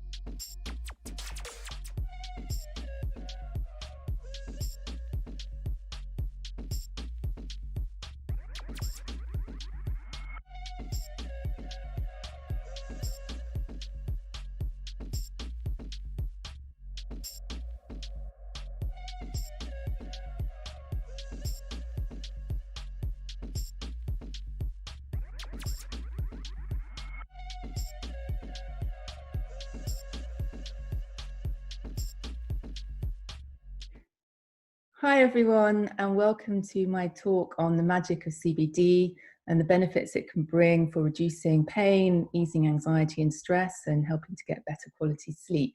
So my name's Mary Biles. I'm an author, and I have a book coming out at the end of next month called The CBD Book, The Essential Guide to CBD Oil. I also mainly write for an organization called Project CBD, which is a non-for-profit in California in the United States. And I'm a host of a podcast called Cannabis Voices. So let's crack on and find out more about CBD. So I'm going to share my slides. And well, what is CBD? So CBD is the sort of shortened way of saying cannabidiol, which is a naturally occurring compound in cannabis sativa, which is also known as a cannabinoid. Cannabinoids are only found in cannabis. Most of the CBD that you'll find on the market, certainly in Europe and in North America, is actually extracted from hemp. So hemp is cannabis, but it contains very low amounts of THC. So THC is the bit that gets you stoned, essentially. So in the United States, that's 0.3% THC, and in Europe, that's 0.2%. So hemp is a very interesting plant. Very briefly, just to say, you know, it's a kind of wonder plant, really. It not only is it's got very strong fiber that whole fleets of Navy were sent to war with sails and rope that are made from hemp. You get incredibly nutritious hemp seed oil from its seeds and hemp protein, etc. And it's also a bioremediator, which means that it sucks out contaminants from the soil. So this is really important when you're sourcing your CBD oil. Ideally, it should come from organic hemp, organic certified hemp, because imagine if your hemp was grown on contaminated soil, or I don't know, by a kind of polluted river, it would be literally soaking up those contaminants, and then you'd be taking it for your health, which doesn't make sense. Very important, CBD is non-intoxicating, so you're not going to get stoned. It is legal because it contains only the very trace amounts of THC, or sometimes no THC. And the World Health Organization declared it to be safe, non-toxic, and non-addictive. Okay, so for anyone new to taking any cannabis products or hemp products, it's always a concern, am I going to get addicted? It's not actually going to happen with CBD oil. In fact, one of the uses or areas that are being researched is actually using CBD to help people with cravings coming off their addictions. Okay, so that's CBD, the molecule. What is CBD oil? Okay, so CBD oil could possibly better be described as a hemp extract. So what that means is you have CBD, because that's the most abundant compounds, but you also have a host of other naturally occurring compounds that are found in hemp. So you've got minor cannabinoids, such as CBDA, THCA, I'm not going to give their long names, and even trace amounts of THC, as I mentioned before, in full spectrum products, but it's not enough to give you a psychoactive effect. There are also terpenes, which are the aromatic molecules that are found in nature. So not just cannabis, it's in all aromatic plants and flowers. So actually, you know, cannabis has a very kind of distinctive smell. It doesn't come from the cannabinoids, it comes from the terpenes. And there are terpenes that are in cannabis, but are also in other plants. So for example, linalool, which is found in lavender, is responsible for the relaxing effect. Limonene, which is found in citrus fruits, is a very kind of elevating, mood elevating terpene, and that's also in cannabis. And you'll also find some flavonoids, which are powerful antioxidants. So with your hemp extract, your full spectrum CBD hemp extract, you've got all these molecules together, which are creating a kind of synergy, which is known as the entourage effect. So if you think of like a movie, you have the protagonist, the main actor, which, okay, they're great, and you wouldn't have the movie without them, but you also need the rest of the cast, and you need the extras to kind of, you know, to really have a whole experience. And the same goes with CBD oil. You've got the kind of protagonist, which is the CBD, and then you've got its entourage of other players, which are supporting its role and potentiating its effect. So we've got the full spectrum, which I've spoken about, that has a little tiny bit of THC. And then you have broad spectrum, which is more or less the same, usually, but it's had the THC removed. So this is of interest to people who are worried about getting a drug test, and will the THC show up in a drug test, or any other reasons why they may not feel comfortable about having a product with some THC in it. And then there are products made with CBD isolate, which is a purified CBD. Now, probably like me, you would think, okay, CBD is so great, and I want to get the purified version. It doesn't quite work like that. It's mostly anecdotal evidence, but the feedback is from people that with CBD isolate, you need to take a lot more, and often it's not as effective. So generally, if you can go full spectrum or broad spectrum, that is preferable. And just to say, these CBD oil products are classed as nutritional supplements, so they're not a medicine, and companies that are selling them shouldn't be making any medical claims. And how to take them? Well, I'd say the most popular is in tinctures or drops like this. So literally you take the CBD under your tongue and you hold it there just to kind of help with absorption.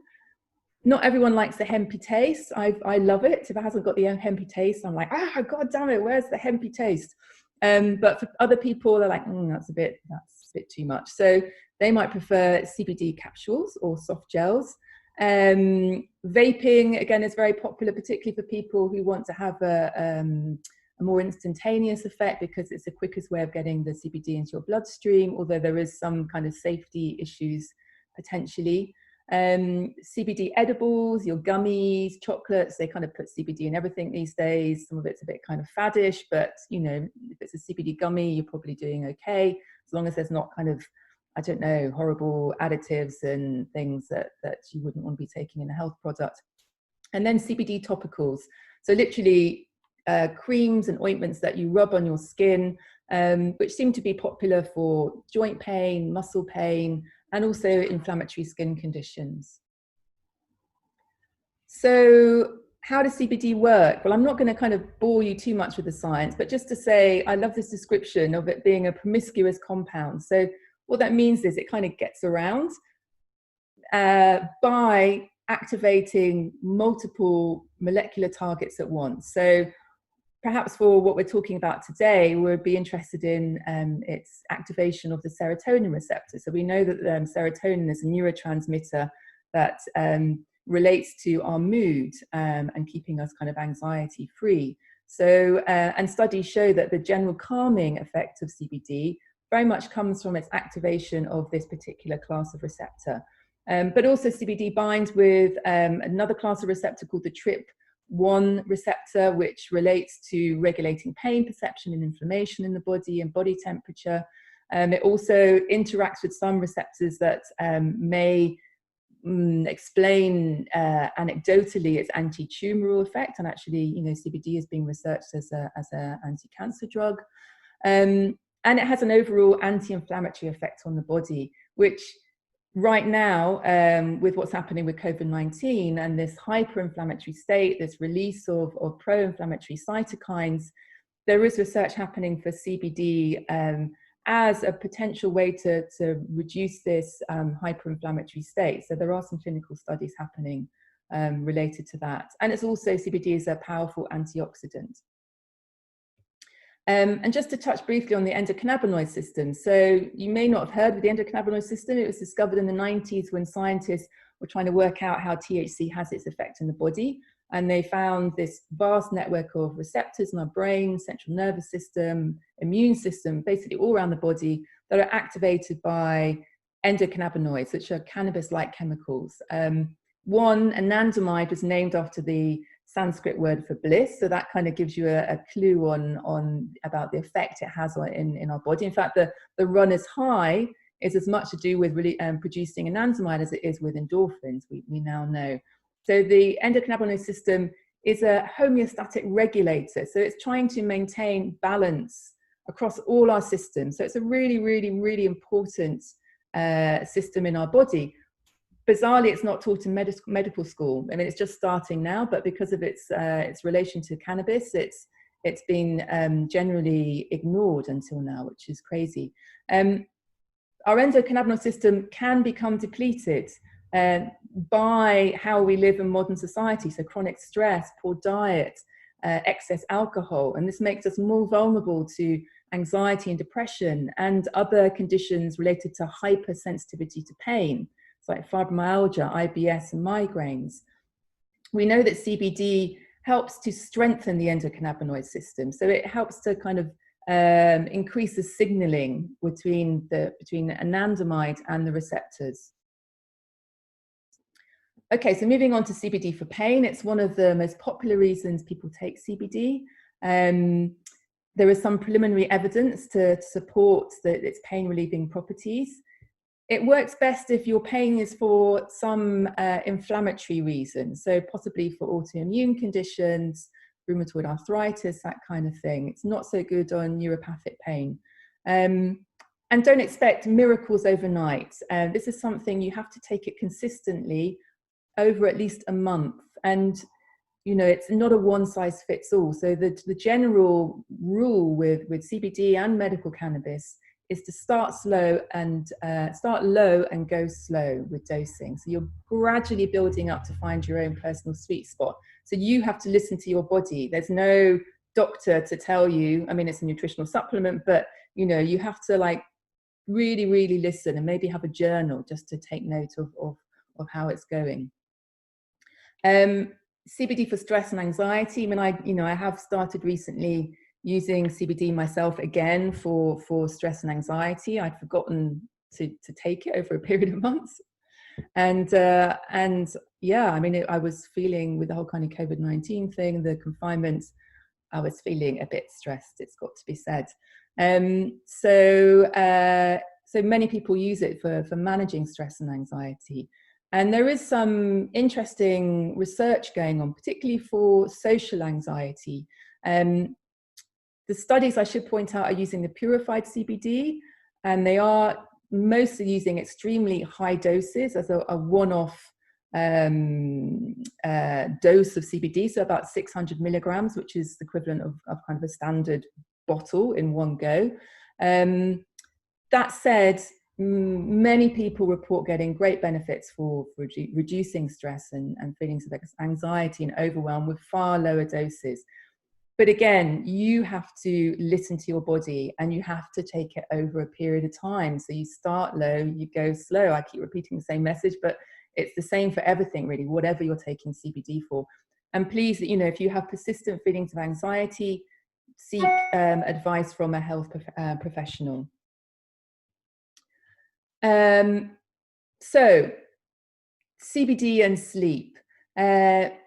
Again, a popular reason for taking CBD. Many people actually start taking it for something else and then actually notice, hey, I'm actually sleeping better. So an important thing to note is CBD has a biphasic effect, so particularly for sleep. So for some people, a small dose might leave them feeling quite alert, and then a high dose makes them feel sleepy. For other people, it's the other way around, or it's just, you know, it may not have that effect at all. So it's a very kind of individualized relationship with CBD. But if you're taking CBD for sleep, it's probably a good idea to not take it directly before you go to bed in case you have that sensitivity and it makes you feel more alert. So maybe just take it in the morning or at lunchtime. And just some quick advice for how to find a good product. Again, as I said before, go organic. Look for companies that have third-party lab tests. So you see what's in your CBD oil. Has it got the CBD that it says, the other cannabinoids? Ideally, what are the terpenes? And you want to know what is not in the product as well. So is it free from heavy metals, mold, etc.? Ideally, full spectrum. If not, broad spectrum. You choose your own delivery method. You may need to try out a few yourself, what's more convenient. Again, don't go for the cheapest nor the most expensive, actually. There's a lot of premium brands. This is like, you know, there's a kind of green rush going on with CBD, and I noticed a lot of premium brands which feel to me a bit more kind of style over content. So, you know, kind of fancy packaging and that kind of stuff. It's not necessary, frankly. And be prepared to try more than one product. So don't be put off if like you first try something and it doesn't really work.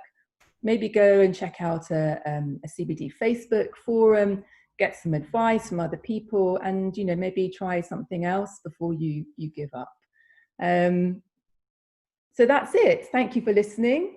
There's some more information about me on my website, about the book, the podcast. There's some more articles if you want to kind of see some more of my writing. And I look forward to answering your questions.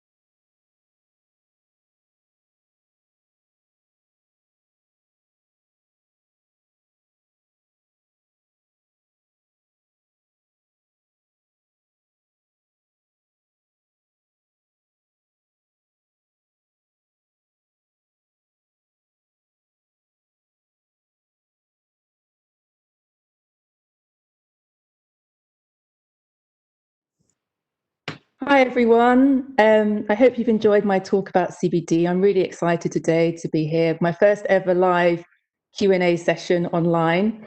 So I've got a question. The first one is, how often should you be taking CBD? Well, just to start with that, there's no one size fits all with CBD, but a sort of general rule of thumb is to probably take it a couple of times a day. So I would recommend, I must point out I'm not a doctor, so this is not a medical advice, but most people take it in the morning and in the evening. But as I mentioned when I was talking about sleep, perhaps if you're taking it for sleep and you're just starting out, avoid taking it just before you go to bed. I'm just going to remove my earpiece because it's really annoying me. So is it short term or long term?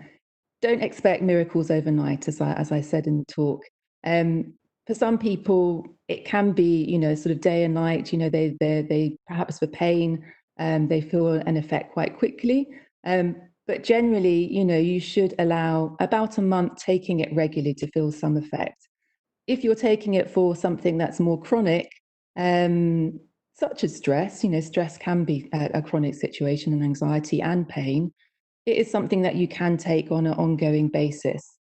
Also, is there anything I should avoid taking it alongside? Now, bearing in mind, we're talking about taking CBD as a nutritional supplement. So usually people are taking between 10 milligrams a day and possibly going up to 100 milligrams for something that's possibly more chronic pain related, but, you know, not necessarily. And really at those sort of levels, it's unlikely that there would be any drug interactions. But if you are taking prescription medication, I would recommend speaking to your doctor. Increasingly, physicians have more knowledge about CBD. In my book, actually, I do talk about drug interactions, and there is a list of medications where there could be some caution needed. But as I say, if you're taking it at the lower doses that most people do for nutritional supplements, it shouldn't be a problem. Okay, next question. What CBD brands do you love and why?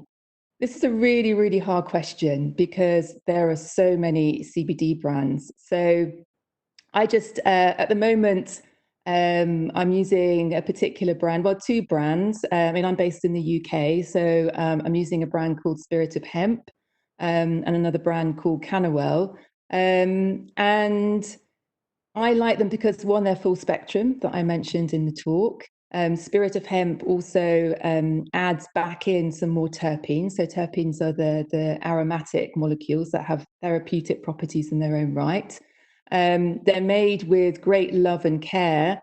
They haven't come about as part of this kind of green rush explosion. You know, they're genuine people wanting to help other people through CBD, because there is, you know, potentially so much money to be made in CBD. There's been a whole kind of influx of companies being set up just with dollar signs in mind, and personally I try and stay away from those. But, you know, as I said in the talk, you really have to try a few brands and see what works with you. And I really recommend dipping into some Facebook groups that are for CBD, asking questions, because, you know, these are the people that really know the brands, and they can be really helpful just to give you some tips. Okay, next question. I have a family history of arthritis, but I do not have it yet. Is CBD preventative, or does it help you once you have the medical problem occur? So again, remembering we're talking about here CBD as a nutritional supplement. So, you know, any kind of CBD company worth its salt would not say that CBD is going to control the pain that you have with arthritis, or prevent the pain with arthritis. But I think if you consider it as being a nutritional supplement, and think of it, I mentioned the endocannabinoid system in the talk. I think quite a lot of us are endocannabinoid deficient. And when you consider the amount of stress that we're generally under, and particularly at the moment with the whole COVID situation, I think it's fair to say there's our endocannabinoid system need a little bit of kind of extra support. So when our endocannabinoid system is working as you know, as it should be, it's keeping us in balance, basically. So in this way, if you're taking CBD and supporting your endocannabinoid function, it could be considered preventative, but there's no scientific studies to say that. So I think it's, you know, it's something very helpful to think of it in those terms. So next question, is there any evidence of CBD helping with glaucoma? There isn't any evidence. THC, which is the psychoactive compound in cannabis, yes, there is. And actually that is one of the indications. Glaucoma is one of the indications for medical cannabis in many countries. So to my knowledge, which dose needs to be taken daily in order to get any really effects for anxiety? I'm really sorry to disappoint everyone, but I can't say with dosage, because it's a very much a personalized approach. So you have to, this is an invitation, CBD is an invitation to listen to your body, right? So my advice, I do get anxiety, and the only way to go when you're starting off with CBD is the start low, go slow. Okay, so let's say you start off with the lowest strength oil. You know, don't go in with the big guns, and you just take maybe a couple of drops 3 times a day for, let's say, 3 or 4 days. Am I feeling anything? No. I build up a couple of drops, and you keep building up until you actually start to feel the effect that you're desiring. So in which case, you know, if it's for anxiety, you start to feel a little bit less anxious. And then when you start to feel a little bit less anxious, you go up a little bit more. And then if you find there's no change now, you know your sweet spot is the previous dose. So I can't say it's 10 milligrams, it's 20 milligrams. It's up to you. You have to try it out for yourself, maybe have a diary. And also, as I say, you know, you can try different brands. It's really important, if you're taking it for anxiety, that you make sure that it's a brand that comes with third-party lab reports.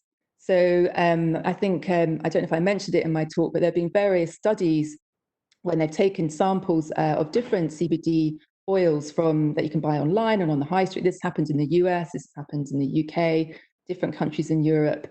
And some of them were found to contain no CBD. Some of them were found to contain less CBD.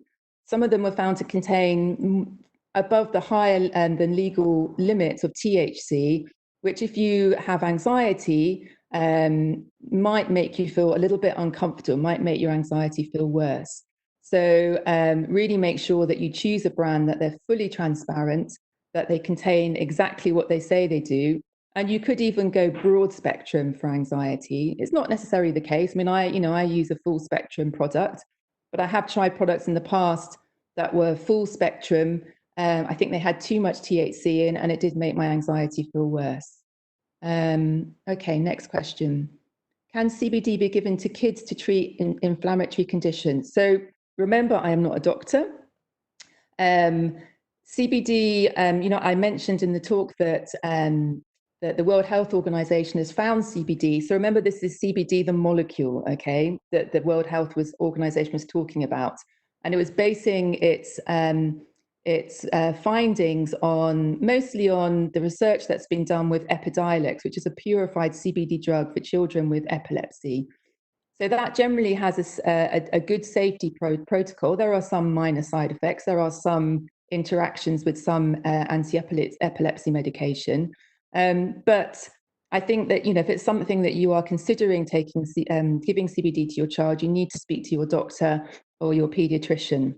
That would be my basic advice. It could help with inflammatory conditions, but I'm not a doctor. In principle, it should do, but that's a conversation you need to have with a health professional. Will CBD help with urinary tract pain, inflammation? I would say, I've had urinary tract pain and inflammation, and CBD's pain relieving effect can be quite subtle, and it can be something that, so for example, well, as I said before, it can take a few days, weeks, a month to take effect, okay, and you're gradually building up your dose. So for acute pain, such as you would get with a urinary tract infection, personally, I wouldn't rely on CBD. I would go, I'm not going to give medical advice, but I would stick to what, you could take it alongside, but I don't think that probably would be an appropriate option. I can't read. Okay. Could you provide some insight into the different levels of effectiveness with respect to consumption of CBD? For example, smoking it in a cigarette format without tobacco, edible oil. Okay. Yeah, that's a really good question. So we're talking about delivery methods. In general, certainly in the UK, in Europe, we don't have access to high CBD cannabis flowers. So we really have something that's extracts that have already been through some kind of process. So smoking it with or without tobacco is not something that I can speak about. But you should definitely avoid smoking tobacco if you're taking things for health reasons anyway. But when we're talking about delivery methods, there are two things to consider. There's what we call bioavailability, which is how much of the CBD that you're taking can actually make it into your bloodstream, because it's only once it gets into your bloodstream that it can actually take effect. And we also consider how quickly it acts. So, for example, with vaping, the bioavailability possibly is highest of all the delivery methods and has the quickest acting effect. But there is a little bit of controversy around vaping CBD, because there were some problems, particularly in the United States, when there were some impurities and it was causing problems with the lungs. But if you're going to vape CBD, again, you have to make sure it's third-party lab tests and it's a safe product that you're using. If we're talking about bioavailability, possibly the second best are the drops, because you have to take them under your tongue, but you absorb them in the capillaries under your tongue. You have to hold the oil there for about a minute or two. Inevitably, you end up swallowing some, and then it gets broken down during the digestive process by liver enzymes. And so really, you're probably absorbing, or your body's only using about between 12 and 20% when you're taking CBD drops under the tongue, compared to, I think it's about 30% with vaping. So then we've got the edibles, so your kind of your soft gels and your gummies and stuff like that.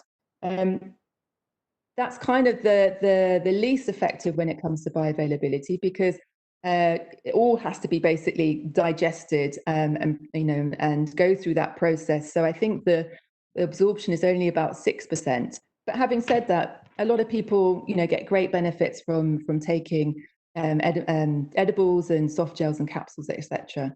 And I think, well, there's your topicals as well, which again, the absorption, if it's something that's quite superficial, is quite good.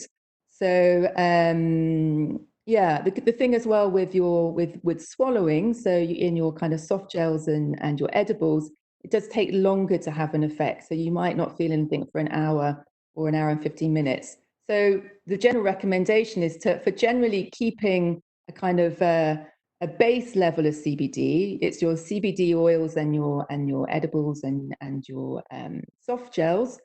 And if you have some breakthrough pain, or if you have maybe a sort of sudden feeling of anxiety, then the vaping is quite effective. Okay.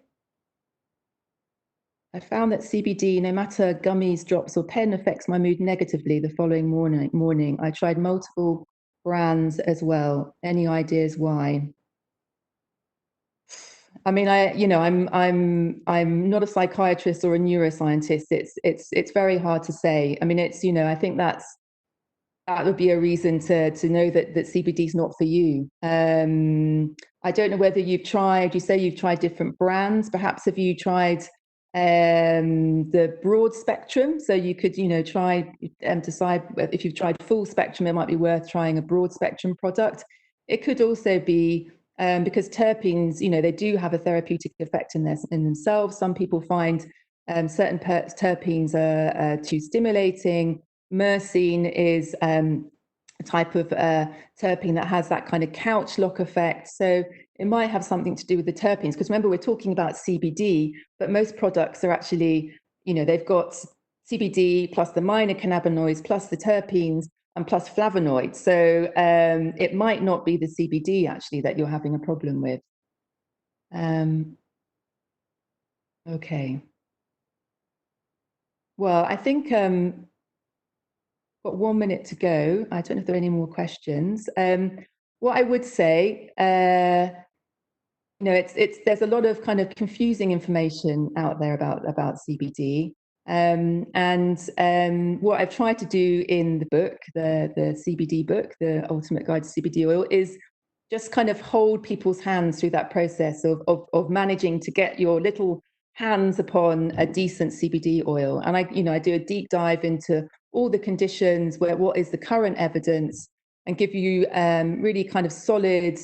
It's a solid guide on how to get the best from CBD oil for you. So I hope that's been helpful for you. You can find out more information about me on my website, so that's marybiles.com. And I wish you all well on your well-being journey, be it with CBD or without it. Thank you very much.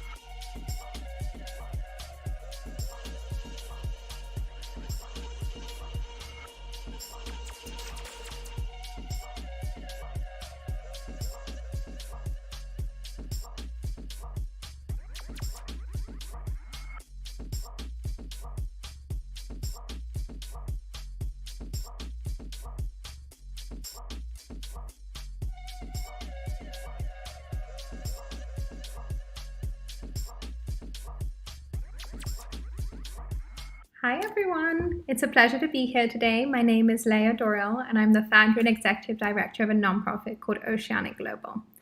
Oceanic Global engages new audiences in ocean conservation. We tap into universal passions to raise awareness for issues impacting our oceans and to provide individual but also industry solutions that drive positive change.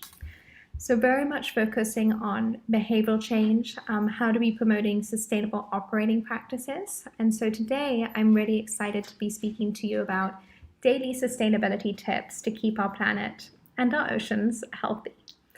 So one of the things to take into consideration during this lockdown period, COVID, and as things start to open up, is that it takes 21 days to actually create a new habit. So whilst we're still indoors, why don't we take this time to make some habits that are in the best interest of our planet too? So with that, I thought maybe before starting, actually, I'll go through the 5 R's. So actually around Earth Day this year, we launched a 5R challenge with our partners at Eco Resolution. And the 5 R's are refuse, reduce, reuse, rot, and recycle. So these are things that we can all do every single day. And we actually challenge people to share with us what are the different creative ways that they're doing these things. And we had amazing examples. We had people who, were creating their own cards, who were composting, creating little vegetable gardens, etc. So one of the things to think about as we go into Plastic-Free July, actually on the 1st of July, are what are some of these tips that we can also bring into our communities? How can we share this information? How can we make it fun, gamify it, share it with our families, create little competitions around it, but also celebrate these achievements. Like if you are going out there and you're being really thoughtful about it and thinking about how to make these sustainability changes in your life, like let's celebrate this together. The planet will be happy, you'll be happy, ultimately everyone will be happy, and it will be a win-win. So I thought I would take this opportunity to share a little bit about what are some of the things that I do within my home, and hopefully this will inspire you, provide opportunities within your own household. Around 3 years ago, I had a moment where I looked at myself in the mirror and I looked at what are all these things in my home that I use every single day, and how are they adding to the waste that I create? And I actually went through all these different items and looked at finding sustainable alternatives for each. And that's definitely an exercise I would recommend that everyone does, just so you're aware of like, what is your footprint as a human? Like, what are you contributing to every day? And it's quite a scary experiment at times, but definitely fascinating. And it just shows you the endless possibilities that you can have and how you can drive individual change there too, which is very powerful. But also how once you do that, naturally a ripple effect starts, which is something important to keep in mind with this idea of the collective. So in my house, let me see what I have here. Okay, I'm going to start off by sharing mason jars. So this has been a big one for me. Love mason jars. I store everything in it, everything from nuts to dried fruit to grains. When I go to the grocery store, I actually bring mason jars with me, and I'll go to the bulk aisle in a lot of places and actually fill this up, which helps me minimize my plastic packaging and bringing that back into my home. So a big one there. When things were open and I would go and pick up a smoothie or a juice, actually, instead of bringing a reusable cup, a lot of the time I just bring a reusable mason jar, pop in there my reusable straw, and that was it. So recommend having these around. And you can also be creative. So what we do is anytime we have leftover mustard or jam jars or anything along those lines, actually rinse them out, pop them in the dishwasher, and then reuse them. They become little storage units. I make salad dressings in them or use them to store food. So big plus to the mason jars. Another one of my favorites is the slasher bags. So I was finding it really hard to get rid of Ziploc bags. They were this one thing that I was like, oh God, what can we really replace? How can we live without it? And I came across these. They come in different sizes. I've had this for around 3 years. They last amazingly well. And you can put it in your handbag, have little snacks. Anytime I put everything in here, honestly. Anything from tea bags if I'm traveling, because I like to have my English breakfast tea, to, food, to even dog food. So anytime I go somewhere overnight and travel with my dog, actually all the dog food goes into a bigger version of this, as well as her bones and any snacks. So recommend these instead of Ziploc bags. Then beeswax. So something else I was finding hard to eliminate was actually cling film. Americans would say saran wrap, I think, yes. And so this has been amazing. Anytime I have, that half a lemon hanging out that I don't want to throw away, but I also know that it needs to be covered and preserved, just wrap it in here and pop it in the fridge. Also, anytime I need something to cover something, so for example, let's use my reusable water bottle right now. It's just such an amazing sealing opportunity. So you just pop that on, and there you go, it's sealed, and I put it in the fridge. So definitely recommend investing in this. These can be re-washed and reused as many times too. I think on average they're reused like 30 times. Depending on how you use it, you may get more uses out of it too. Another favorite, as we're talking about storage, is actually, so anytime I was making salads or had leftover pasta, whatever it is, a lot of people can actually use like reusable boxes. And for some reason, this has become my best friend. So they come in different sizes. This I pop over a bowl a lot of the time. This is a bit of a larger size. I'm just going to show you actually how it works. It's super easy. You just slide it on top. There you go. And that's it. So really recommend investing in a few of these. Again, had these for a few years, pop them in the laundry, and they're clean again. You'll notice that a lot of what I'm recommending actually is like the packaging, and the reason I'm doing that is I feel like a lot of us are aware of, the single-use straw that we need to eliminate, or the fact that, we need to say no to water bottles, like refill your own, bringing around your own shopping bag. So I'm not really touching upon the more obvious ones, but again, those are all really valid and really important. We actually, on our website, you go to oceanic.global and you scroll all the way down to the bottom. There's a little tab that says take action. And if you click on that, it will give you sustainable alternatives, and it looks at what are lifestyle ones. How can you host a sustainable birthday party? All these different things. So if you're looking for a little bit more information, I definitely recommend that you go and check that out. Another favorite is coconut husk sponges. So just another way, again, to minimize waste. It's more sustainable. Sustainable meaning better for the planet, also better for you. And totally love it. I actually found these on Amazon. So it's interesting. The more you start to look for sustainable alternatives, definitely check out where you're already shopping and see, like, what are they offering? You'd be surprised how many more places are starting to really, carry more sustainable lines. And one of my favorite shops I just want to give a quick shout out to is a shop called Package Free. So they're actually based in Brooklyn, and they offer sustainable alternatives to nearly anything that you could buy. So if you're looking for a reusable razor to, what did I buy there recently? I recently bought sustainable hair ties, but also they have anything from like a kitchen perspective to anything you may need from a toiletries, etc. Definitely check them out. Okay, so that's kind of it on the kitchen front.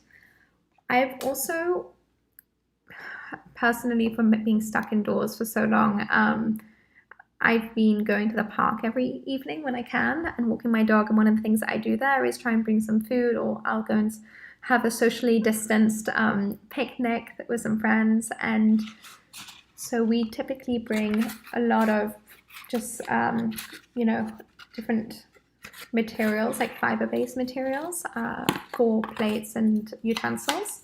So I'm blanking on the name of this, but this is actually a leaf that's been pressed into a plate, and this is great because it biodegrades really easily. So you can just put this in normal trash and it will compost. If you do have composting, even better. Love that.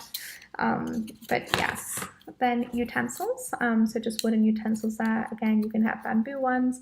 If you want to be 100% sustainable, you can bring your own ones and bring them home and wash them. And I'm not going to go into composting too much today, as that's a whole other kind of realm, but that is one of our R's when you're talking about rot. And composting is amazing. One of the things that I'm based in New York, and at times we haven't been able to compost during COVID because it was actually shut down for a period. And so what I was doing is I was storing everything in my freezer. And so in my freezer, I've done two different parts. One is I have one of these, basically just like a metal bowl, and I just put all the vegetables in and freeze it. And then when it's ready, I'll put that into a potato starch trash bag and then drop that off at my farmer's market. Or I'll just put it in a potato starch trash bag, which you can actually also order on Amazon, and drop that off at your farmer's market. It's like my computer is running out.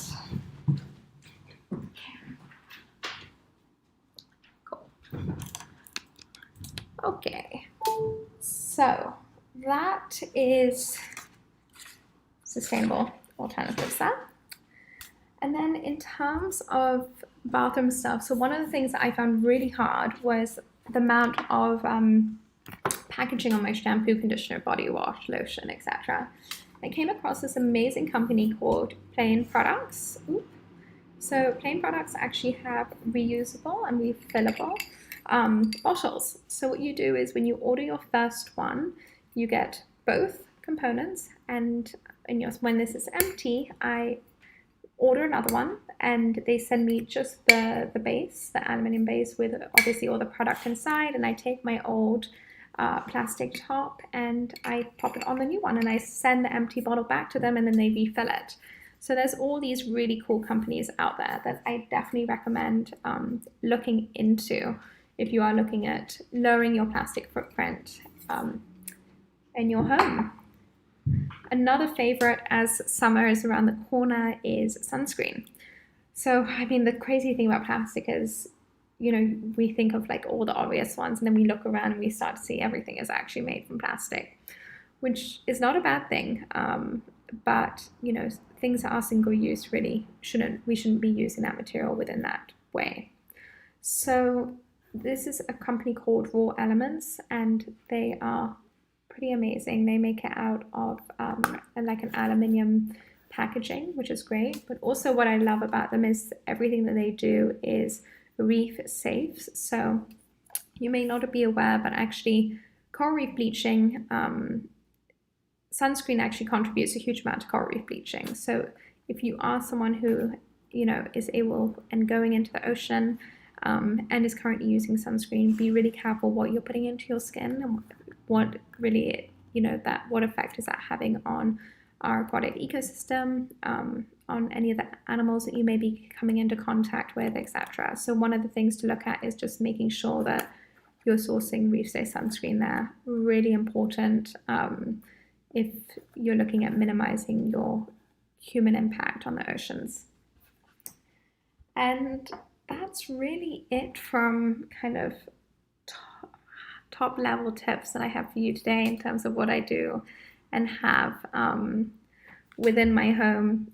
Again, excited to answer any questions in 1 second with you, but something to just consider is, let's see how we can really, you know, go into Plastic Free July together, embrace the 5R challenge. How do we make this fun? How do we inspire our communities? You know, just the fact that you're here today listening and wanting to learn is huge. And I think it's important to recognize that, but it's also a privilege that we're having these conversations, and everyone needs to be having these conversations. So let's just make sure that this is accessible, and I'm excited to make some good habits with you and chat to you in a sec.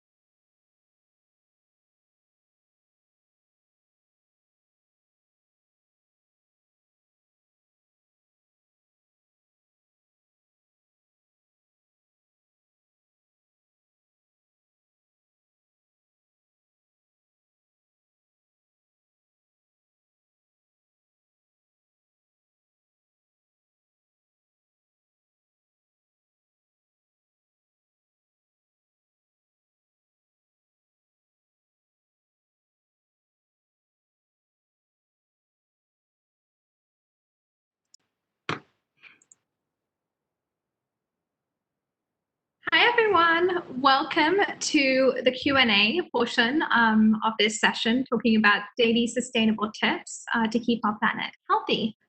So I am being shared some questions right now. I'm going to read them out and then answer them. And if anything else pops up, just feel free to type in your question. So the first one is, what's your advice to really be able to make behavioral change? I have the best of intentions, but I often fall short due to convenience, lack of being able to plan ahead.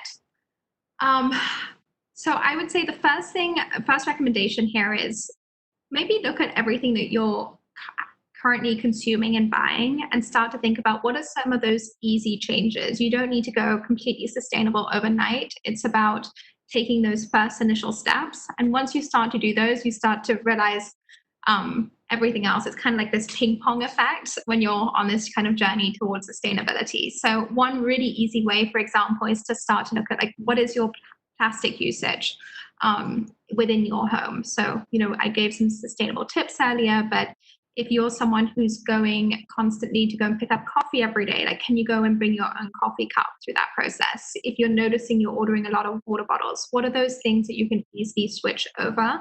And that will happen gradually and gradually. And next thing you know, you're thinking about all the different scopes. So I would say focus on making it tangible and accessible there. Don't be overly critic with yourself, and you need to have some level of achievement there too. So just make sure that it's manageable. So that's question number 2. Is bamboo considered to be a sustainable alternative for furniture? Yes. So bamboo is amazing because it grows so quickly, and it needs very little water to grow. So in terms of, choosing a word that's sustainable, and a fiber that is strong and durable and can also be grown and planted very quickly, definitely recommend it. You do need to stay away from bamboo, for example, in clothing because of the shedding of the bamboo, which a lot of the time is actually combined with things like polyester, and then it can have a negative impact. But furniture is wonderful. Typically, you're not washing that down where microplastics or anything would degrade, or it would be combined with something else. Question 3. I used to work in nightlife. Some clubs have started to invest in less environmentally friendly and impactful goods, like hay straws versus plastic. What other day-to-day items do you expect to see phasing out? So I think, straws is one that we really saw a huge campaign around, specifically, or especially in the US and in Europe. So this idea of going straw-free. Hay is actually an amazing option because it's a byproduct of the wheat industry. So nothing, no waste was created through that, and that would actually typically go to landfill. So that was an amazing kind of push there, and even much better than like paper straws, etc. What we're starting to see, we work a lot actually with the hospitality industry. And if you're in the nightlife space, I would recommend going to our website, and under the solutions tab, and it's oceanic.global, we actually have an edition specifically for the nightlife, how to eliminate single-use plastics from your operations. And we go through every single item. So straws is one of them, but we look at, if you need to be selling water, you can actually have canned water made from aluminium. And so it goes through, stirrers, shot glasses, napkins, coasters. A lot of coasters are actually waxed and dipped in plastic, which most people don't realize. So have a look at the guides. They're free and available. And actually throughout the different guides, we link through to different sustainable vendors. And just as a whole, we're starting to see a lot more clubs really looking at shifting that over. So a few of the groups we work with in New York to help phase out single-use plastics, and actually started with straws. One of them, the first venue was Freehold, and the second one was actually House of Yes. What's one thing you would suggest I can do today that is an easy switch and have an impact on my footprint? So because I have my ocean hat on, I'd say, one of those things would be, there's a few, depending on who you are. One is eliminating plastics. 2 is if you are eating a lot of seafood, really starting to think about eating sustainable seafood. So switching out, staying away from things like tuna and cod, which are actually really high up on the extinction list. So being just very aware of that. If you are someone that has a very heavy meat diet, starting to incorporate more plant-based foods. Another good thing to do is look at what is your carbon footprint? So what are certain things that you could be switching over? Is that if you have a fan in your home, could you switch that on instead of putting on the AC all the time? Could you switch your light bulbs? If you are commuting at the moment, could you be cycling instead? So there's all these little things, but really what we like to do is look at solutions at the intersection between oceans and climate change. And there's actually a lot of overlap between the two. So many questions. Okay. From big brands, what are the most sustainable companies that others should model after? I think it's important for people to know which brands care about the planet. Yeah, so this is a really interesting one. It's been amazing to see how many brands are really looking at engaging in sustainability, but also we need to be really cautious that they're not just making these big sustainable commitments or kind of pushing it out there and not actually following through. So we are seeing sadly a lot of greenwashing within the space. A few brands are really kind of pioneering it. Obviously Patagonia is one of them. They've done an amazing job at all levels of incorporating sustainability into the company. Another one actually is Puma. Puma is one of the most sustainable sports brands out there. So actually they were one of the first companies in the world to have an environmental P&L, which means that they take the environment and sustainability, they put that into their balance sheets, and they have a number attached to that. So they calculate, the amount of electricity that's used in the factory all across the supply chain, from energy, water, what is an environmental human impact, etc. So that's an amazing brand to look at. We're seeing a lot more brands like Package Free pop up, which is super cool. Allbirds. I would, in every sector, there's a sustainable alternative that's coming out. So definitely go and check that out. The thing about the really, really big brands like the Nestle's, except the PepsiCo's, they're starting to weave in more sustainable items within their offering. One thing to keep in mind, though, is to really be encouraging these big brands to be pushing that forward, because one tiny little change, on it with a huge company will have a much larger footprint than any of these smaller brands that would make that switch. So even if the big brands are not there 100%, let's make sure we're encouraging them through that journey. Question 6, how about laundry detergent? How much of the damage is it doing to our oceans, and what can we do to fix that? So I would definitely recommend using an eco laundry detergent. There's lots of different options out there, so just go and make sure that whatever you're putting in there, knowing that it does end up somewhere. And that's not just laundry detergent, but anything in terms of cleaning products, etc. Just making sure that they're not toxic for yourself or your health, but also for where it will end up in the environmental impacts of that.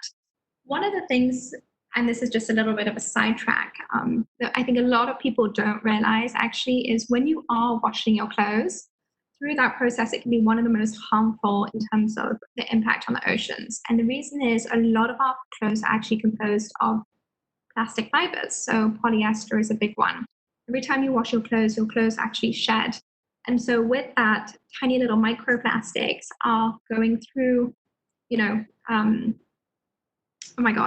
your washer and actually entering our aquatic systems. And we actually don't have filters in place to be collecting that.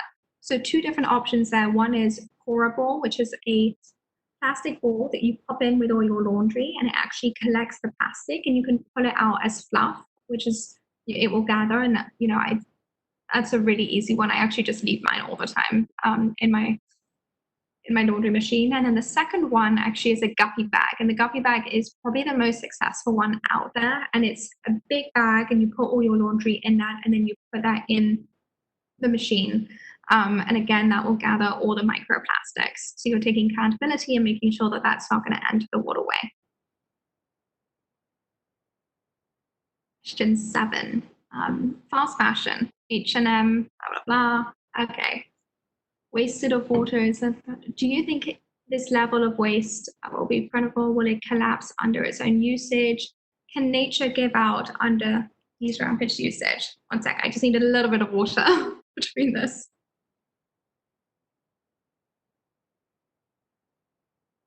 So,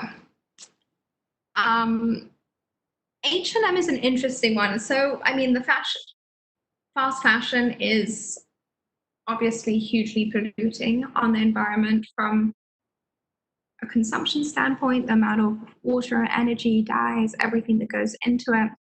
Anytime you're looking at making something cheap and not long-term, and that's extremely price sensitive, a lot of the time it will have a negative impact, sadly. H&M has really been pushing, so we're starting to see a lot of these big brands really trying to take accountability and changing it. In terms of what that looks like long term, it's really tough because it goes against the model of itself, sustainability, and something that's not built to last, kind of don't go hand in hand. But H&M, as a whole, for example, I know they've like really taken into accountability, looking at their dyes and making sure that there's not as much toxic runoff there, making sure that they're really bringing down their water usage when they're actually manufacturing these products. So that's a huge one that goes into it, a huge amount of water waste. They have a great give back program. So actually you can drop off all your leftover clothes. They take other brands in and then they're actually producing clothes out of that. So I think a lot of the fast fashion industry realize that things are going to have to change, and they're looking for ways to do that and to be more sustainable. But ultimately, if you're looking at really being truly sustainable, that you're going to have to, there's a middle ground between it, because in terms of that, the ideas and the base of it, there's a conflict. Question 8. Does Oceanic know, has researched the reasons of the increasing presence of sargassum in the Caribbean in the last years? We haven't. So we work with a few different groups that have. One that I really recommend is a group called Coral Restore. They've done a lot of work in Mexico actually around this, so definitely go and check it out. Another group that's done a lot of cleanup around this actually in the US is a group called Force Blue. But I don't want to speak too much on the behalf of that and the impact in the Caribbean, as it's not something that I'm hugely familiar with in that region. Do you have any tips for people on where they can volunteer for beach cleanups? Yes, so there's a lot of different groups that host beach cleanups. One that I would definitely recommend is check out Surf Rider. They host beach cleanups across the US. Another group is Four Oceans. They do amazing beach cleanups, and they really kind of make it fun and gamify the whole process. They have community-based beach cleanups, and then they also do impact cleanups there. And then check out what's available in your different regions. So for example, if you're out in LA, San Francisco, there's Heal the Bay. Each different area has different groups. Facebook is actually a great way to go and find what different cleanups are in your area, but also looking at what local nonprofits are out there, reaching out to the parks departments. So a lot of different parks departments will actually be hosting regular cleanups, etc. Is some fish more sustainable than others? Which fish is considered the most sustainable? So the most sustainable fish is actually a fish called lionfish. So that's an invasive species. So one of the things that I do is definitely recommend downloading a guide called the Monterey Bay Aquarium and a Seafood Watch app. So it's an app that's on your phone. And what you do is anytime you're in a restaurant or you're looking at ordering something, you just type in the name of whatever it's on the menu. You can ask, your waiter in terms of where that fish came from, and it will let you know in terms of which category it's in, and it's split into 3 different categories. And if it is in the no-eat zone, hence on the endangered list or close to the extinction list, etc., it will actually have a sustainable recommendation for you. So check that out. Great. Well, thank you so much for having me. If you have any other questions, feel free to reach out at oceanic.global on Instagram, on Facebook. We also have a lot more resources on our website, which is oceanic.global. And at the bottom of the page, there's a take action link if you're looking for individual tips to bring into your own lifestyle. Thank you. Bye.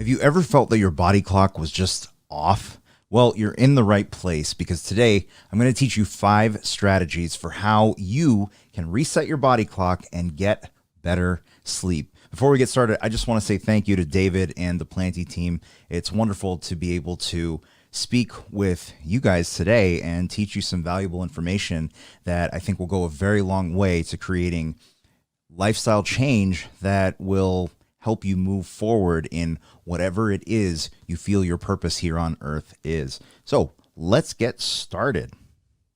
I'm Dr. Karthik Ramanan. As you know, a little bit about me real quick. Listen, most high-achieving professionals and entrepreneurs suffer in constant stress, and I teach you how to end burnout so that you can get your life back. I'm a licensed naturopathic physician. I specialize in integrative emotional health and lifestyle medicine. And a little bit about my education: got my doctorate of naturopathic medicine from Southwest College of Naturopathic Medicine in Tempe, Arizona. I have 2 bachelor's degrees from Cornell University in biological sciences, applied economics, and management. After that, I worked on Wall Street actually for 8 years at Goldman Sachs. And I had a life transformation.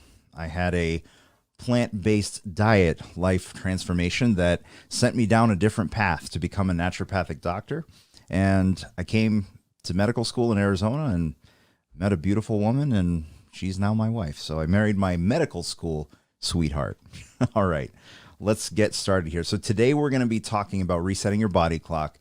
First, I'm going to talk about 2 hormones that affect your sleep that you should know about. And then these are the 5 strategies. So fix your light exposure, fix your food habits, morning routine, nighttime routine, and fixing your psychology around sleep.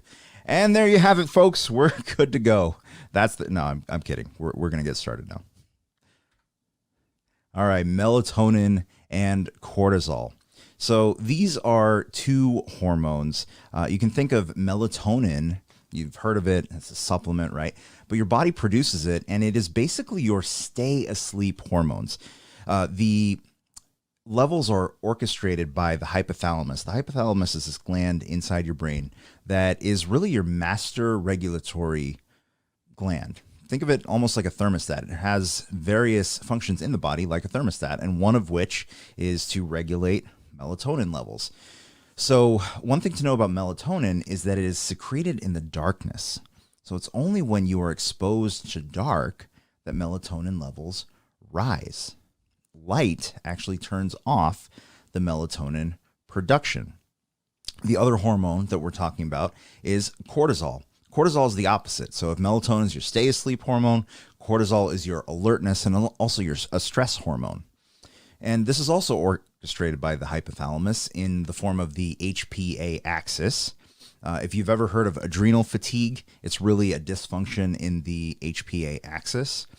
And what we have here are basically the curve of melatonin and cortisol during the day. So what basically here, let's get this laser pointer going. All right, fancy. All right, so here, this chart from this study starts at 11 a.m. and goes to 8 a.m. the following morning. So when you look at melatonin, it's going to be low in the morning. And then as we approach the evening hours here, so this is 8 p.m. onward, it starts to rise and it stays risen through the night. And then in the morning, as you wake up, the levels drop. And then you restart the cycle the following day. There's actually a 3-hour gap between 8 a.m. here and 11 a.m. on this side. So that's why these two don't exactly join. But on the flip side, we have cortisol. You notice how these 2 curves are almost opposite, right? Cortisol is your alertness hormone, right? So it would make sense. If this is your stay asleep, you'd want your alertness hormone to be the opposite. Now, this is a little confusing to read when it starts at 11 a.m. and ends at the following 8 a.m. So here is another chart that just tracks the cortisol from 3 a.m. to the following 3 a.m. And as you see here, you have the highest cortisol about 30 minutes after you wake up. And then as the day goes on, it drops and drops and drops. And this is a healthy cortisol curve. This is what you want. This is a good circadian rhythm for both of these hormones. And again, it makes sense, right? You would want high cortisol in the morning, high alertness, high energy, it's really a stress hormone too, which does get secreted when you have an acute stress, but also chronic. And that reduces as the day goes on. Melatonin is low during the day and rises at night, and that gives you a good circadian. There's a lot more to it, but this is just, as an example to show you some of the basic physiology that goes behind it, why it's so important to keep these hormones in proper balance and homeostasis. So, tip number 1, fixing your light exposure. This includes sunlight throughout the day, reducing the use of your devices in the evening, and also darkening your bedroom. So let me explain. There's a protein called melanopsin. Now, melanopsin is a light-sensitive protein, and it is found in the eye and even in your skin. Really interesting. So the eye will detect light, and this protein will detect light in your eye, but it's also in your skin. And it's responsible really for synchronizing the whole body clock. It gives us alertness. And the interesting thing about melanopsin is that it is triggered only by blue light. So blue light from the sun, naturally speaking, is what's going to give us, again, that alertness and synchronization of the body clock. It does not get triggered by orange light. So if you think about it, it would make sense if we are out in nature that we should get more alertness as the sun is up and less so as the sun goes down. So melanopsin is in charge of that. But what is our modern life more like? We're indoors most of the day, so we're not getting enough proper blue light from the sun, right? Adequate blue light on the skin, not just in the eyes through our screens, right? And then it comes nighttime, and what are we doing? We're looking at our phones at night, watching videos, whatever the case may be, and we're getting that blue light in our face, and it's confusing our body clock to say, wait, what time of day is it? Blue light means daytime, but it's not synchronized. So repeated exposure like this can very much confuse all the signaling pathways that ultimately tell the hypothalamus how to synchronize the body clock. So it's important to reduce the exposure at night to these devices. And if you are going to use a device at night, use the blue light blocking feature. So our cell phones these days have, like on an iPhone, there's night shift. So that blocks the blue light, or at least shifts the color temperature more toward that warmer orange type of tint. And the other thing you can do is get blue light blocking glasses. And if you get ones that can cover the periphery, that will work better. But again, our skin has sensitivity to light exposure as well. So it's not perfect, but at least it can help. So that's another tip. But as well, we want to darken the bedroom. And why is this important? Well, again, melatonin is secreted in the darkness. And we want to make sure that the photoreceptors that are in our skin are also exposed to that darkness. So if you are on a busy street, or there's street lights outside, whatever the case may be, you want to get blackout curtains so that you can completely block out all the light that comes in from the outside. Now, that might make it a little bit challenging to wake up with the sun in the morning. But one thing that you can do is get a wake up light alarm clock. So this is basically an alarm clock that lights up in the morning, and some of them simulate a sunrise. They can work quite well. But also, don't bring your phone into the bedroom. And I will harp on this big time. Do not bring your phone into the bedroom. Yes, it might be your alarm clock, but it doesn't have to be. It doesn't have to be, because think about what happens in the middle of the night. You have to go up to go to the bathroom. You come back and let me just check my phone. And before you know it, you're on Instagram for 10 minutes and you've screwed up your your body clock for that following day, right? So you don't want to even give yourself that possibility. Leave your phone in another room and don't see it until you have completed your morning routine. So let's get to that coming up here in a little bit. But the next one is fixing your food habits. Your chronobiology is actually affected by your food pattern. So that is your time biology. Food used to be scarce. Okay. We have all these intricate systems in our bodies for conserving energy and nutritional resources, and feeding throughout the day. We've been told, 3 meals a day, all that. It's It's fairly unnatural. So if we're in a constant fed state, we fail to establish the daily rhythms that our metabolism and our gut microbiome have really come to expect over our evolution. So one way to help with this is what's called time-restricted feeding. Now, you may have heard of intermittent fasting. It's kind of the same concept, except that with intermittent fasting, there's the implication that you're eating less. But time-restricted feeding just means you eat the same food, just in a smaller window of time. So you can start with a 12-hour window and start to restrict that down. Now, the other thing is also eating food toward the beginning of the day. Research has shown to have beneficial effects for the circadian clock, as well as even for weight loss. Because if you think about it, our cortisol, right, was high in the morning, right, after we woke up, and then lowered throughout the day. If we were out in nature, wouldn't it make sense that when we have high alertness, high cortisol, that would be a good time to go gather food and eat? It would make sense, right? And as the day goes on, you wind down. Digestion takes out about 30% of the body's energy usage.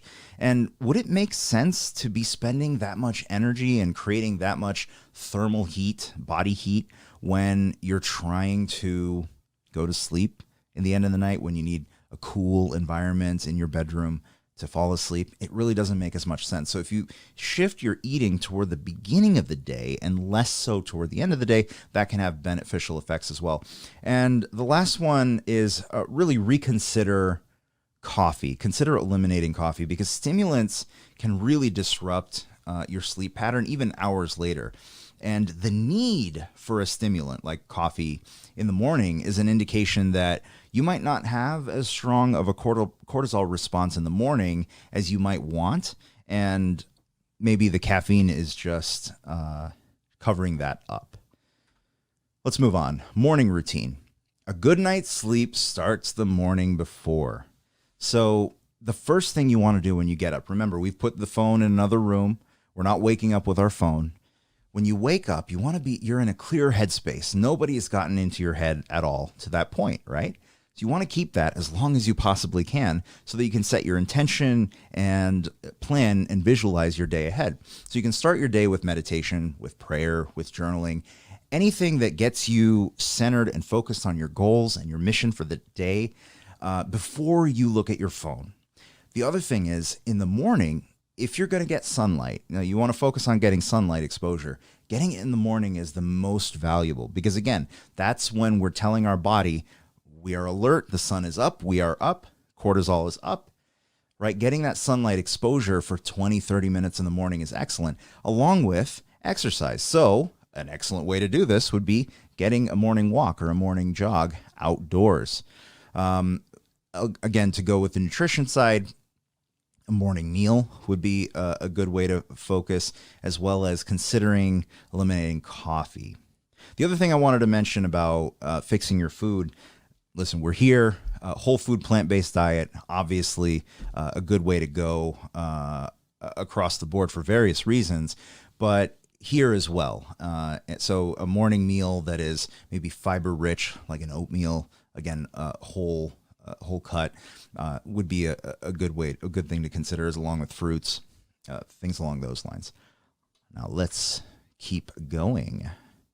All right, so nighttime routines and habits. How do you wind down? You want to read fiction from a printed book, journaling, having a conversation with a loved one, light yoga, contrast shower.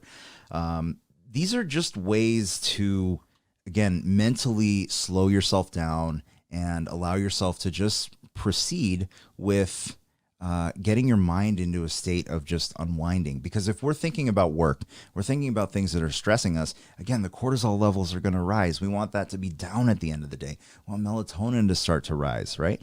So for us to do that, we have to get ourselves into a routine every night where we are doing something that calms us and relaxes us. And our habits, our daily habits, have an intricate role in keeping that circadian rhythm going. So we don't want to be in a situation where we're just at the mercy of how life happens to us.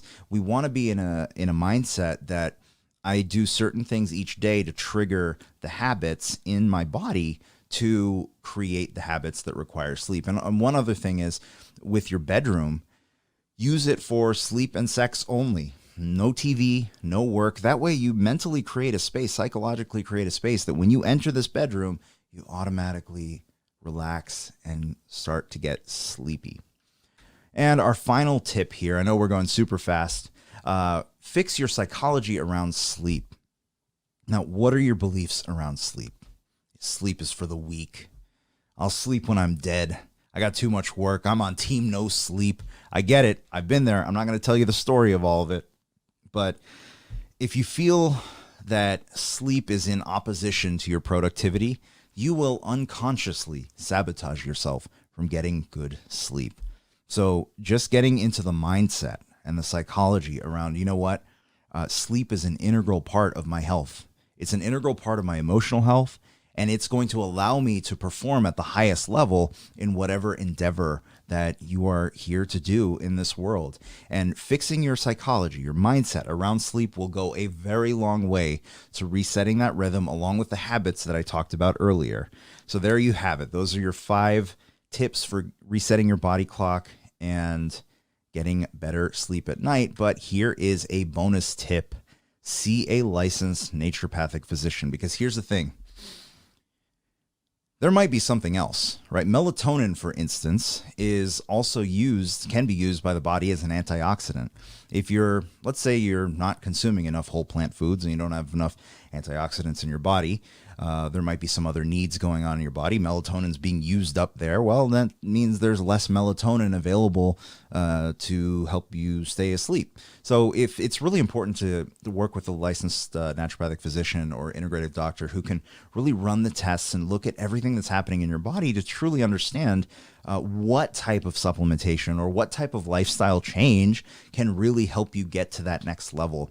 So that is an important part that I want to emphasize, because everything that I've talked about right now to this point, listen, I'm a doctor, but I'm not your doctor, and none of this is individualized medical advice. These are just education for your information only. So see a physician who can help you out, and it will pay off big time. Lastly, if you want to connect with me, my website is drknmd.com or drkarthikramanan.com. That's just a shorthand. You can find me on YouTube. I have a ton of free actionable information there, along with guided meditations, motivational speeches on my YouTube channel there. If you want to join our Emotional Health Warriors private Facebook group, that's the link. And if you want some daily knowledge and inspiration, I go live every week, 5 days a week, every weekday, on another private Facebook group, the Insiders Club, where I do guided meditations, motivational speeches. I teach about topics like this. It's very interactive and incredible community. So if you want to learn more about that, join insidersclub.com. Thank you very much. I hope you've enjoyed this presentation, and please do reach out to me. I'm on the other social platforms as well. If you just search my name, Instagram, etc. And I'd love to connect with you. I'd love to know what's going on in your world and how I can help you get to the place that you want to be, because you deserve to get your life back. I believe in your greatness.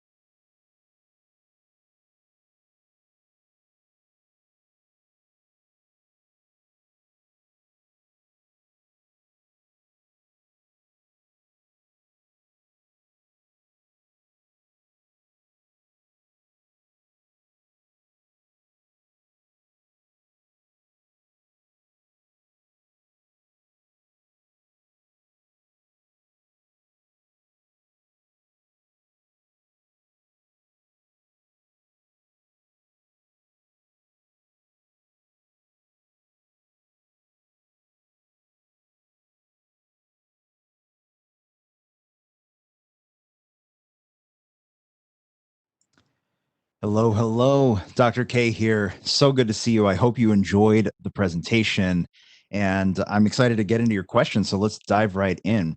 The first question is, I have always slept soundly, but currently, since the COVID lockdown, I wake up in the middle of the night for 30 minutes to an hour, then go back to sleep, but then feel super groggy in the morning and then tired all day. Is there anything I can do to try to not wake up at that time or fix this? Very good question. I have two suggestions. In addition to obviously everything else that we talked about during the presentation, because again, it's those fundamentals, those lifestyle factors that make the biggest difference. But also consider this: visualizing as you go to bed, visualizing that I'm going to fall asleep and stay asleep the whole night. However, visualize what happens when you do wake up. Visualize falling back asleep soundly. Visualize waking up the following morning with energy. When we can plan something in advance in our minds, we can find ways to make that happen. But if we just allow ourselves to react to whatever does happen, we're kind of going to be at the mercy of the circumstances. But the other thing that you can do is, I mentioned contrast showers. Now, this is something that if you have any complicated medical conditions, you might want to check with your doctor first. But a contrast shower is basically, you get into the shower on hot water and then spend about 30 seconds in hot water, then go to cold. Go to cold for as long as you can tolerate, but no more than 30 to 60 seconds. Then go back to hot for 30 seconds. Go back to cold for as long as you can tolerate. Make sure you end on cold. And then after you end on cold, just dry yourself off, but don't vigorously dry yourself with a towel so that you warm yourself up. You want to still maintain kind of that colder body temperature so that you're basically, what you're doing is you're resetting your hypothalamus. You're resetting your hypothalamus so that you're lowering your body temperature, putting it more into a restful state. Bonus tip number 3, consider magnesium supplementation. There are different forms of magnesium that can give you the runs GI wise, but there's a product that I love called Mag SRT that can be helpful as well. But magnesium and other minerals can help relax the body as well. Next question: is cannabis good for sleep? In the form of CBD, cannabidiol certainly can be, but this is also one of those things that can vary from person to person. So ultimately, what you're going to want to look at is what works for you. But the other thing that I would also encourage you is this, right? We're trained to think about, okay, if I have this situation, use this. If I have this diagnosis, here's the treatment. But listen, we're here, we're talking, plant-based nutrition, all this stuff. We're starting to realize that so much of what we're experiencing is because of our lifestyle factors. So if we start to get out of the mindset of, if I have this problem, then take this, we start to go into the mindset of, let's create healthy habits and routines and stick to them so that the underlying reason for why we are experiencing symptoms, whether it's insomnia or whatever the case may be, start to go away, right? We want to do the fundamental building blocks so that we get into the rhythm of, sleeping well, having energy in the morning, etc. We're in a modern world that disrupts our normal patterns all the time. I'm in an office right now that is anything from natural, right? So, and it happens to all of us. It's just the way life is. So we have to find ways to get a little bit closer to nature and be a little bit more intentional about it, from our diet to everything else. Next question. I noticed on some melatonin supplement bottles that recommended use is for a few weeks only. Can you explain why this is? So here's a general truth about biological systems, right? If you give the body something that it's supposed to make on its own, there's no reason for the body to make it on its own. Does that make sense? Because think about it. It's all feedback. We talked about cortisol and melatonin, right? And how there's an intricate feedback loop. So if we have no usable melatonin in the system, then yes, you could take it short term just for like an acute problem. But if you're starting to have chronic insomnia and you take melatonin, there's no incentive for your body to produce any melatonin, right? Here's another fact about melatonin. Melatonin can be used as an antioxidant. So what can happen in the body is that if you don't have good antioxidant status in the form of whole plant foods primarily, right? Your fruits and vegetables, raw if possible, right? Or right now with COVID and everything, I'm not giving you advice again here. This is just something that I'm doing. I'm taking vitamin C and also putting that in my smoothie. Again, just to make sure that my antioxidant status is up. If your antioxidant status is up, then the vitamin C, for instance, gets used, maybe sparing the melatonin so that it's available for its other function. So that's really the point there. Start to think about, and this is, again, it's a shift in the way we think about our body. If you give your body something that it's supposed to produce on its own, it's not going to produce it on its own, right? So you want to support the systems that will allow it to function the way it's meant to function. Next question. Is it true that one should not consume nicotine in any capacity before bed? And if so, what should be the cutoff? 2 hours before bed, 3 hours before bed? I'm going to give you another answer here that it's going to depend on you, what you can tolerate. But again, I want you to start to think about how can we return the body to as close to a natural circumstance as possible, natural environment as possible, right? Because our body is intelligent. Our feedback loops are intelligent. We were created intelligently, right?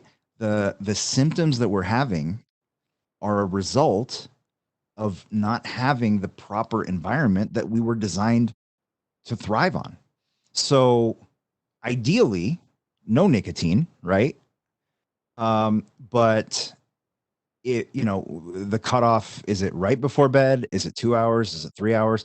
I would encourage you to really question, why do you need it, right? If you're trying to quit smoking, for instance, then there's ways to wean off. But ultimately, I want you to start to think about, this is really this mentality is really important, not just for sleep, but just for improving a healthy lifestyle. That's why we're here, right? It's about developing healthy lifestyle habits. You want to think about that end goal. You want to visualize that life and that health and that purpose that you're living. And what does your life look like? Design your ideal self, right? And then ask your question, that person, that version of you in the future, what are their lifestyle habits? How do they think? How do they eat? What are their vices? What are their not vices anymore? And all that. How do they treat people? What's their psychology? What are their routines and habits? And start implementing those things today. Reverse engineer who you want to be in the future.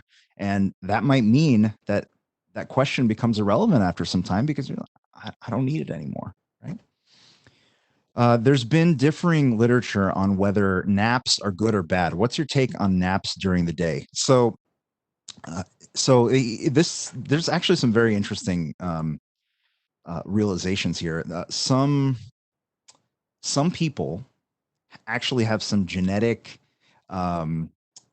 tendencies to require naps in the middle of the day. I shouldn't say require, but thrive with naps in the middle of the day and don't necessarily sleep for more than 4 to 6 hours at night. And so for those people, taking that nap in the middle of the day can be very, very helpful. Now, if that's not you, right? If you are experiencing HPA axis dysfunction, which is adrenal fatigue, I actually have a video coming out about that on Monday morning. So if you're in the kind of what I call a burnout phase, real adrenal fatigue, it's not actually adrenal fatigue, but I'll explain that in the video. Then if you need the nap, you need the nap, right? But ultimately, it's actually a very small cross-section of the population, from my understanding, that truly thrives and requires those naps in the middle of the day. But I would say that ultimately, if you are sleeping for 2 to 3 hours in the middle of the afternoon, that you're really going to want to take a look at your cortisol curve and get that tested. There's a test called a diurnal cortisol test. And what you do is you basically spit into 4 vials, once after waking, lunchtime, dinner time, before bed, like 4 times during the day. And it tracks your cortisol throughout the day. And that could really indicate why you might be tired at certain points of the day. And then with the training of a naturopathic physician or an integrative physician, you'll be able to make some adjustments so that you feel better at that time, so that your HPA axis is more balanced, so that you're not in need of that nap. Hope that was helpful. What is the right amount of REM sleep at night? I have a Fitbit that gives me info on my sleep, and I wake up a bunch. Yeah, so really, you want to sleep for a duration of about 8 hours. For most people, 8 hours plus or minus 1. And you'll find that on a normal sleep pattern, that the longer you go into the night, that REM sleep expands to a longer period. One thing that you can do, if you find that, again, what we're trying to do here is set the mind so that you know, okay, I'm winding down at this time of night, and I have patterns, and I'm going to wake up at this time. I have gotten to the point right now where I don't set an alarm clock. I wake up when I wake up. Some days I will set an emergency alarm clock in case, hey, I have to be up by 8. So we're going to set an alarm for 8 o'clock. But most days, if you practice that circadian rhythm setting, you can wake up whenever you want to wake up. In my case, I like waking up at 5, go to bed, 9:30, wake up at 5. So the right amount of REM sleep will find you once you are able to set that pattern. Because again, like I mentioned in the presentation, if we don't create habits and routines, how is our body supposed to create habits and routines? So the right amount of REM sleep, at the end is going to be close to an hour, right? And then a little bit, but you want to sleep in ideally 90-minute intervals. So if you know that you have to get up in 6 hours, well, 6 hours breaks up into 4 90-minute chunks. 5 hours does not, right? You want to sleep more than 5 hours, but if you had to, let's say you have to get up for an early flight, maybe sleep 4.5 hours. 4.5 is going to be better than 5, assuming you can fall asleep, quickly. But try to sleep in 90-minute chunks. But ultimately, again, zoom out, establish the healthy patterns from start to finish, and allow the situation to take care of itself. I know several people who opt for a drink in the evening before bed. Is there any validity to the claim that this will not help you get good sleep, even though you'll possibly sleep faster? So here's there's a concept called oxidative priority. And oxidative priority talks about when we eat food and have a drink, what does the body break down first? And this ties into nutrition, obviously. So basically what happens is, number one, the first thing the body breaks down is alcohol, because it's toxic to the body. There's no place for it to go. There's no storage for them. So the first thing the body does is break up alcohol. You have a thermic effect. Have you ever felt warm after you have a drink? That's why. So you have a thermic effect of alcohol. Your body's burning it, and it could take up to 4 hours. The next priority is protein. Again, protein gets broken down into amino acid. Amino acid doesn't really have a good storage form in the body. So again, you have a thermic effect. The rest is basically urinated out. The next priority, after it's taken care of the alcohol and the protein, is carbohydrates. Carbohydrates get utilized for energy. Extra gets stored as glycogen. And then the last priority is fat. So if you've had alcohol and protein in your meal and carbohydrates, fat is most likely going to go straight to storage. So that said, the point is that alcohol will get burned fast right away. So in the beginning, it might relax you, but as the night goes on, remember, when we go to sleep, our body temperature drops. That thermic effect of the food can disrupt your sleep. And what can end up happening is you wake up earlier than you expect to the following morning, and you feel less energized. Last question here. I have to travel a lot for work. My sleep schedule gets completely out of whack, Have you seen people successfully implement these strategies, light exposure, food timing, while switching time zones? I'm going to be honest with you. It's very difficult. It's very difficult. But this is where it's even more important for you to eat extremely well. It's more important for you to create nighttime habits and rituals so that no matter where you are, whichever time zone, you have a standard habit loop so that you do X, Y, and Z. Your body is trained at that point to get to sleep. You visualize waking up in the morning, feeling energized. You have to do everything to, again, create that normalcy. But if you're constantly traveling, it is very hard.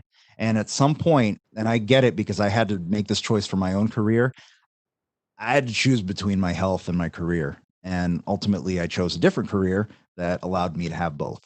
So I know I don't have a great answer for you there, but I got to tell you the truth there. So here we go. So I think that's all the questions that we have. I just want to say thank you again for your wonderful questions. And if there's anything else that I can do to support you, let me know. You can find me on YouTube. You can search my name, Dr. Karthik Ramanan, or if you want to go straight to the channel, you can go to DRK, Dr. K, NMD, naturopathic medical doctor, drknmd.video, and you'll go straight to my YouTube channel. I got tons of information there for free. Always looking for topics that you want me to cover as well, so you can always let me know. And you can find me on my website if you want, either some direct help, some work for your teams, speaking. If you want me to speak at your company, whatever the case may be, we can work something out. So drkarthikramanan.com, drknmd.video for YouTube. I hope to see you soon. I appreciate you, and I believe in your greatness.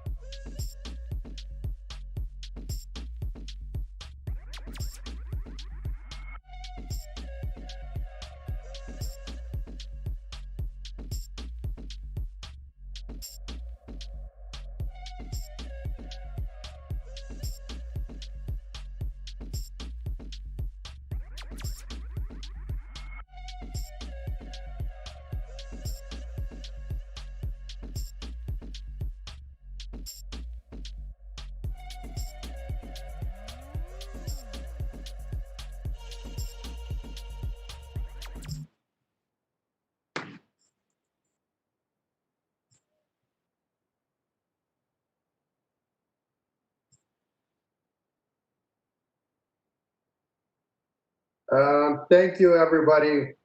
We want to thank, first of all, those who were in attendance today. We hope that the sessions were helpful, and I hope that we will help you take the first steps needed for starting your healthy journey. We really want to thank all the mentors who took the time out of their lives to share this event with us and teach all of us together on how we can become healthier and help others in our lives is the same. A couple of things about what happens next. Do know that all the questions that were answered during live Q&As will be sent over to everyone who attended the sessions. Those that were answered and those that we didn't have the time to address. Also, please expect for us to upload all the sessions in separate videos so you can watch them on demand on YouTube. With that said, we really would like for everyone to fill out their Wellness Plantie profiles.